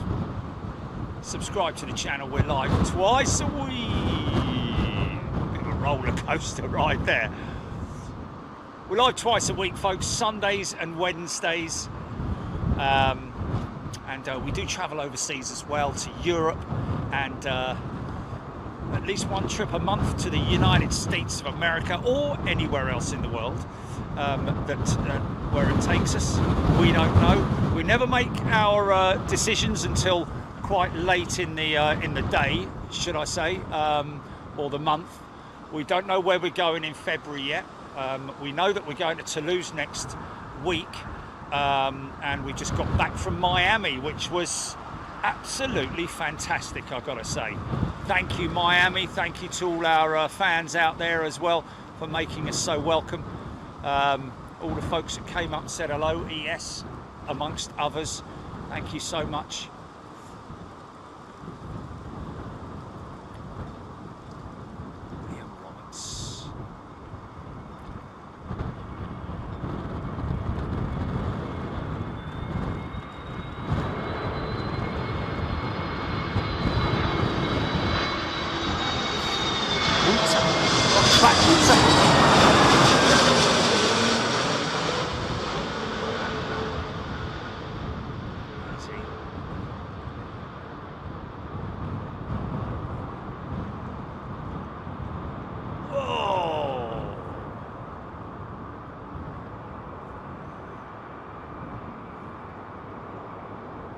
Okay, my name is Suarez. I'm a producer at BBC News, Gilly.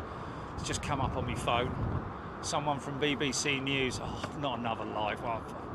Sort of spent now. Martin Ingram. How far out is the A380? I don't know. Is there another one in? Digital David. Yes, very true indeed. Subs can be bought. Channels do it. You know. Never even thought about doing it. I saw that you've been out at Heathrow today. These messages keep coming up on my phone. Yes, okay, carry on.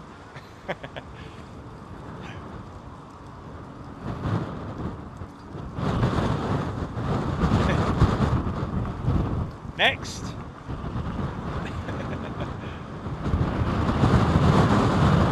A wee balloon.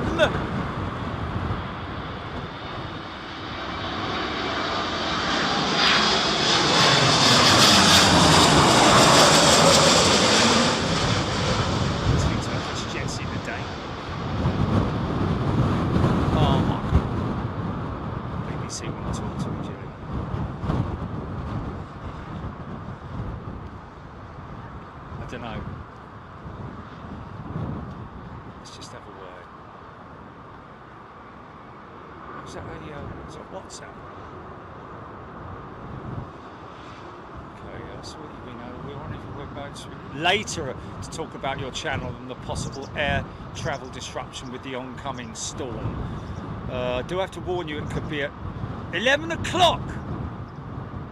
Nah, mate, nah, I'm not doing that. I want to be sleepy none-eyes by 11 o'clock, son. Back to YouTube. Back to the fans.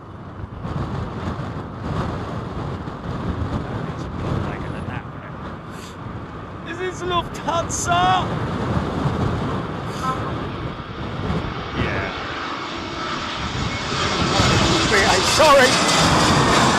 Sorry, V8. Trick of the light. Looked like a grey belly. How very dare you?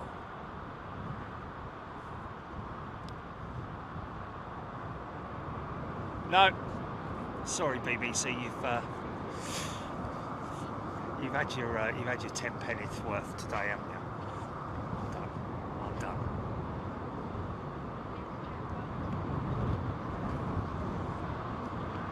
Here now, Slinger due in. Well, we're waiting for we are waiting for our good friend Scott Bateman, ladies and gentlemen, senior first officer with British Airways, flying the A350, ex-747 captain.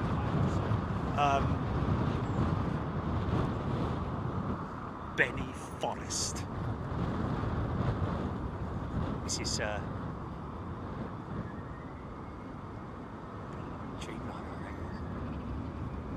Dreamliner, yeah. 787-10 I'm going to call this.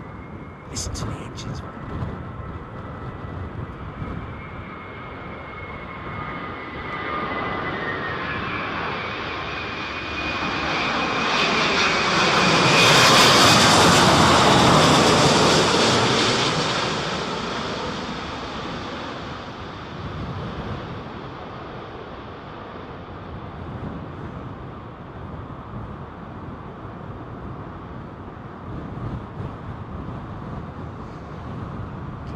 Just felt a spot of rain then.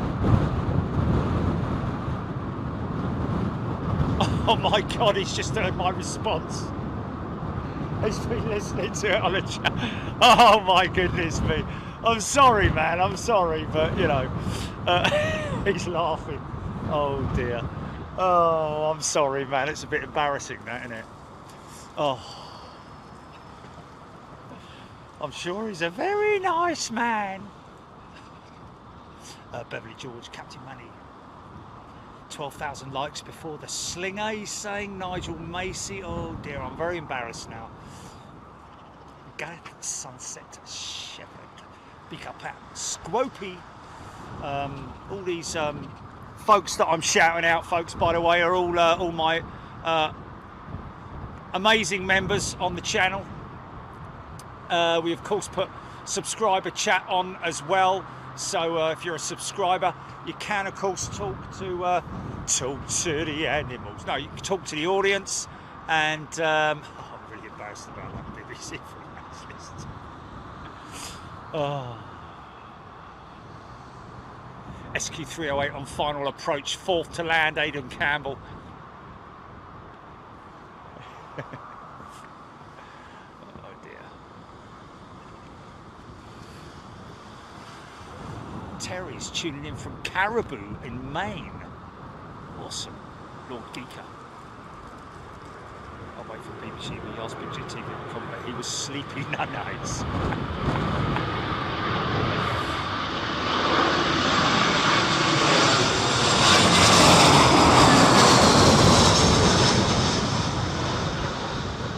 Another big beast from the east inbound, folks.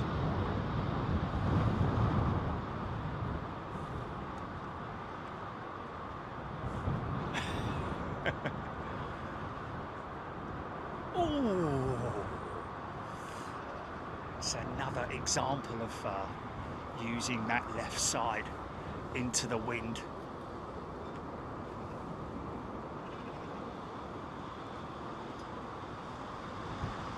James Moss, thank you very much indeed. Nick Gray, Margie Ann, Digital David, fishing with Mr. W. Here now.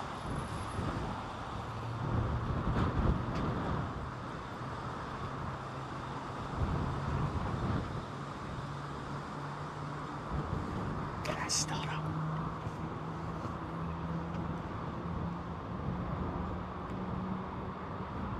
That's that Turkish.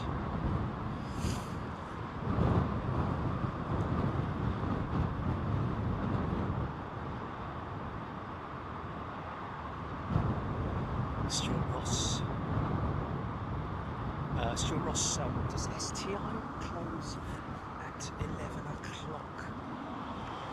Oh, it's SUT.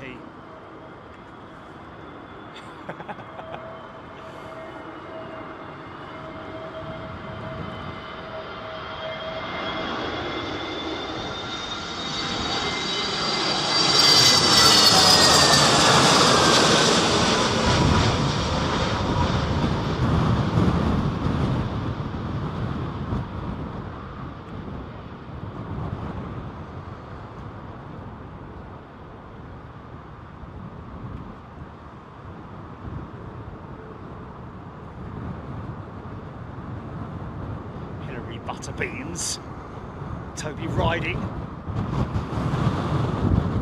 Just seeing names difficult to get your. There's a slinger. 2 out. Kevin N. Welcome back, Kevin. Nick Farrington's upgraded to first class. Are we gonna get SFO Scott Bateman? Omid Atlanta, tuning in from a freezing Atlanta.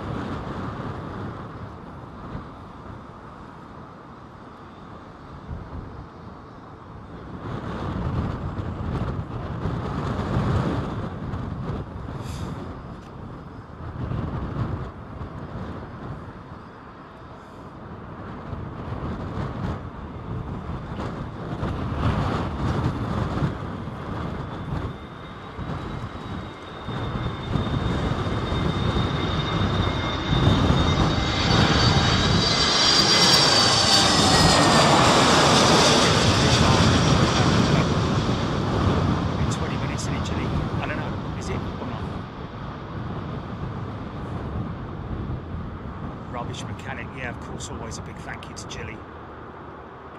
I think we've had Trish in today, haven't we? Helping us out, thank you, Trish. Chundubus, Darren Jones, Brahms Rockhopper, Raskas, Singapore Sling, I think is the name of the is the name of the cocktail, but I've just nicknamed this the Singapore Slinger since the early days, since the inception of Big Jet TV.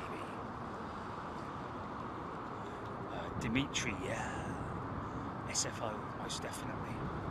Gotta get back to SFO. Robert Burr, welcome Robert. Plumes of smoke. Throttle adjustments. Listen to this.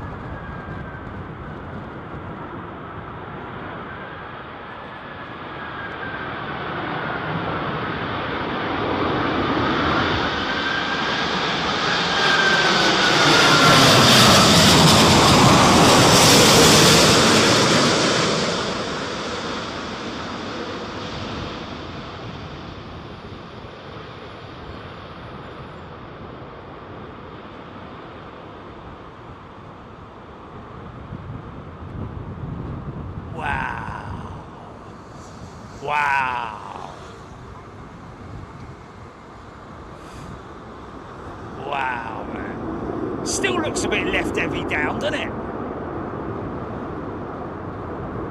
Wow, that was nuts, man. Seeing all that stuff going on.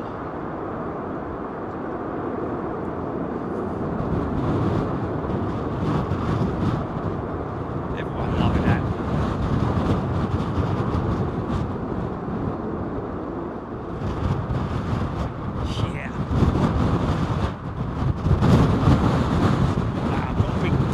From it and all.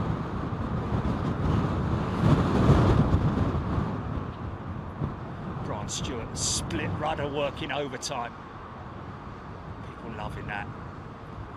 29,000 people tuned in to watch it as well. Yeah, it's good from a distance. It's good seeing it from a distance. From a distance.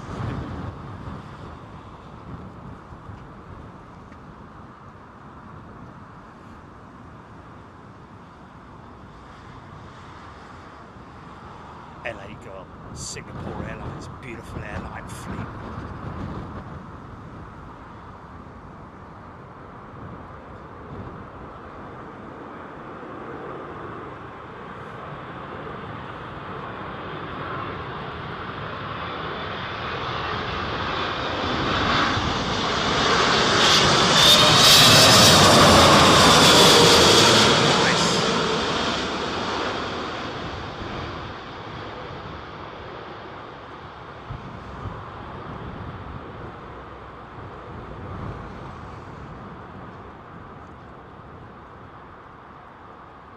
Whoa, man. Crazy rudder change, direction change.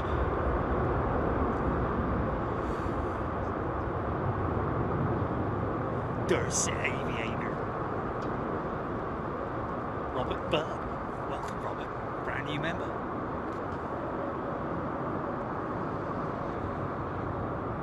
Chris Breezy.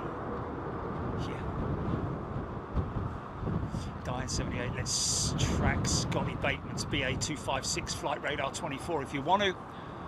Rascats, thank you. Kenny PJs. The folks over at 24/7, these guys work. The airport might shut down in terms of movements around about 11 o'clock, and they're pretty strict on that, I have to say. I remember once I was coming back from, where was I coming back from, Julie? It was, I think it was Germany, and we were the last to land, and the Emirates 380 behind us actually had to divert to Manchester. Crazy. Because it was too late. Jack Russell, Chris Breezy.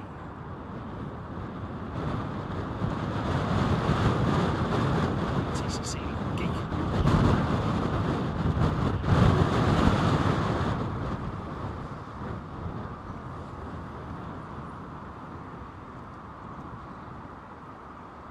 Childor's still on the job application. Todd Chapman has gifted 5 memberships. Thank you, Todd. This is when it starts to get quite difficult with the light.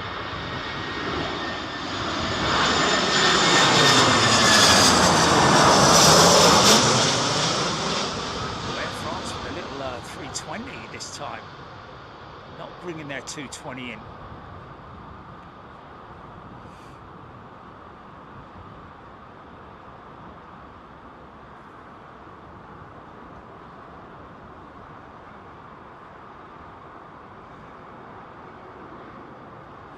Well, I'd say that this must be now, we must be sort of like in the eye.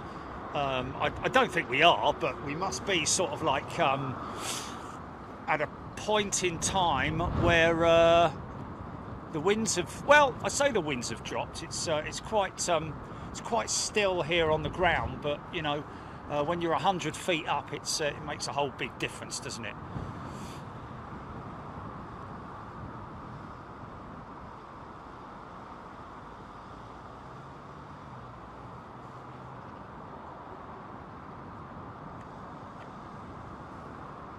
Sea Office Blue, Trevina, Denny, heavy rain in Hampshire, abandoned UK.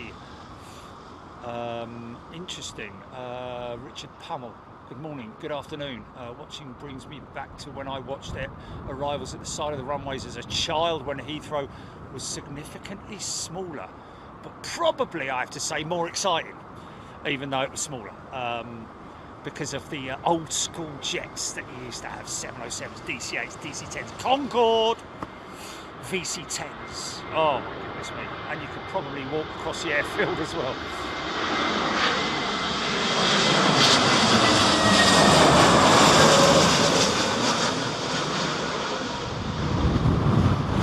Whoa, big gust of wind there. Flipping there, hold on a minute. Must be talking about the winds.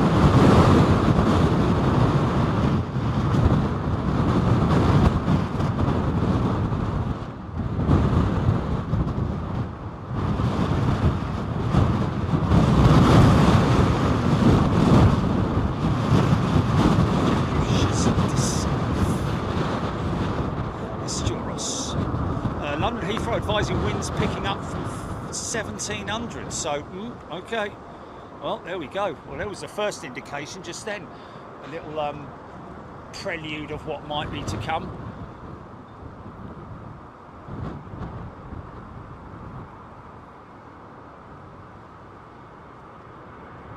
Angie, is it Angie or Angie or Angie? Angie. I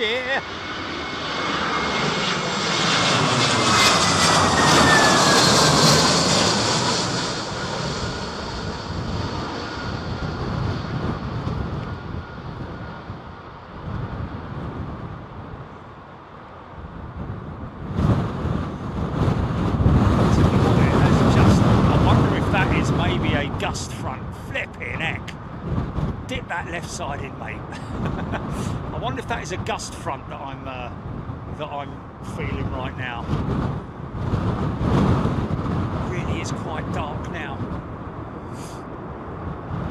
David's cafe, should I say? Anthony Teal, 20 minutes for Scotty. It's going to be pitch dark. We're not going to catch him, mate. We won't catch him, GP. Oh, what a shame. We'll just see the lights go straight over the top of us. That's it, isn't it?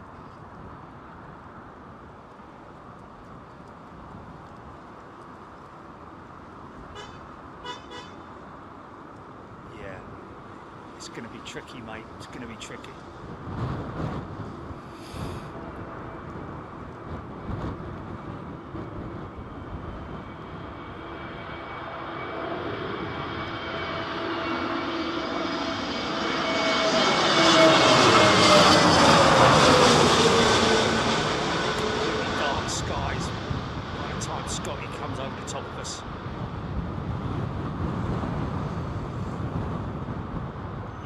Main thrust of wind is going to be tonight, isn't it? Overnight here. It's the back end of the tail of the storm, isn't it? That's going to whip around literally and hit us. 18 minutes out for Scotty. With every minute that goes by, we lose.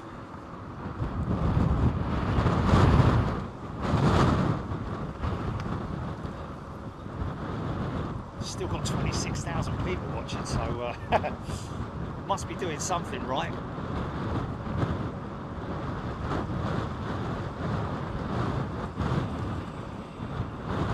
Susan Muir is a brand new member. Welcome, Susan. I think it's Muir. Daryl Strong, night vision camera needed. No, Daryl. No, no, no. I want everything to be natural. I'm not into night vision stuff, to be honest with you. Other people may do it, and good luck to them. But you know, if it ain't natural, I don't want to show it. To be perfectly honest with you.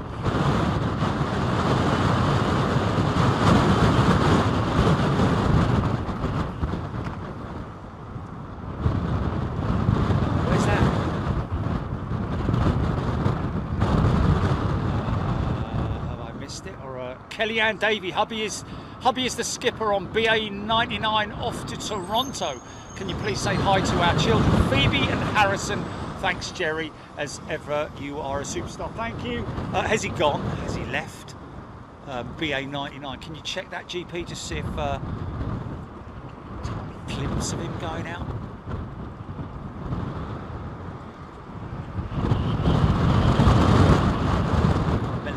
Melanie Munro, good afternoon to you, Simon Harding. Were you in the Junior Jet Club? No, sir. Should I?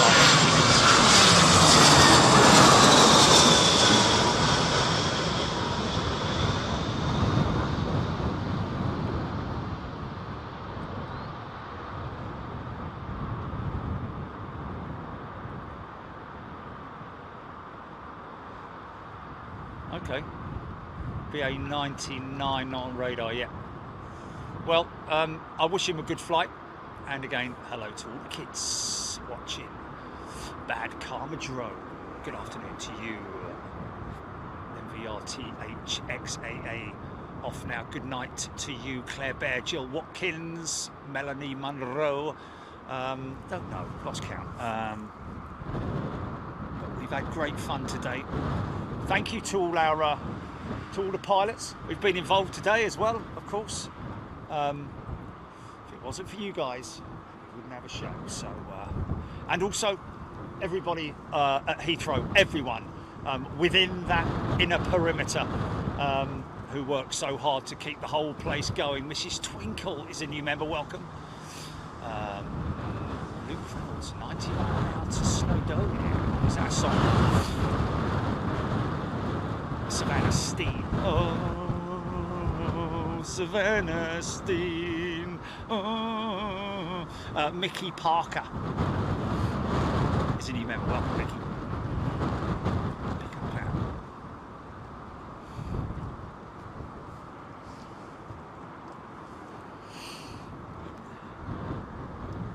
Oh.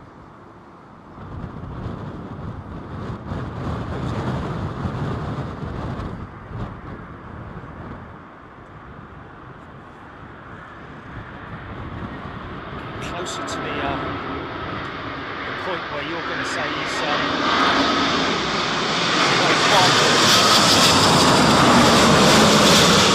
yeah, beautiful jet, man. Don't put him in a hole.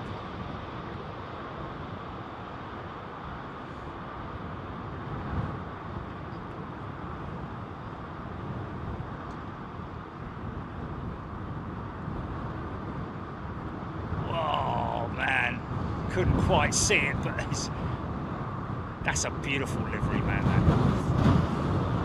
It's China Airlines, I think it is, isn't it? Is it China Airlines? Not China Southern. Andrew Adams, thank you very much, Adam. Absolutely brilliant steam today.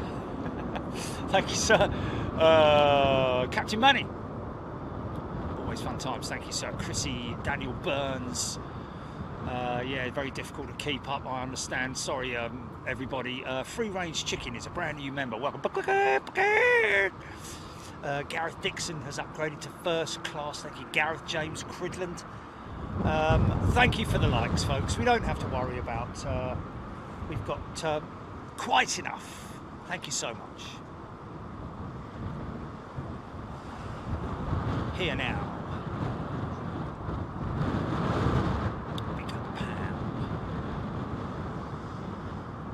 Okay, well, we're waiting. This is the final The final jet of the day is going to be Senior First Officer Scott Bateman, ladies and gentlemen.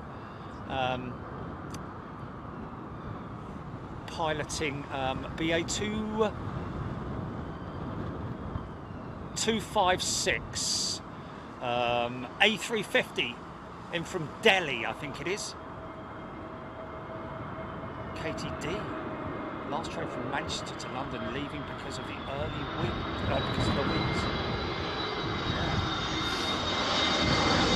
Well, we're going to see you back. It'll be easy to tell Scotty where to go when to see the landing. Yeah, right at the end, mate.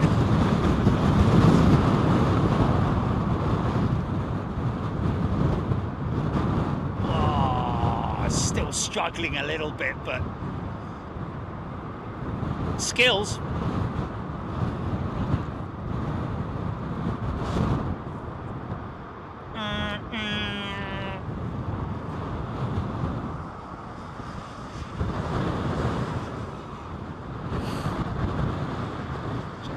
Carol Crozier, thank you very much indeed.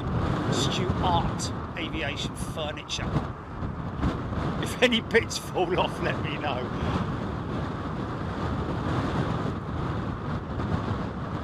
That's another fellow.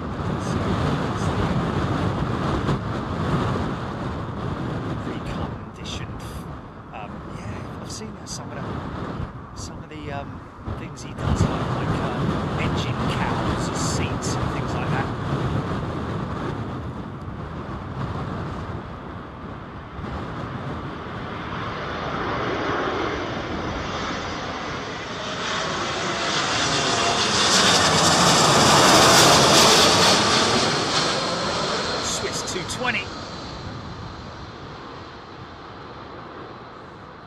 Probably as dark as it's gonna get, in it.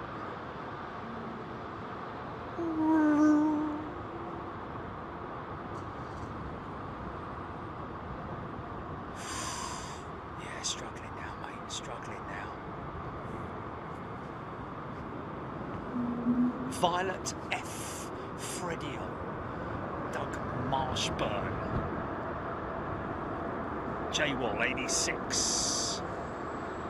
Chris Mason, thank you, sir. Aerotiques. Ooh. Super 80 Swiss Air.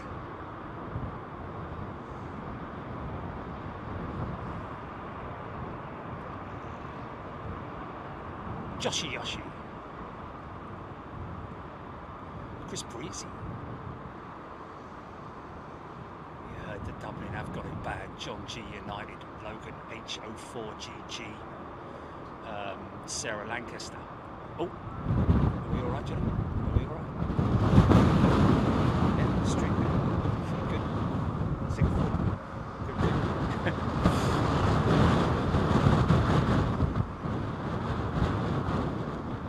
Bruce Motor. Thank you. We are waiting for BA256, ladies and gentlemen. Let's get him to number 1, folks. Our good friend Scott Bateman, ex-747 captain, senior first officer on the A350. Don't know who he's alongside, but we'll try and find out tomorrow. Oh, Vanilla Pilot is flying with him. Okay, there we go. She's also a Twitter. Vanilla Pilot on Twitter.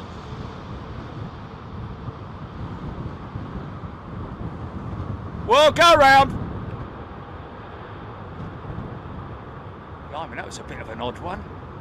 A funny old climb out. Wow. And it's wind shear as well. Wind shear. You can see the gear still down. We're going to configure that aircraft, get it stabilised, and then get that gear up. About 500-600 feet, something like that. Once they're happy, pull the gear up, reconfigure the aircraft.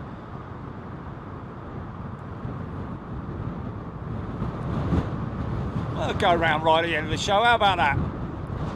Come on, Scotty. Ladies and gentlemen, Introducing Mr. Conway Twitty.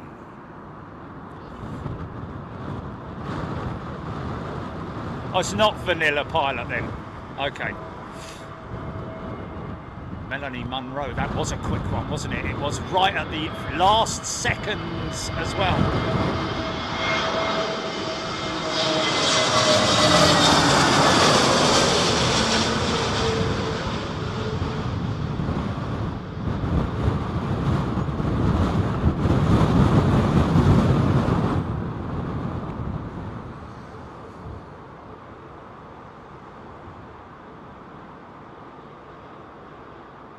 Yeah, she's down. Cool. Top Dog is a brand new member. Welcome, Top Dog. She's at number 9. Well, he's at number 9. Sorry. Scott is at number 9. How long we got, Jilly? Is he making his way in? Is he? Oh,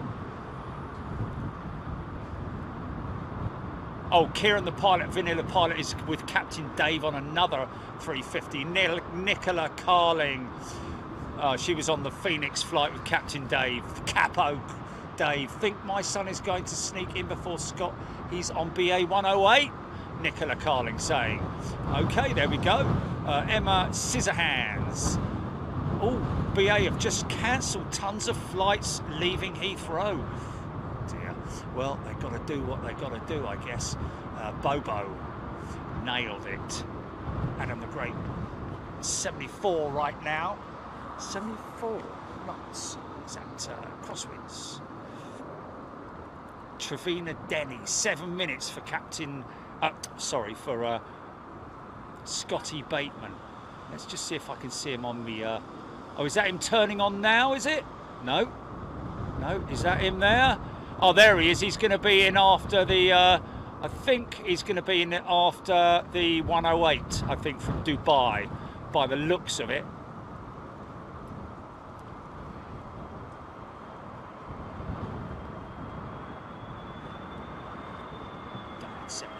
Thank you, Diane. Just been on ITV News, apparently, Graham. Gilly. Graham Thompson saying.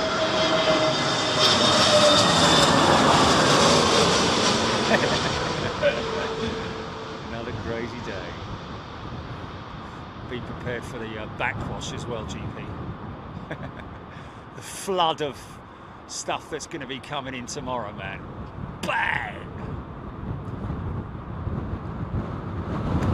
108 is first. Okay, there she is. Okay, next in from Jersey, BA 1345. Behind that is beautiful Qatar One World liveried A350 1000. Behind that is BA 108 from Dubai, and then behind that is good old Scotty in from Delhi. So 4 out, Scotty.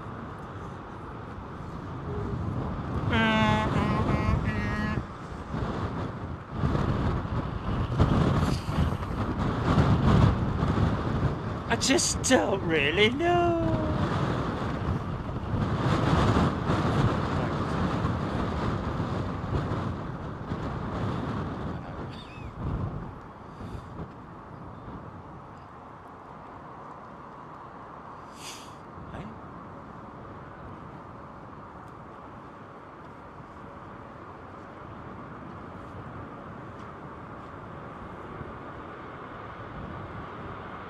Somebody else saying I've just seen this on the news, so I'm missing all of this.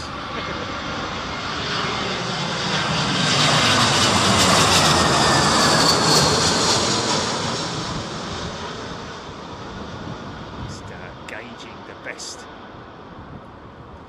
shot to get him in.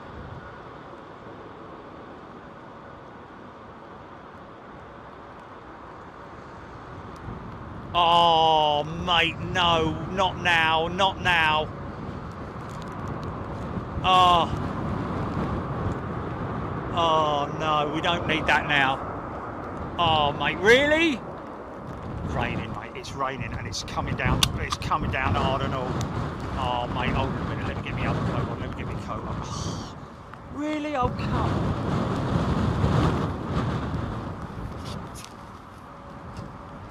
Give us a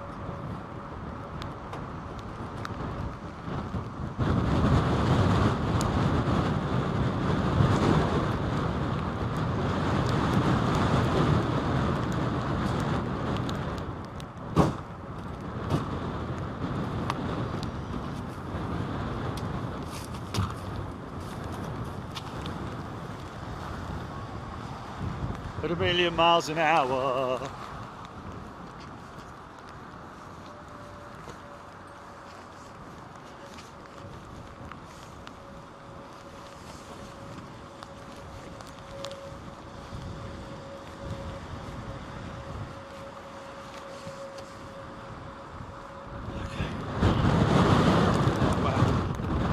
Seriously, it's coming.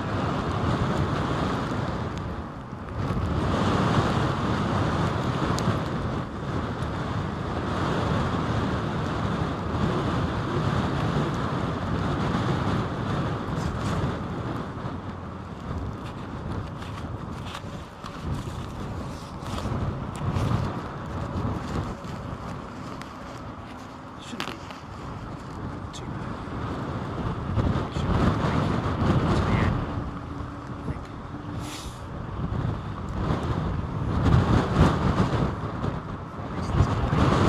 At least it's coming from my left. Yeah, there's the thrust front. Wow, this guy's low, man. Whoa! Really?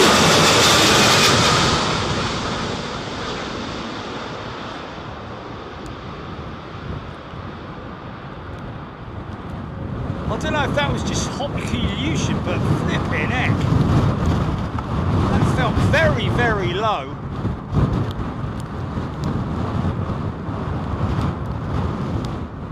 We'll wait for you, Scotty. Come on, mate. Come on, son.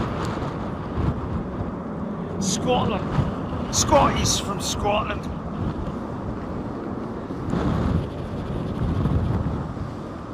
I saw Scotty was out at Boeing Field. I think it's Boeing Field. I need a way to remember Boeing Field painful.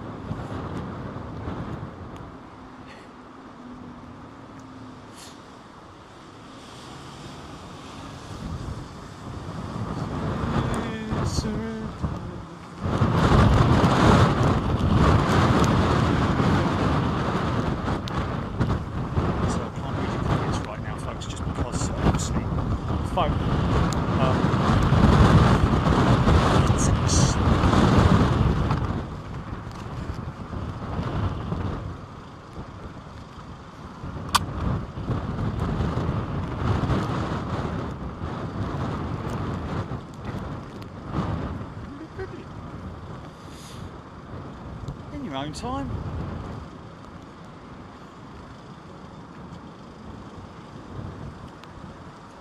Copper chili. Uh-oh.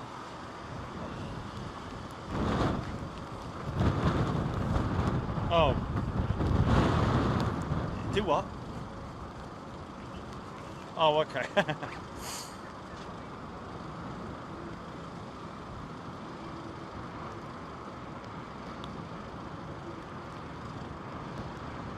Goal! Sorry.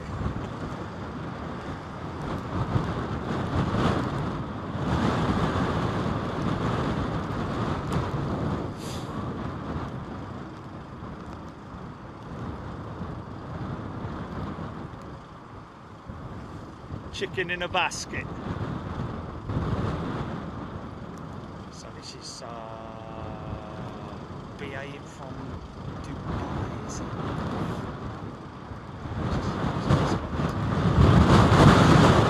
Is it not? Yeah, and then Scotty's behind it. He's number 2. Scotty's number 2. Come on, let's get him to number 1. Okay. Come on, folks. Let's get it. Has he got a light out, this guy? Oh, no.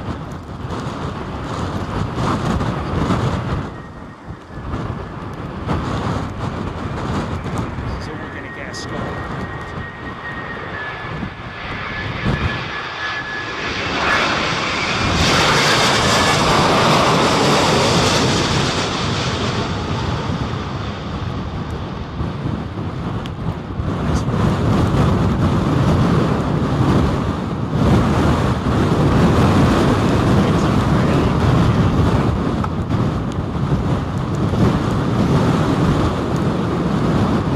Scotty, said we wouldn't get you, but we have.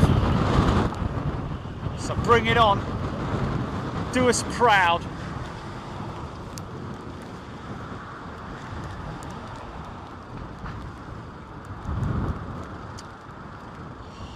Oh,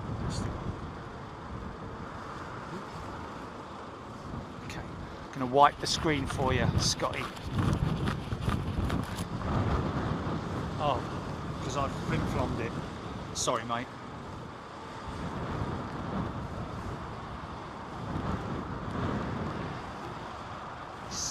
Steady, stabilised approach here from Mr. Scott.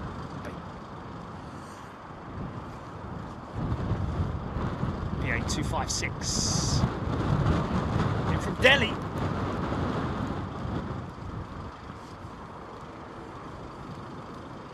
And then, if you don't mind, I'm going to go to put my feet up for 5 minutes.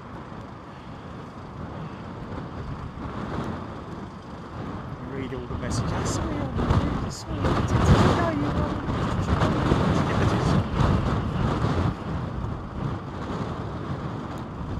Did you know that you were interviewed live on the TV today? No.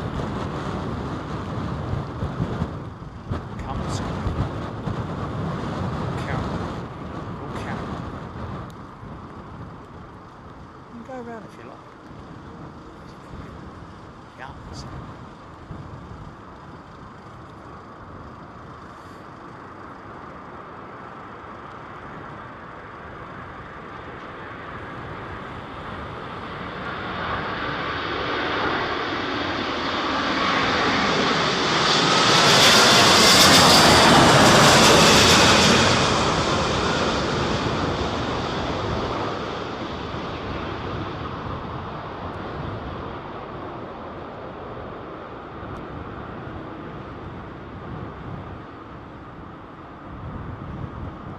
Yeah, nicely done, mate.